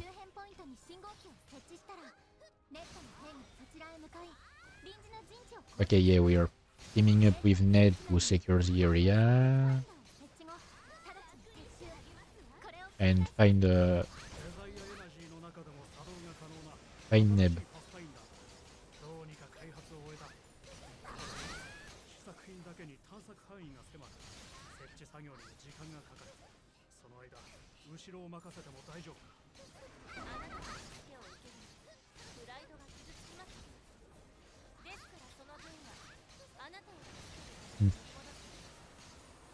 I mean, that's a good way to see it, you know. Like, sure, okay, we don't appreciate getting help from the people who try to kill us so many times, and so many times have basically are basically responsible for the death of a lot of people. But if in return you tell them to, at least you don't feel indebted to them.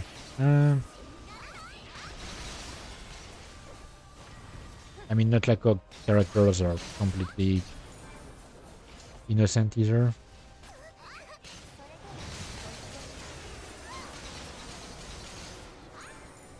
Like our characters that are technically still responsible for killing millions of people. Okay.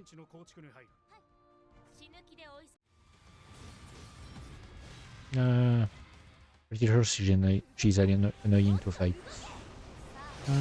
Unless I'm thinking of... I think I'm thinking of something else. And with my gear set and my brooch set, yeah, the game is way easier than if I had just created a new character without having a long hiatus between playing.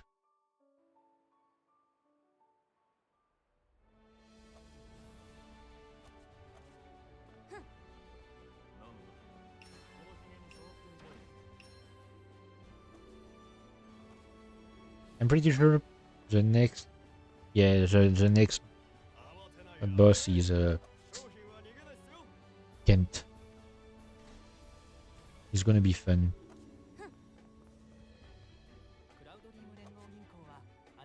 You know what? What time is it? Hang on, let me check. I might go grab a bite quickly because I'm kind of hungry. I haven't had anything to eat in this entire day. I mean, I'm used to it, but I kind of need to eat still.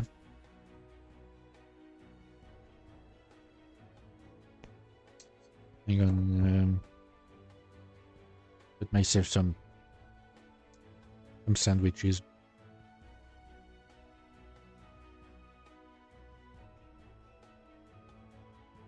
Yep, cheddar, ham, and Swedish bread. My favorite. Okay. Let me take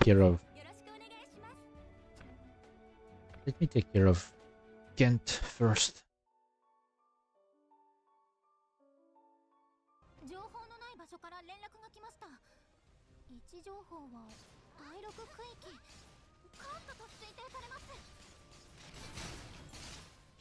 I mean, yeah, they pronounce it Kant, so I'm always curious on whether it's a translation issue or they actually mean Kent, but it's because of the way they pronounce things.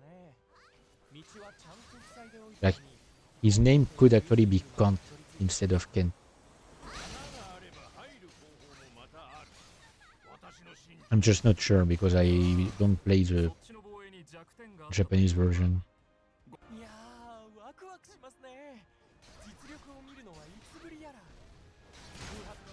And I do love going after a god. You know, always funny.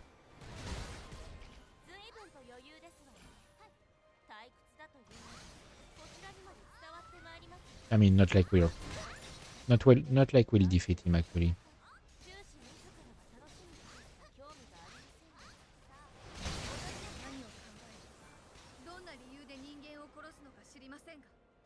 Okay, I feel like I'm losing some frames.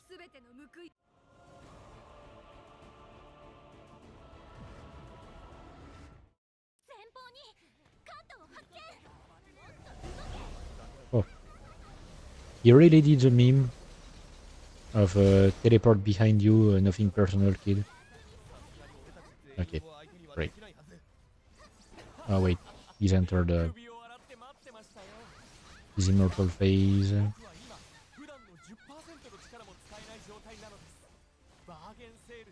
Okay.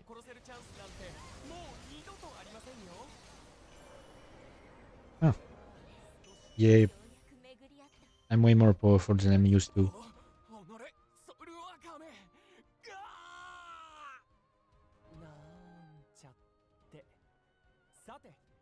And he just stops fighting us because he's bored. He's annoying. やはり 10% の力では決着がつきませんか。ですがこれくらいでないと。He's also doing the meme of I'm only using 10% of my power to take you out.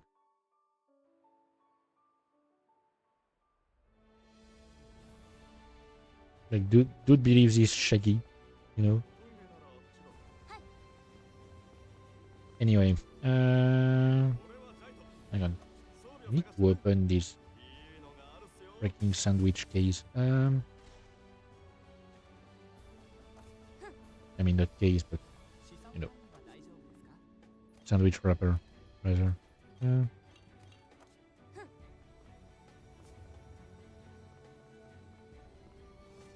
I wanted to get a Subway a few days ago. Apparently it closed down. I don't even know why, because it was quite popular. So, and I didn't see any news about it or something. But yeah, they've closed shop for some reason. Okay. Why do they do this thing? Why do they make these things so hard to open? I'm gonna need some scissors. Okay. And be careful not to take out the sandwich with it. Okay.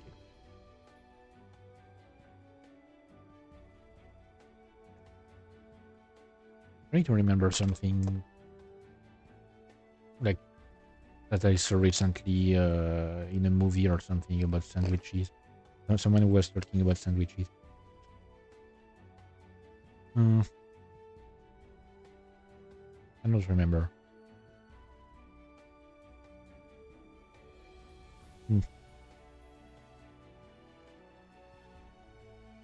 wasn't really important. It was like a character saying that they don't like to eat sandwiches that are cut in a triangular shape.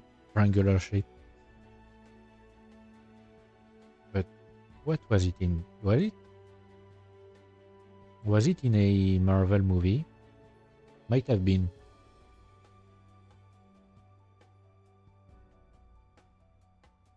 I think it's Nick Fury who says it in like Captain Marvel or something.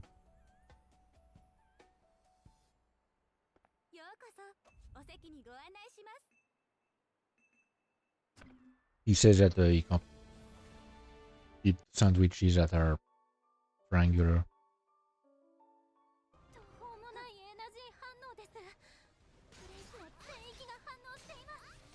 Or maybe it's in something else? Hang on. No. No, I don't think so.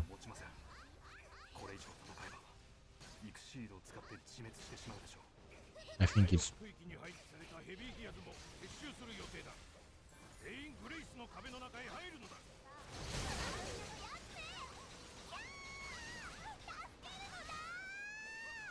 Oh yeah, I forgot. Depending on which character you play, you have to help a different group of people. Like either Net Company or the Hill Kingdom or the near SoulWorkers, I think.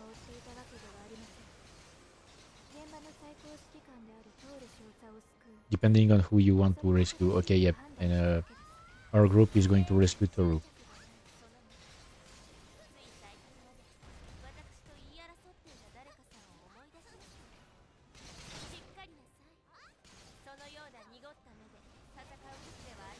Apparently my computer is having trouble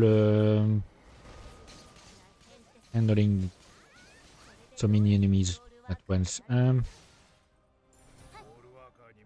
losing some frames.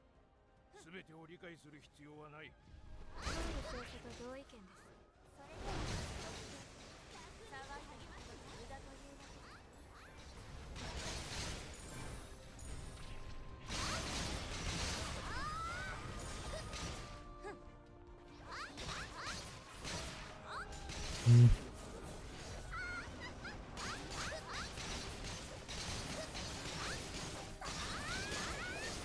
Come on, dude. No. I wasn't sure it was. Okay, I'm taking care of you first because I hate you. I hated that enemy personally.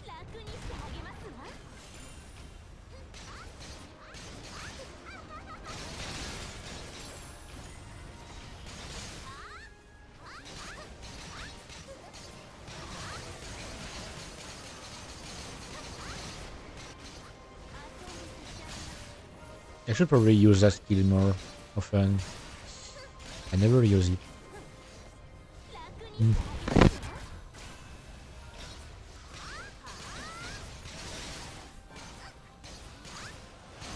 Um, before the boss, I'm taking a bite of my sandwich. Okay. Okay, Neb. Come here.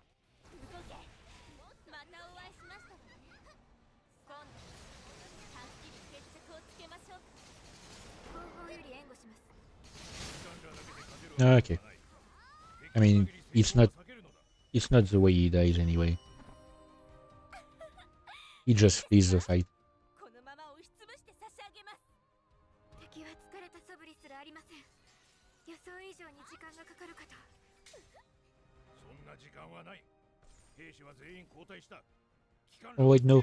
We flee the fight. これからがいいところですのに。輸送船も到着した。急いで離れるのだ。わかりましたわ。今回は引いて差し上げます。それとナビ。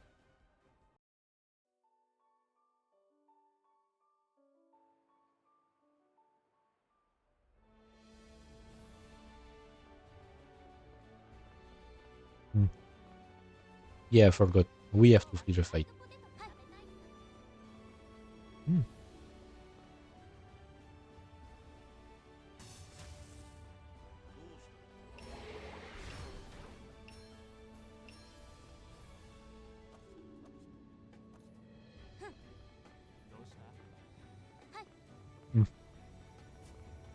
Sorry.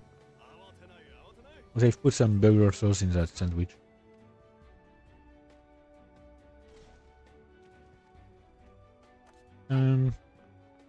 Okay. Oh yeah, title exchange ticket. I completely forgot about this. So the ones that are recommended for every character are sensational. Wait, hang on, sensational, and 19 white, because they offer the best boost.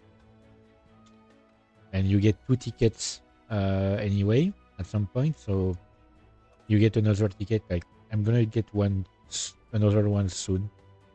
Later. Just have to equip the title. So yeah, 4% attack speed, 6% agility, 4% shorter cooldown, and plus 150 evade.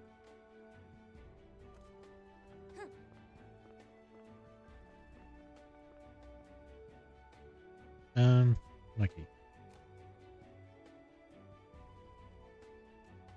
No, I have access to... Okay, hang on. I have access to the last row of Battle Mastery. Hmm.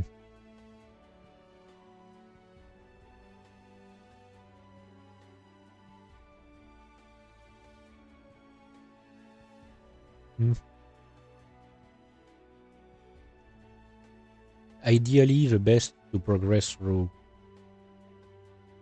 Season 2 is this one. Basically, you have access to Desire Awakening as soon as you enter a maze.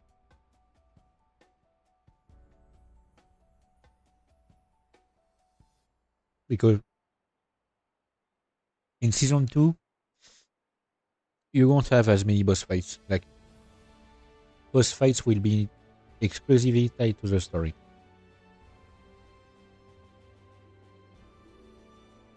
So most mazes will just end after you've defeated a group of enemies.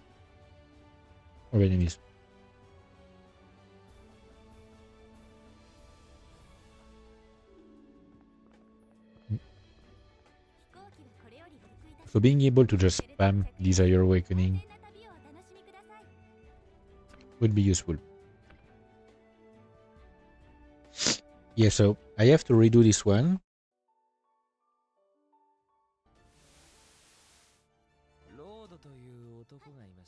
Because we need to like talk to Tenebris or something.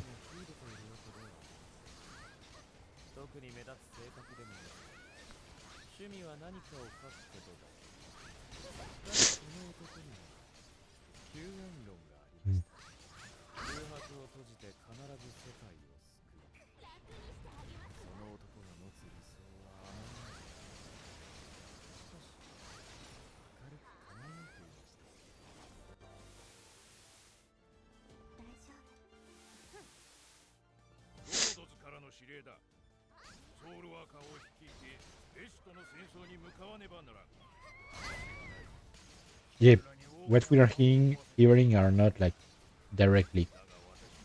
It's memories, like things from the past, from back when there were many more SoulWorkers and right before they revolted.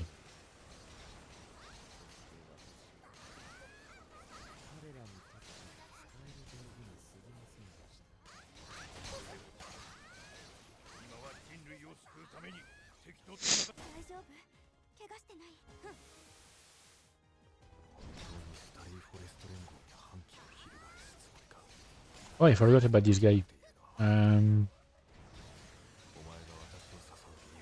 Yeah, this guy appears in Linabi's story.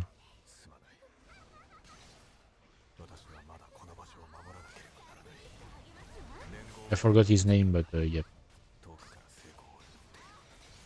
He's really important during most of our story.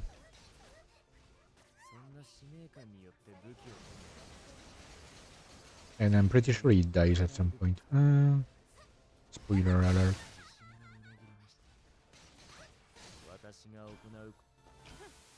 Okay. Let me take care of Tenebris. Okay, great.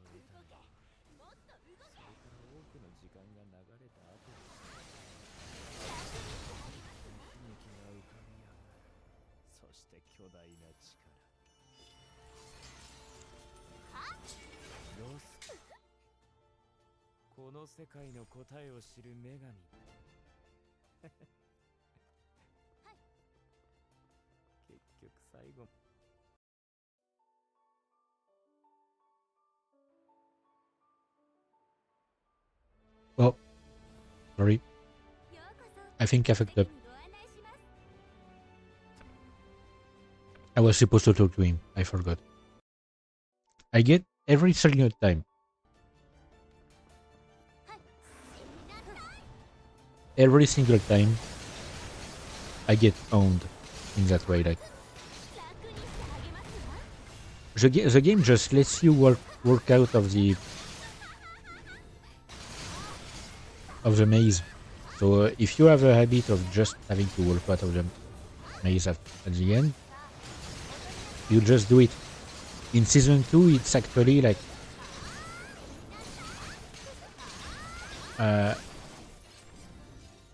in season 2, it's actually like a lot more present that you have to stay to talk to an NPC. So much so that they've added a new function to season 2 mazes. I mean, a different function where instead of when you press Ctrl F at the end of a season 2 maze, instead of as like in season 1 you going back into the maze having to redo it, it teleports you to the next maze because the story just progresses that way. you don't need every single time to go back to the hub and talk to some NPCs. Unless you're doing side quests, but I'm not going to do side quests. I'm pretty sure most side quests are about optional optional mazes that are available in season 2.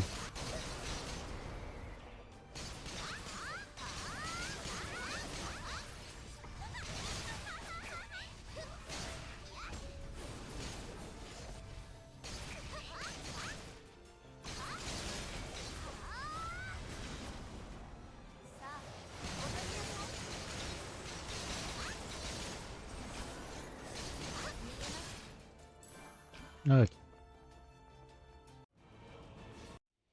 動けもっと動けふん楽にしてあげますわ Okay, so this time I need to speak to Tenebrous.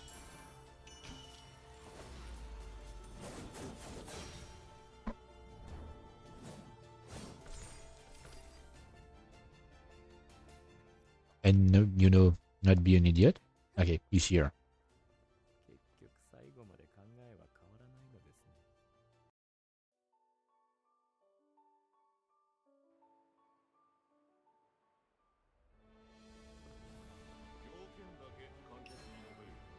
And yep, I don't get any XP from this quest.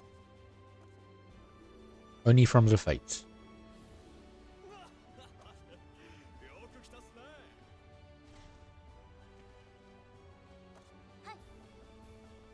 資産管理は大 Hang 丈夫 on. です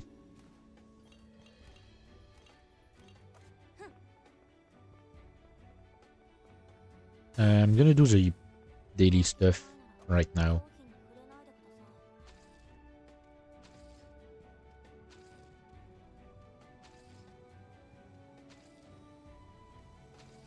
Okay.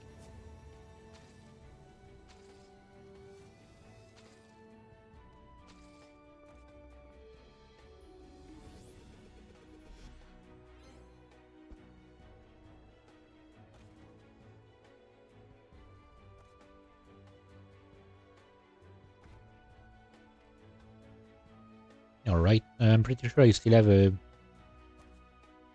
Okay, 10 minutes left. I'm actually gonna wait.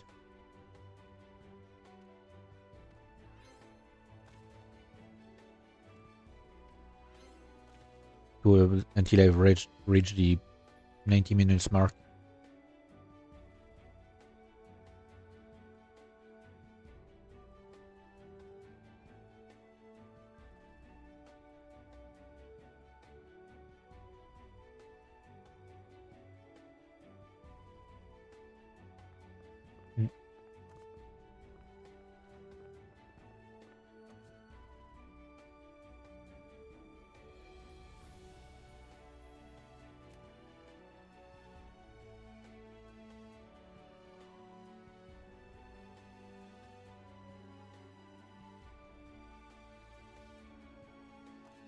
Yep. Hang on. I'm gonna finish my last sandwich. And then I'm going to the maze.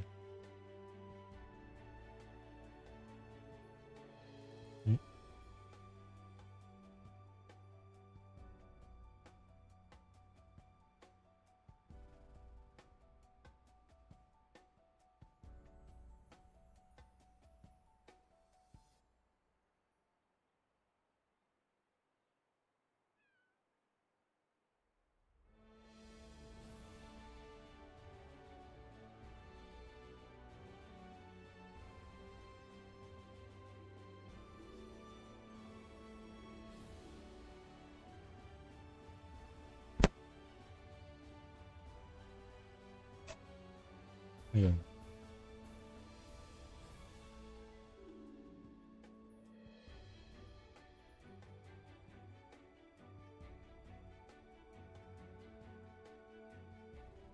Come on.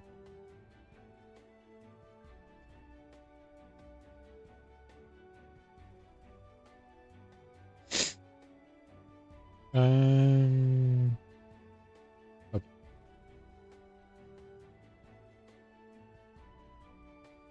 Oh, shit. Sorry, clicked on the wrong things. Okay. 飛行機はこれより離陸いたします。ベルトを着用し、安全な旅をお楽しみください。 Yeah, I do it. We have to fight Neb again, and then we'll finally be done with 驚きました。 going back to ま this さかこうして私 thing. の本体にたどり着くとは。サントの提案でわざわざ偽物を作ったのに。 Oh yeah, it's true. I remember now. He had made a bunch of fake bodies. 決着をつけよう。ですが私はすでにグレイスのうち多くの命を人質に取ったあなた方の負けですよ。戦いをやめて降参してください。それだけの力を持ったやつが人質とかと。バービー、この作戦本当に可能なのか。ひとまずテストは進化。100%同じ環境じゃないけど可能性はある。もし失敗すればニアソウルワーカーは全員死ぬ。そんなに簡単に言わないでくれないか。 I don't remember what parts they have in the plan, but だがこれしか方法がないんだ。 apparently yes, there are. 仕方がない。うまくいくのを願うより他あるまい。それでは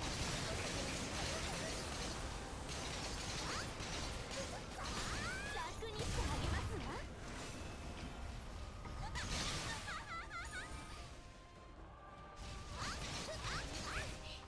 Oh, come on.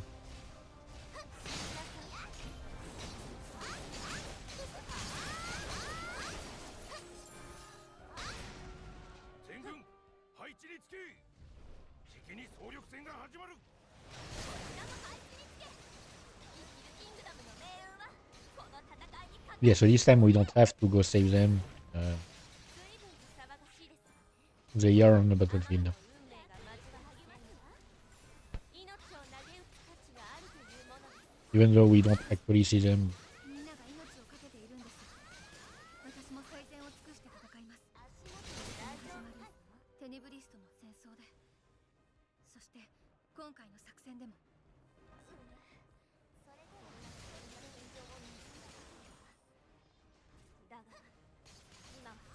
合わせるしかありません。 I'm trying to focus. 今は関東の My brain is 防ぐとき。 my brain is fighting back. 後回しにしてはどうだ。 Like actively fighting back and trying to prevent me from 必死に focusing on what I'm doing. It's annoying.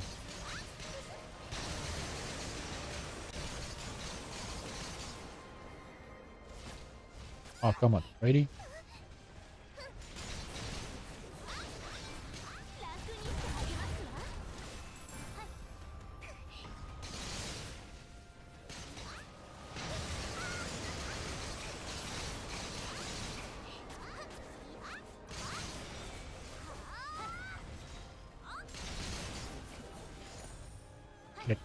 You ever had your brain trying to like trying extremely hard to go into random thoughts and you just have to fight it back. 次は逃げたりしません。ここで全て終わらせましょう。 Okay. Defeating this guy. あれさえ殺すことができれば全て。その首には用があってな。あ良い戦いですわ。ここで全力を出せないことが残念でなりません。全力を尽くしてください。あな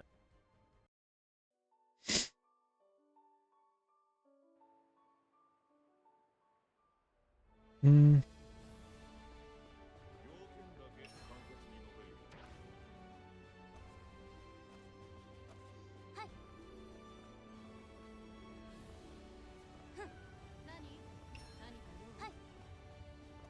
Okay, which is it? The Broken Savior. Yep, okay.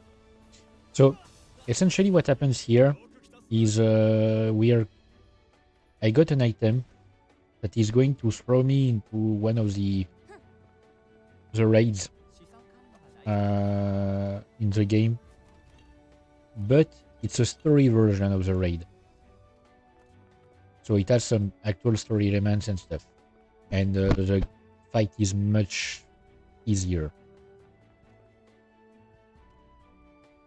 So this is the raid Broken Savior. Whenever you choose to do the raid, you have to fight the same way, like just yes, 3 phases and stuff. What changes is this. So essentially, what we've done, we are keeping Tenebris busy.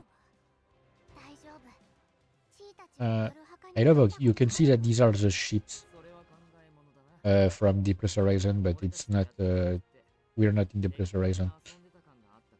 So yeah, what we are doing is basically Tenebris is kept busy by fighting Yoraka, which is immortal.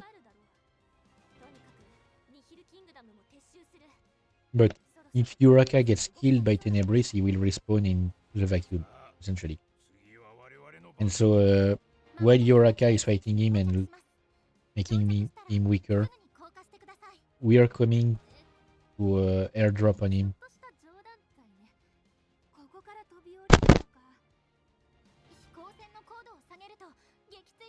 But here you can see that these are the ships from Deep Plus Horizon, because one of the Deep Plus Horizon quests have you as you starting on a plane like this.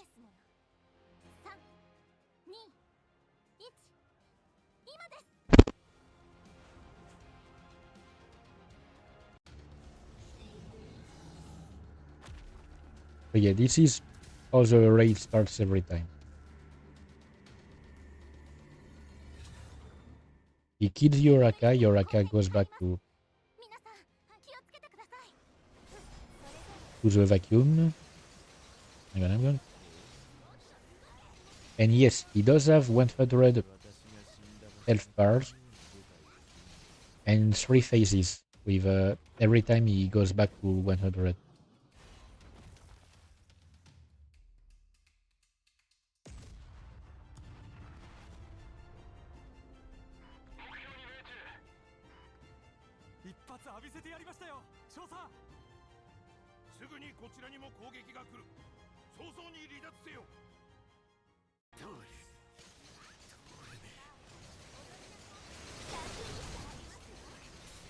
And but the cutscenes like this one only appear in the story version.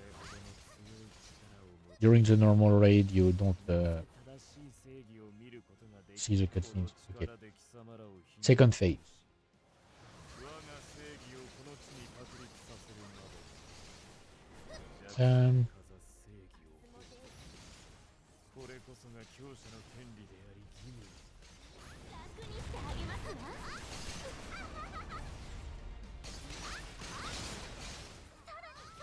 Okay. I can't do any damage to him in this state.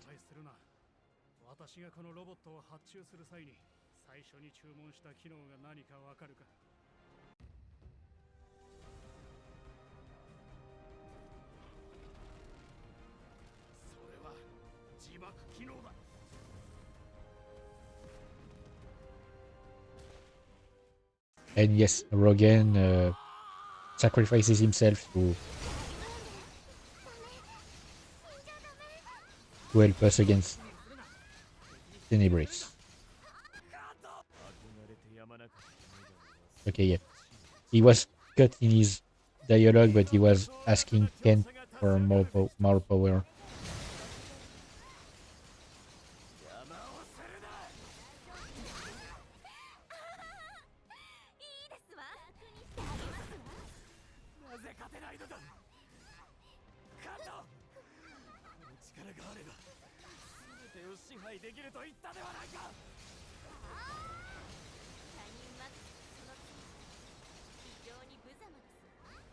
So yeah, of course, it's way harder to defeat in a raid, like extremely hard. You to take just 1 health bar away is quite hard, and you need to do his raid to craft some good equipment, like the one I'm having currently.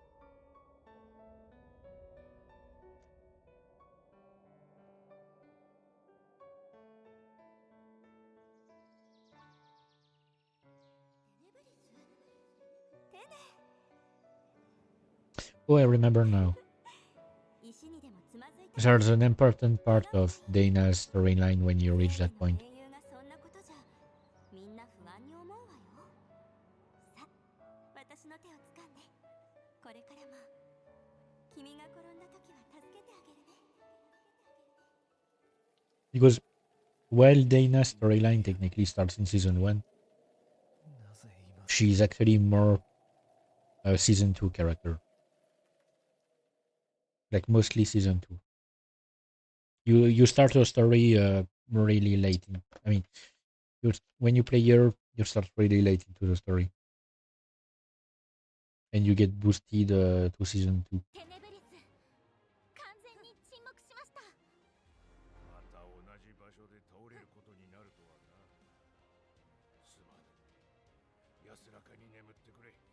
心から満足できる戦場でしたわ。ここなら笑って死ねると思えるほどに。 So yes, this time he's dead. 惜しくもまた私の番ではなかったようです。 And 苦痛の中でお眠り as for Kent, while there is a raid in which you defeat him, yeah, F rank because I don't know why.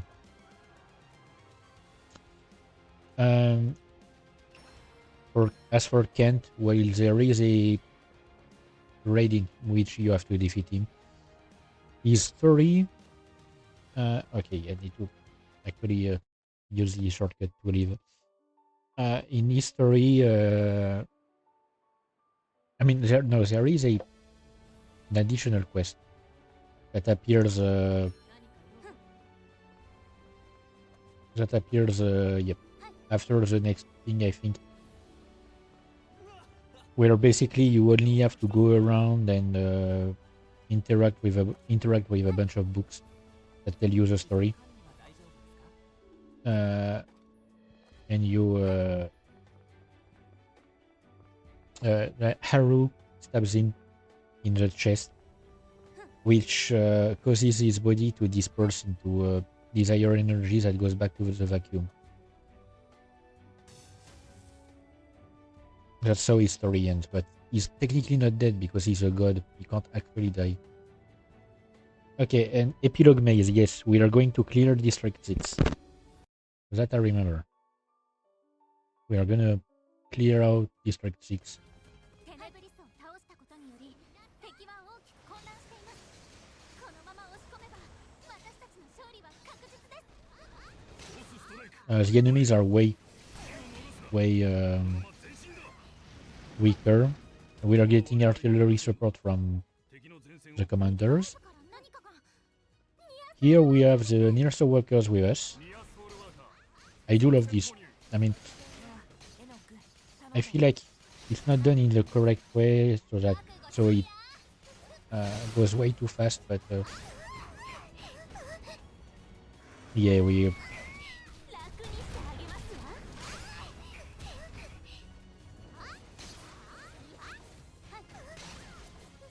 essentially like, get help from every other character. I mean, every other important character.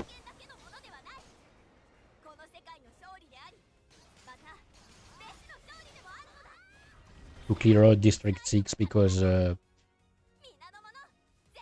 Tenebris had taken a huge amount of desire energy, and defeating him has basically lowered the desire energy in the area.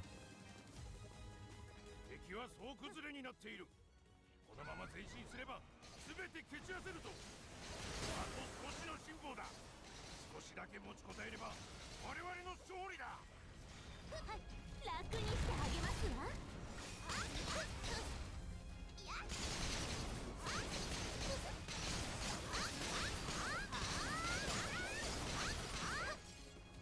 Alright, and it's done.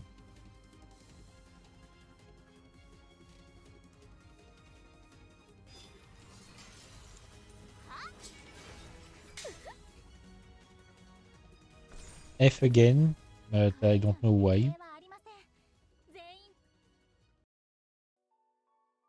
You know what? I'm going to hide the... Because it's annoying me, I'm going to hide the quest that I can't remove. Here, this one. Because I don't want to do the... Freaking... What's it called? Freaking raid. Oh yeah, now I have to go back to each hub and in each previous city and talk to the commanders here because the war is over for now. Rockwood Town. I mean, I'm pretty sure there's a time skip around here in the story.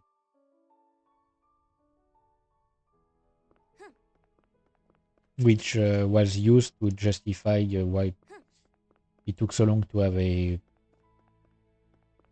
the season 2 stuff. Because I do remember I played right before they released season 2 stuff. So it abruptly stopped.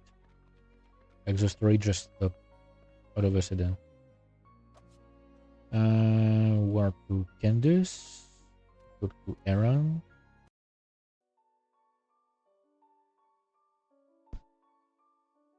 Then I'm gonna have to warp to the fortress. Yep. Speak to Martin.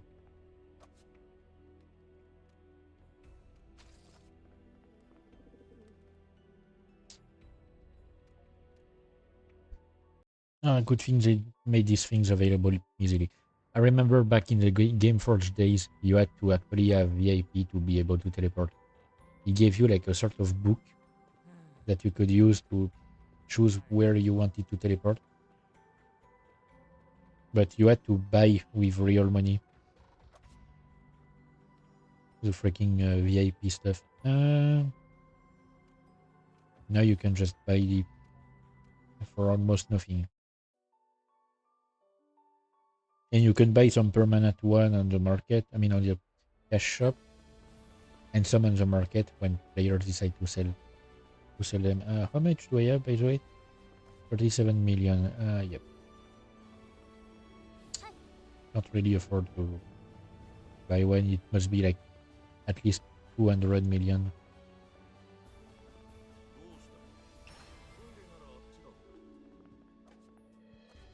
Oh yes, the second title exchange. Now I can get 19 white. And equip it.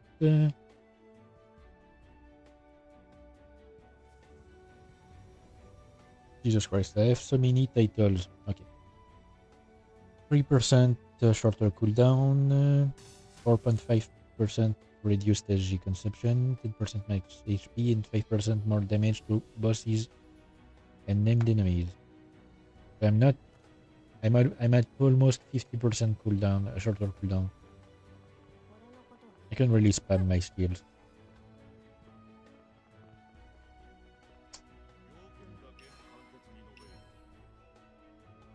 Hang on. Yeah, he gave me some. Yeah, I think the red... Wait, no. I think the red quest at Taifu is the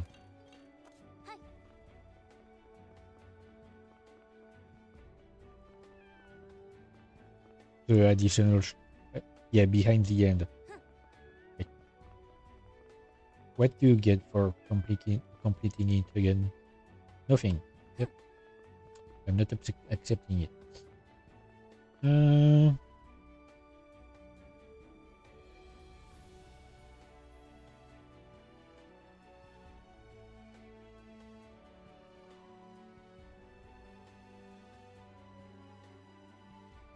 Yeah, so Jeremy is still trying to destroy humanity. I forgot. And we have a new thing that will take us to a fight against the vacuum fanatics. It will have to wait though. It will have to wait because I'm I'm going to end here my stream. So I'll do the schedule on my own. You may check, but logically, Monday it will be Tales of Arise. I will talk to it when it's time, but Monday it will be Tales of Arise.